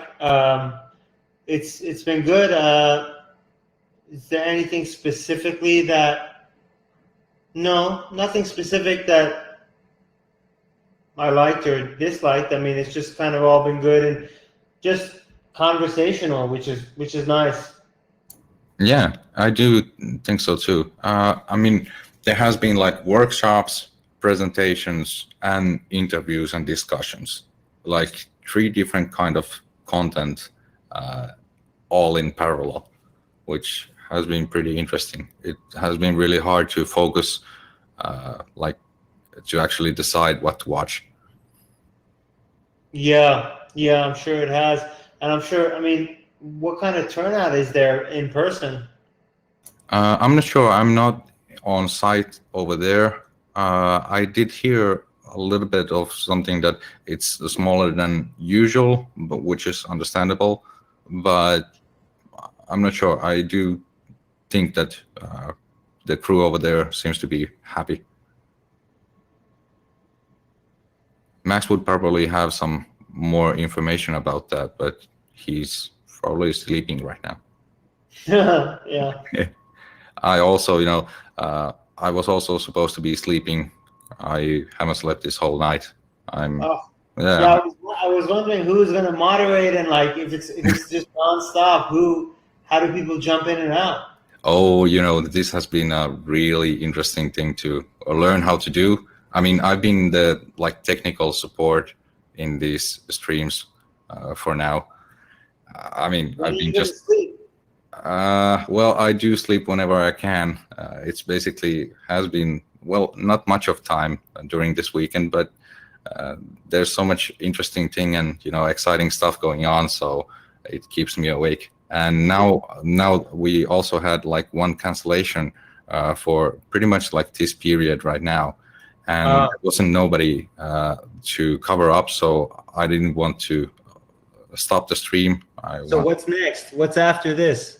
Karo Sargus should be coming up, but I'm not actually sure. He also said that he's having a really bad migraine. So I'm not sure. But if he's not coming, then it's going to be like 7 a.m. on the local time. Bitcoin Kindergarten is going to be I see that, yeah. I'm looking at the schedule here. Yeah, I'm going to be talking with Michael Benowitz, I guess. I'm not sure actually if Karo is not coming or his guests coming. I'm not sure. Maybe we'll see.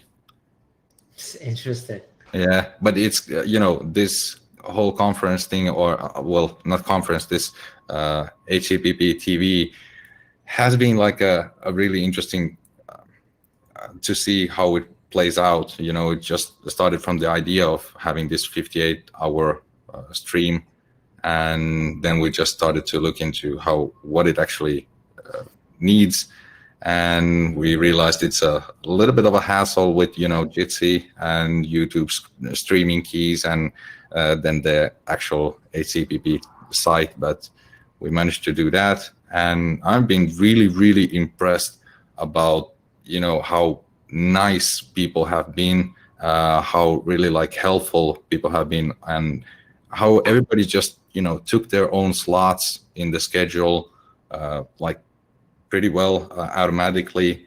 They have been like responsible, and they have been like moving times if needed. Not everyone gets their favorite guests or the slot, but everybody has been working really well together. So is it over at, I'm looking at the schedule, it's over in 12 like 14 hours, right? It ends with Bitcoin Kindergarten? Yeah, I do think so. I'm not sure if Max probably has some last words after that, but yeah, around. I'm not actually sure. But yeah, that's the end of the schedule at least. Yeah, I'm looking at the schedule right now. Yeah, me too. There's going to be a lot of interesting talks again today. What time is it for you? For me, it's right now like 6 a.m. 6:15, yeah. But yeah, I haven't slept in this night, so and the last one before went with the a little bit less than normally, but yeah. So that's just to show that how actually interesting and good of a conference this has been. But the good news is you're not streaming your video, so you can be sitting in your underwear comfortable. Oh, yeah, absolutely. I mean, comfortably at home, drinking a good drink, and yeah, what could be better? Just hearing and talking with good Bitcoiners. Yeah, no, that is very nice. Yeah. Very nice.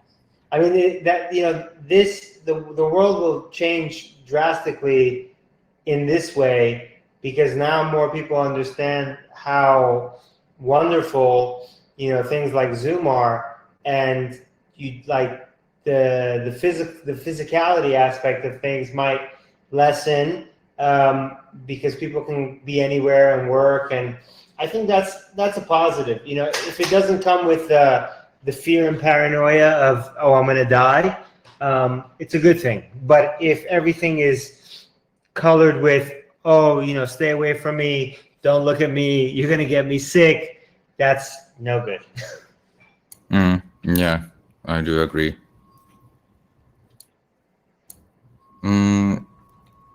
Again, yeah, I'm a little bit tired. I do get some thoughts in my mind, but then it pretty quickly runs out. Yeah, all right. I forgot that one. But yeah, you're not going to be as a guest on today's show. No. Yeah, all right. There's a couple of people that are going to be even a few times over here. No, I think this was it. This is my slot. Yeah, all right. And yeah, I don't have anything like any guests coming up or any real topics to talk about, but I don't want to like hold you if you have something to do. If you like to, just let's keep on conversating or talking about something if you have time. I have like 10 minutes. Yeah, I have 10 more minutes if you want. If you have anything on the top of your head. Yeah. What do you think about, in general, like in Bitcoin privacy? What do you think are, the best ways to do whatever you need to, like basic transactions or your buys or something like that? What are the things that you are trying to, bring up for the newbies? Just as a hint of what I'm going for is like Electrum servers in mobile wallets and stuff like that.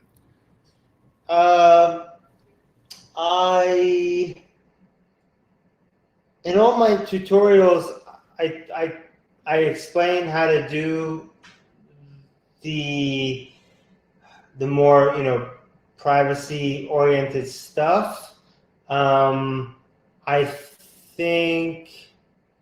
I think everybody should have their own full node. Like that's like a basic must have, right? And if you're going to transact on a regular basis, if you're going to transact at all, you have your own full node running, whether it's on your main computer, which is cumbersome, right? You want to get like some kind of standalone full node that's always running. I like the Nodl. That's what I use. I've tried a couple of different things. I like that. It's always on. It's easy. It doesn't really involve much on my end, so that's a great piece of hardware. And being mindful of coin selection, and then the privacy stuff with the Wasabi and the Samurai. I mean, it's kind of it's kind of a shit show out there. I use both of them. I've used both of them.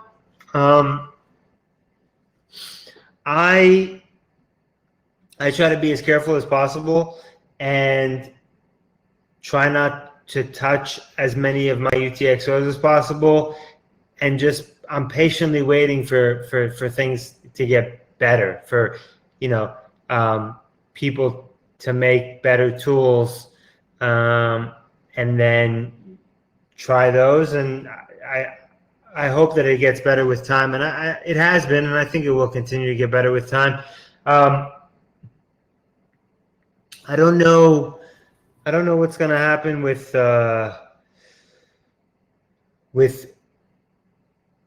people who are mindful of privacy and spending your Bitcoin. You know, if that's going to become a problem, I totally could see it becoming a problem because, like we said earlier, there's certainly a war on privacy, and I think it's only going to heat up. So, yeah, there's like a lot of new technologies coming in that are pretty interesting, but I also do think that, you know, the current situation is not like too good. You can be private if you're actually really educated about how to use these tools, but you know, the basic user, he would just make a lot of different mistakes. So yeah, it's very difficult. It's very difficult for the new user. Yeah, and you know, especially when people are recommending these things, like you just said previously that you are recommending a cold card, which is awesome, which I do think that is like great. And I have been doing this mistake sometimes that I do recommend like just take on some mobile wallet, and you know, then they are using probably like I do try to prefer a mobile wallet that has a built-in Tor, or at least just recommend an Orbit for Android or something like that. But you know, there's like a lot of these traps that the newbies fall into, and I just think that we should try to like improve that. There is like good high expert level tools, but something for the basic users. At least some small improvement, like Tor for every mobile wallet or something like that. Yeah, that'd be great. I mean, if it can get abstracted away into some mobile wallet, that would be ideal. I don't know if that's ever going to happen, but that would be ideal. It's probably difficult though, because some companies don't want to encourage that, right? So it's a battle. It's a privacy war. It's a battle. Like it's the benefit. It's to the benefit of the individual user, but it's not to the benefit of like some of these larger companies. Yeah, that's true. They would probably want to have all the data and information, and just to be able to sell it out again. Or anyway, you know, just the hassle of trying to work on a Tor or things like that. Yeah, it's true. But Yeah. That's why I do appreciate, and I would like recommend everybody to actually go on and support these projects that are doing the best they can, using some good technologies. Just, you know, just try to help with documents, or if you can code, or contribute that way, or if you. Yeah, that's amazing. I mean, even like Green Wallet on the iPhone, I couldn't get it to connect. It would keep crashing every time I tried to get it to connect over Tor. And this was only, you know, what, 4 months ago. It barely works over Tor. It was a pain in the ass, you know. So there's still a lot left. There's a long way to go. Yeah, absolutely. But I do think that, yeah, privacy is one of the biggest things that we should be worrying right now. Well, I mean, it ties up into pretty much everything, like KYC, Bitcoin, of course, but yeah, chain analysis and all of that stuff. But I don't like, yeah, maybe some social attack, but you know, privacy is really a thing that we should be focusing much more effort in, like teachings for newcomers and even for old users, and yeah, also by creating these better services. I know there's like you mentioned already, Wasabi and Samurai, and I have been like contributing a little bit for Wasabi wallet, and yeah, I have been like sometimes fighting with Samurai guys in the Twitter also. You know, that stuff, but there is some like new interesting wallets coming up, like Chaincase Labs. They just they have like an iOS application that uses Wasabi's backend for CoinJoin stuff, and that's a pretty sleek one. And like it's a really nice looking, and you can use it with your Wasabi wallet. You can just change the coordinator, and you would get like different nominations for your coins. You can get like 0.01 Bitcoin mixed. But yeah, there's not like many users, but that's improving. And then there's like another wallet also that I think Zephyr app. That was an interesting one, that whenever you just, that has also Tor built in. I do think it doesn't even like send XPubs. It's probably using these block filters also, I do think. But the best thing is that you can just, set what kind of anonymity set you want whenever you are sending, at least if I understood it correctly. But that would be really cool for newbies, that they don't have to, do this different step of coin joining and receiving those same coins back. But it would be like, for example, in a payment. Yeah, and when they don't even have to know what's going on, that's the ideal. When it just happens under the hood. That's the idea.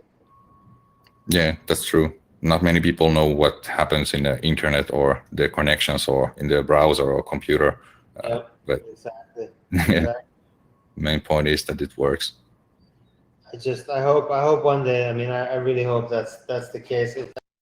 It's hard to believe it would be, because I think there's so many vested interests that don't want to see that happen. So there has to be some sort of incentive structure to make that the norm. I don't know what that would be, but Yeah. But it's important. I mean, I think it's the most important thing right now. The most important thing. Maybe when governments start getting into this, because they want to have their privacy, right? They don't want you to have privacy, but they want to have privacy. So maybe that'll be what really helps push it forward. Because then they're going to require it, and maybe they'll support it, fund it. Who knows? But that's the way it always works. It's double speak, right? It's like they want to have it one way, but you, as an individual, you have to have it another way. Yeah, that's true. But I would think that they are trying to use the same tactics like with Tor. The government agencies pretty much like came up with it, I think. I believe. And then other people started using it because it's actually pretty good. But then now that we have been like using it for a while, government agencies have been having this tactic of just spinning up a lot of these exit nodes, and in that way like seeing much more of the actual network than just a basic one user would see. Right. In that way they can do their systems and their like privacy needing things however they like, but also surveil others. I don't know, that's one of the risks that I think that they could be doing. And from the previously what we talked about, like I do think that these governments, even if they would go on and fight against Bitcoin, like some of them will fight, some of them will try to adopt it and stuff like that, maybe like turn it into a certain way or whatever. But I do think that pretty much like every single government will try to at least get a hedge like against Bitcoin, or like if they turn out to be the loser of this fight and Bitcoin is the succeeder, they would want to have like a piece of that cake also, just in case. That's how I would think, or I would plan, but I don't know. Yeah, or they already have a piece of the cake. Yeah, that could be really true. And now maybe they are, going for more by teasing BitMEX's Arthur, trying to get some more. Just 6102. I mean, I think the American government, they want that insurance, that BitMEX insurance fund. That's a juicy prize. Yeah, exactly. I mean, that's just an easy way for governments to not even spend the just freshly printed dollars or euros, but just to, basically go steal from a big guy, like a corporation. Yeah. I think it's cheaper to use your manpower than it is to go buy it, right? Yeah, or they would actually have to have someone who knows how to buy or at least store their keys. So I think that's maybe an issue. Well, just a joke. Yeah, probably. No, it probably is. It probably is an issue. Well, actually, that reminds me that at least here in Finland there was like this Finnish tax office or whatever. They were actually saying that they can't sell their bitcoins that they have been taking from, let's say, their customers. I don't want to call them criminals necessarily, but they have been taking these coins from these people, and now they are saying that they don't want to sell them because that is too difficult. So people started speculating if they have actually just lost the keys, or if they actually, someone just took the coins and got the fuck out, and nobody knows about it, and they just don't want to admit. I don't know. Whatever can happen over there. That's hilarious. Isn't local Bitcoins Finnish? Yeah, it is. So what happened? Who squeezed them? Was it the American government? Was it just the Finnish? I mean, what happened where they went full KYC like 2 years ago?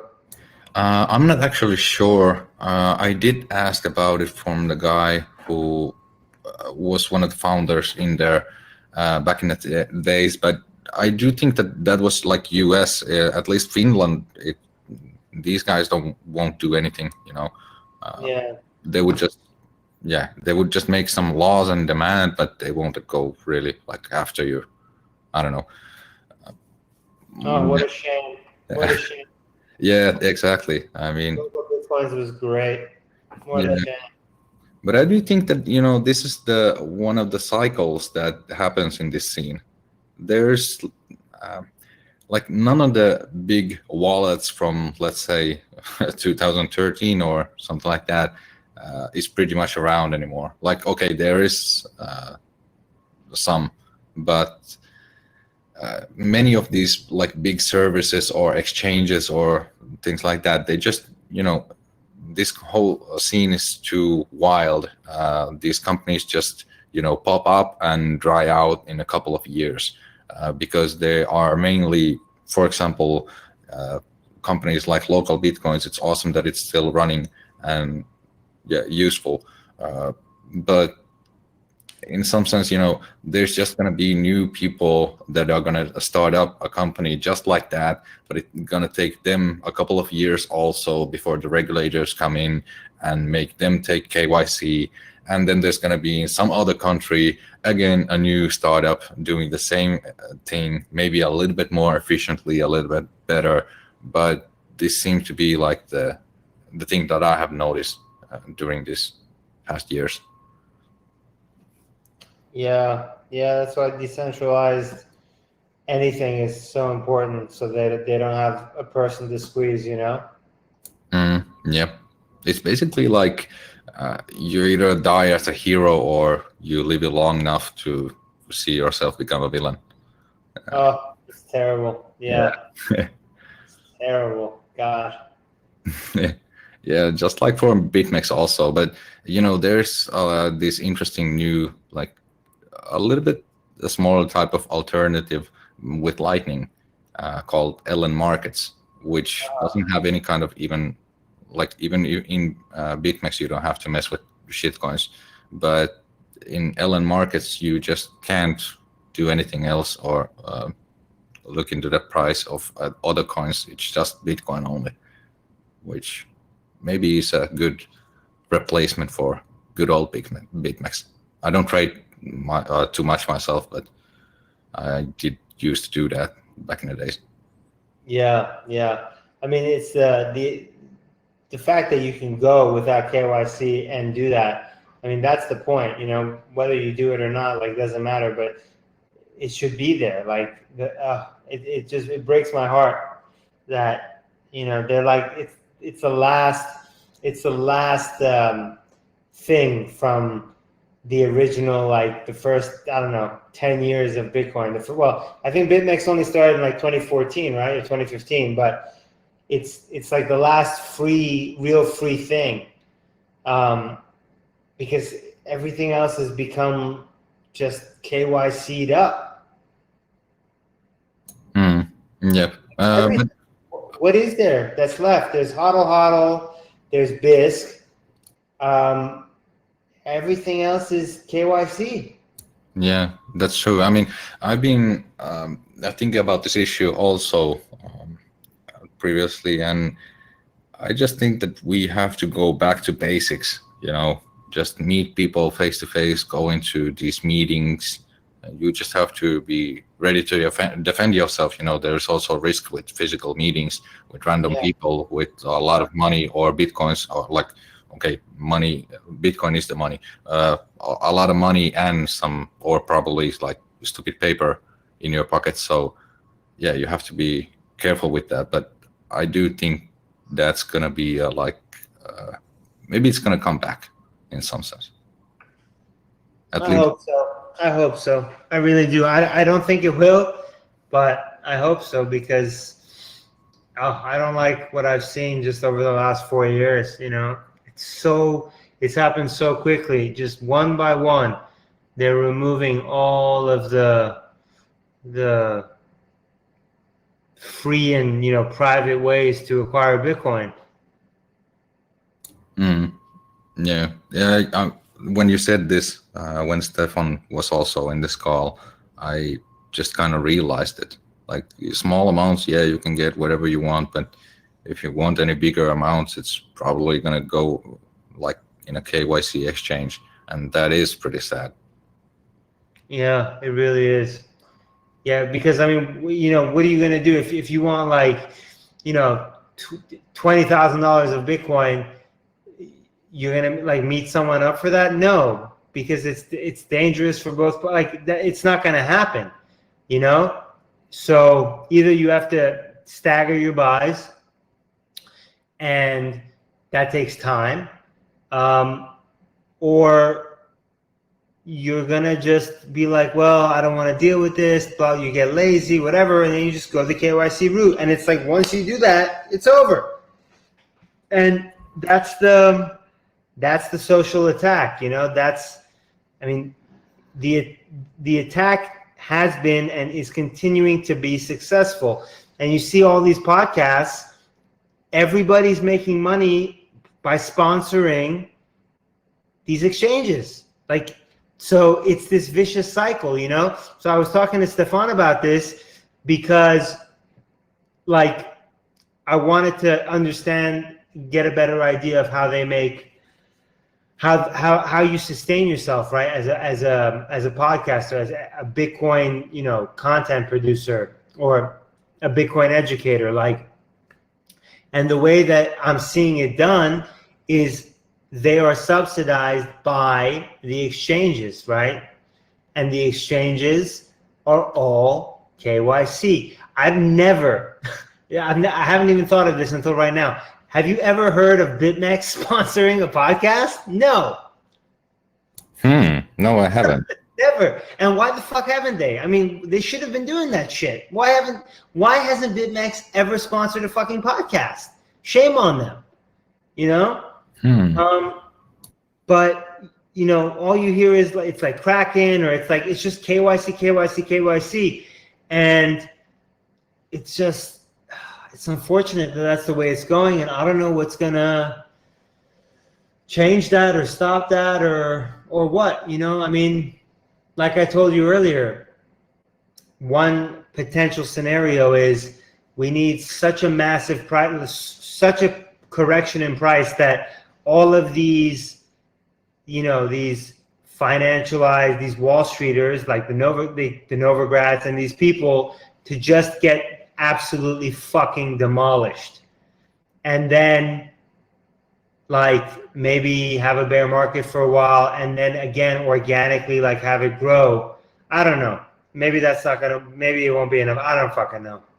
But I don't like seeing all of the doorways, you know, have these KYC bouncers in front of them. It's no good.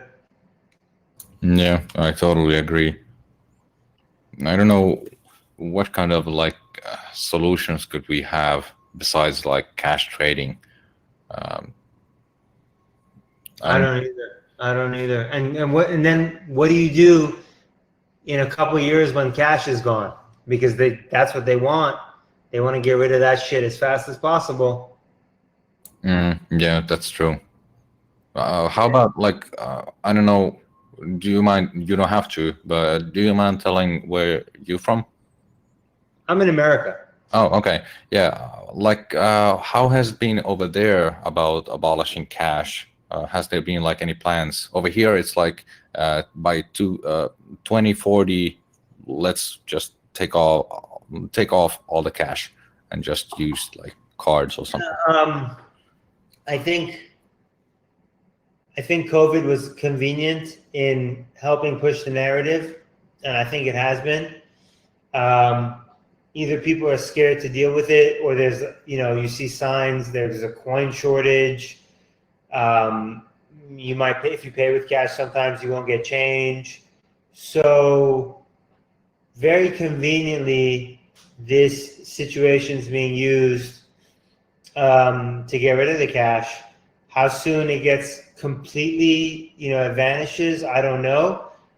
Probably when they initiate the Fed coin, because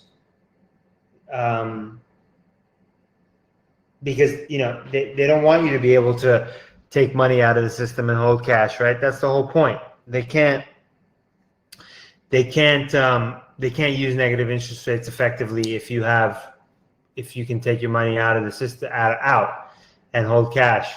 They can inflate your purchasing power away, which they've been doing for the last 100 years, and it'll probably you know, increase. But I see it happening, and I can see a future where it becomes almost impossible for anyone to acquire Bitcoin if all your money is being digitally monitored. You know, I mean, it's a complete surveillance state.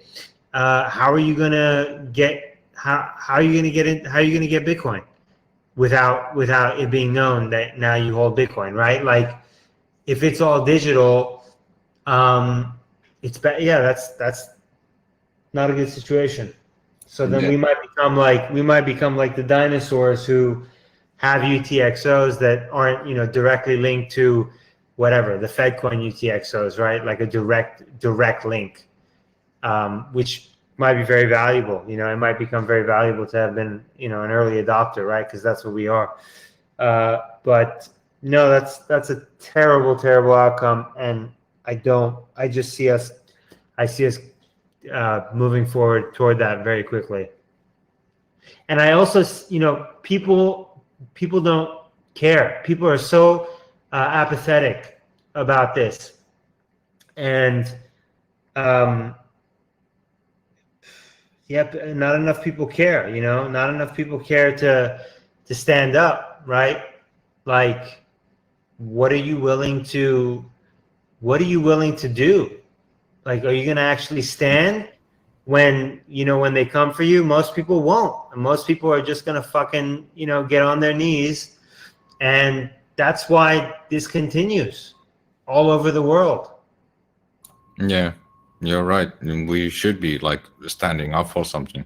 And I do think that Bitcoin helps in that way. But just another thing that you said previously about, you know, if every single like Bitcoin that you would have to get somewhere is KYC'd, and it just kind of like gets into a situation where your cash isn't even valid anymore for buying Bitcoin, because people might have this the difficulty of getting rid of that cash then, or if it's not used anymore, like in many places or something like that. But in a sense, it brings us into a situation where your money is not sufficient to get yourself Bitcoin.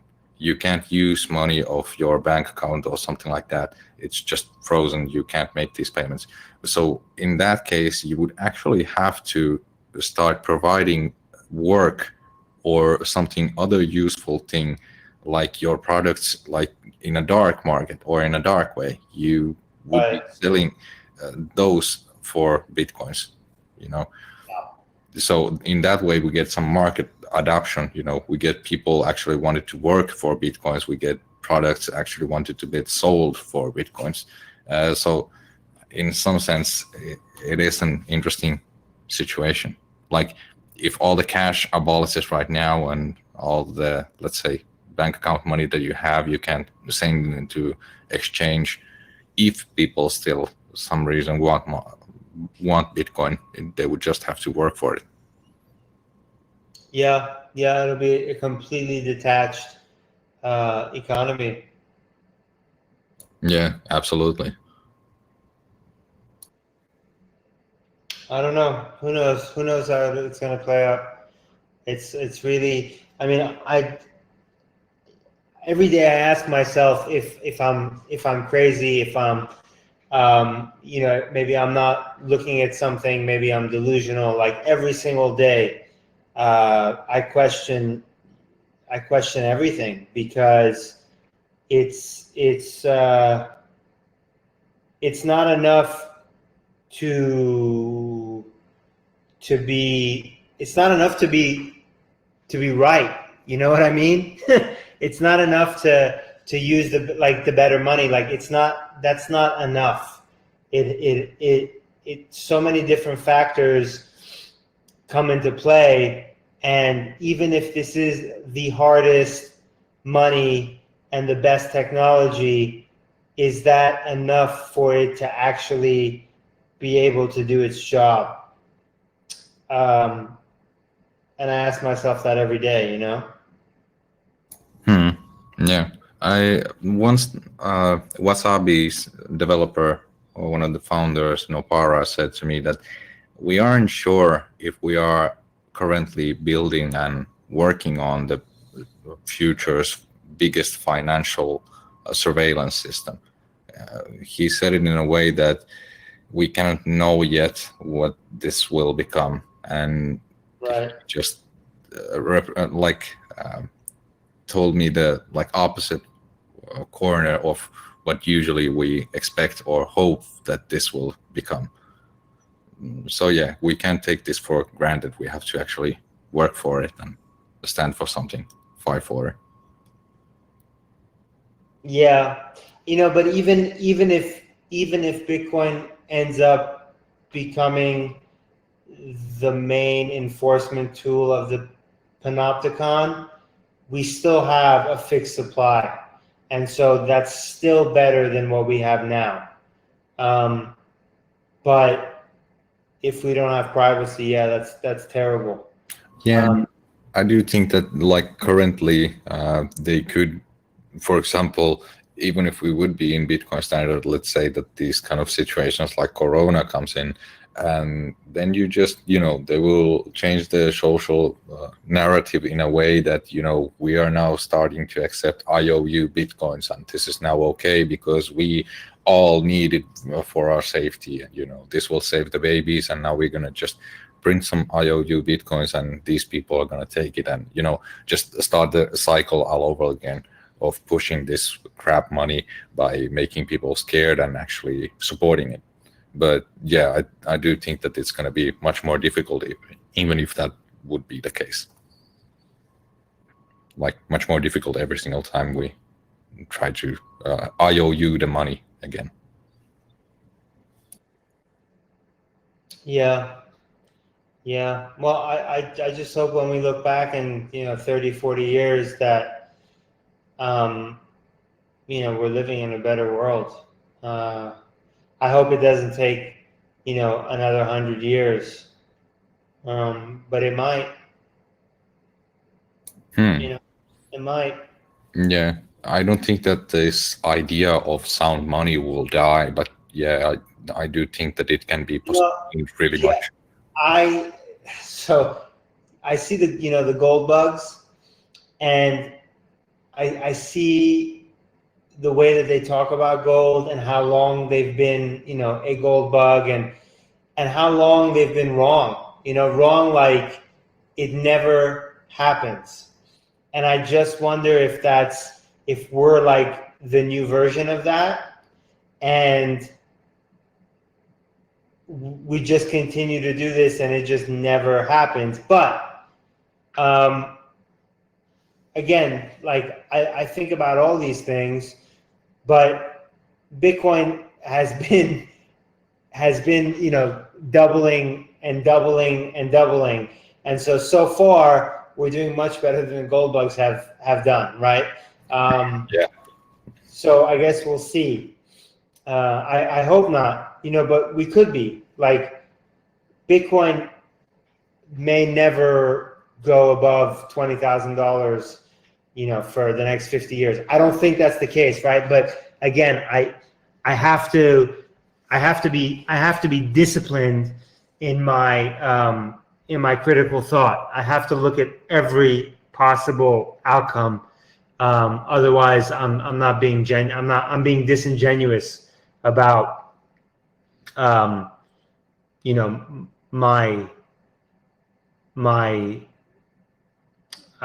my passion, right? If I can't face every single potentiality and look at all of the potential outcomes, then I'm not being genuine. And I think that's the biggest thing that you see in society.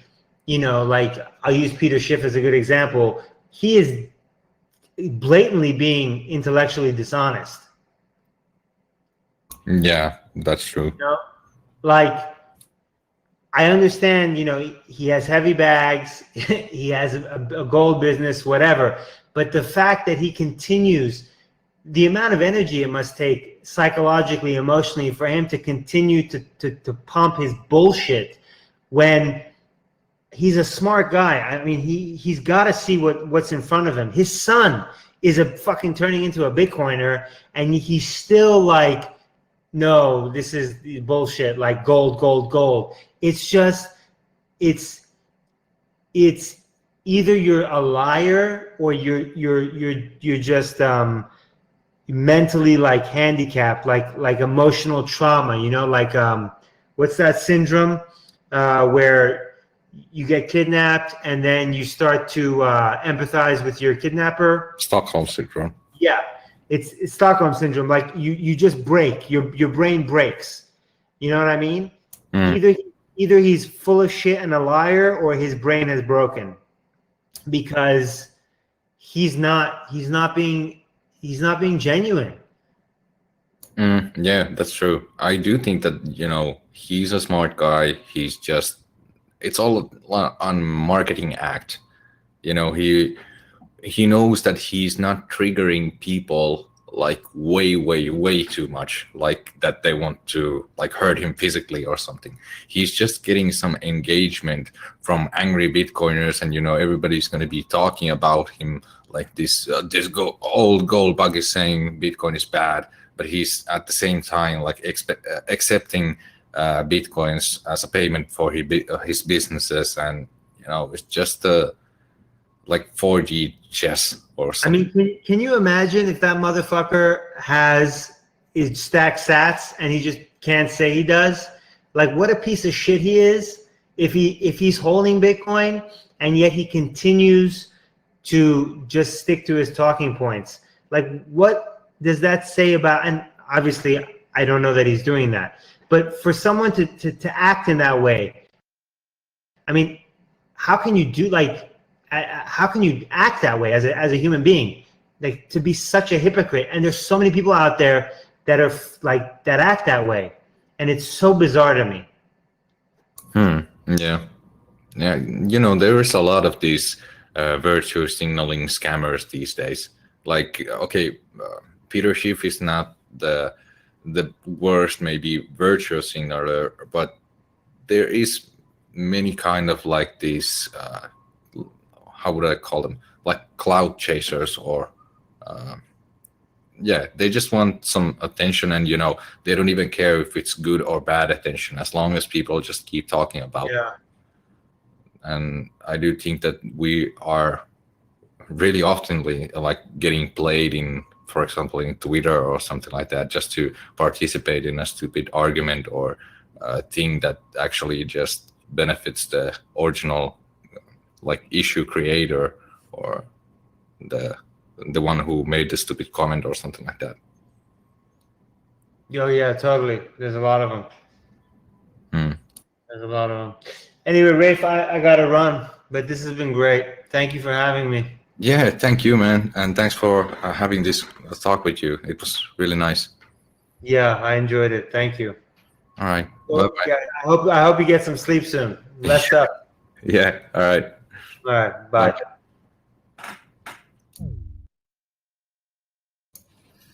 All right, dear listeners. I'm gonna go and change the stream key now, so you're gonna have a new YouTube link soon. Just check out the newest live video in Parallelipolis channel. And yeah, just give me maybe like 5 to 10 minutes. I'll go and run some errands, and then we'll be back on.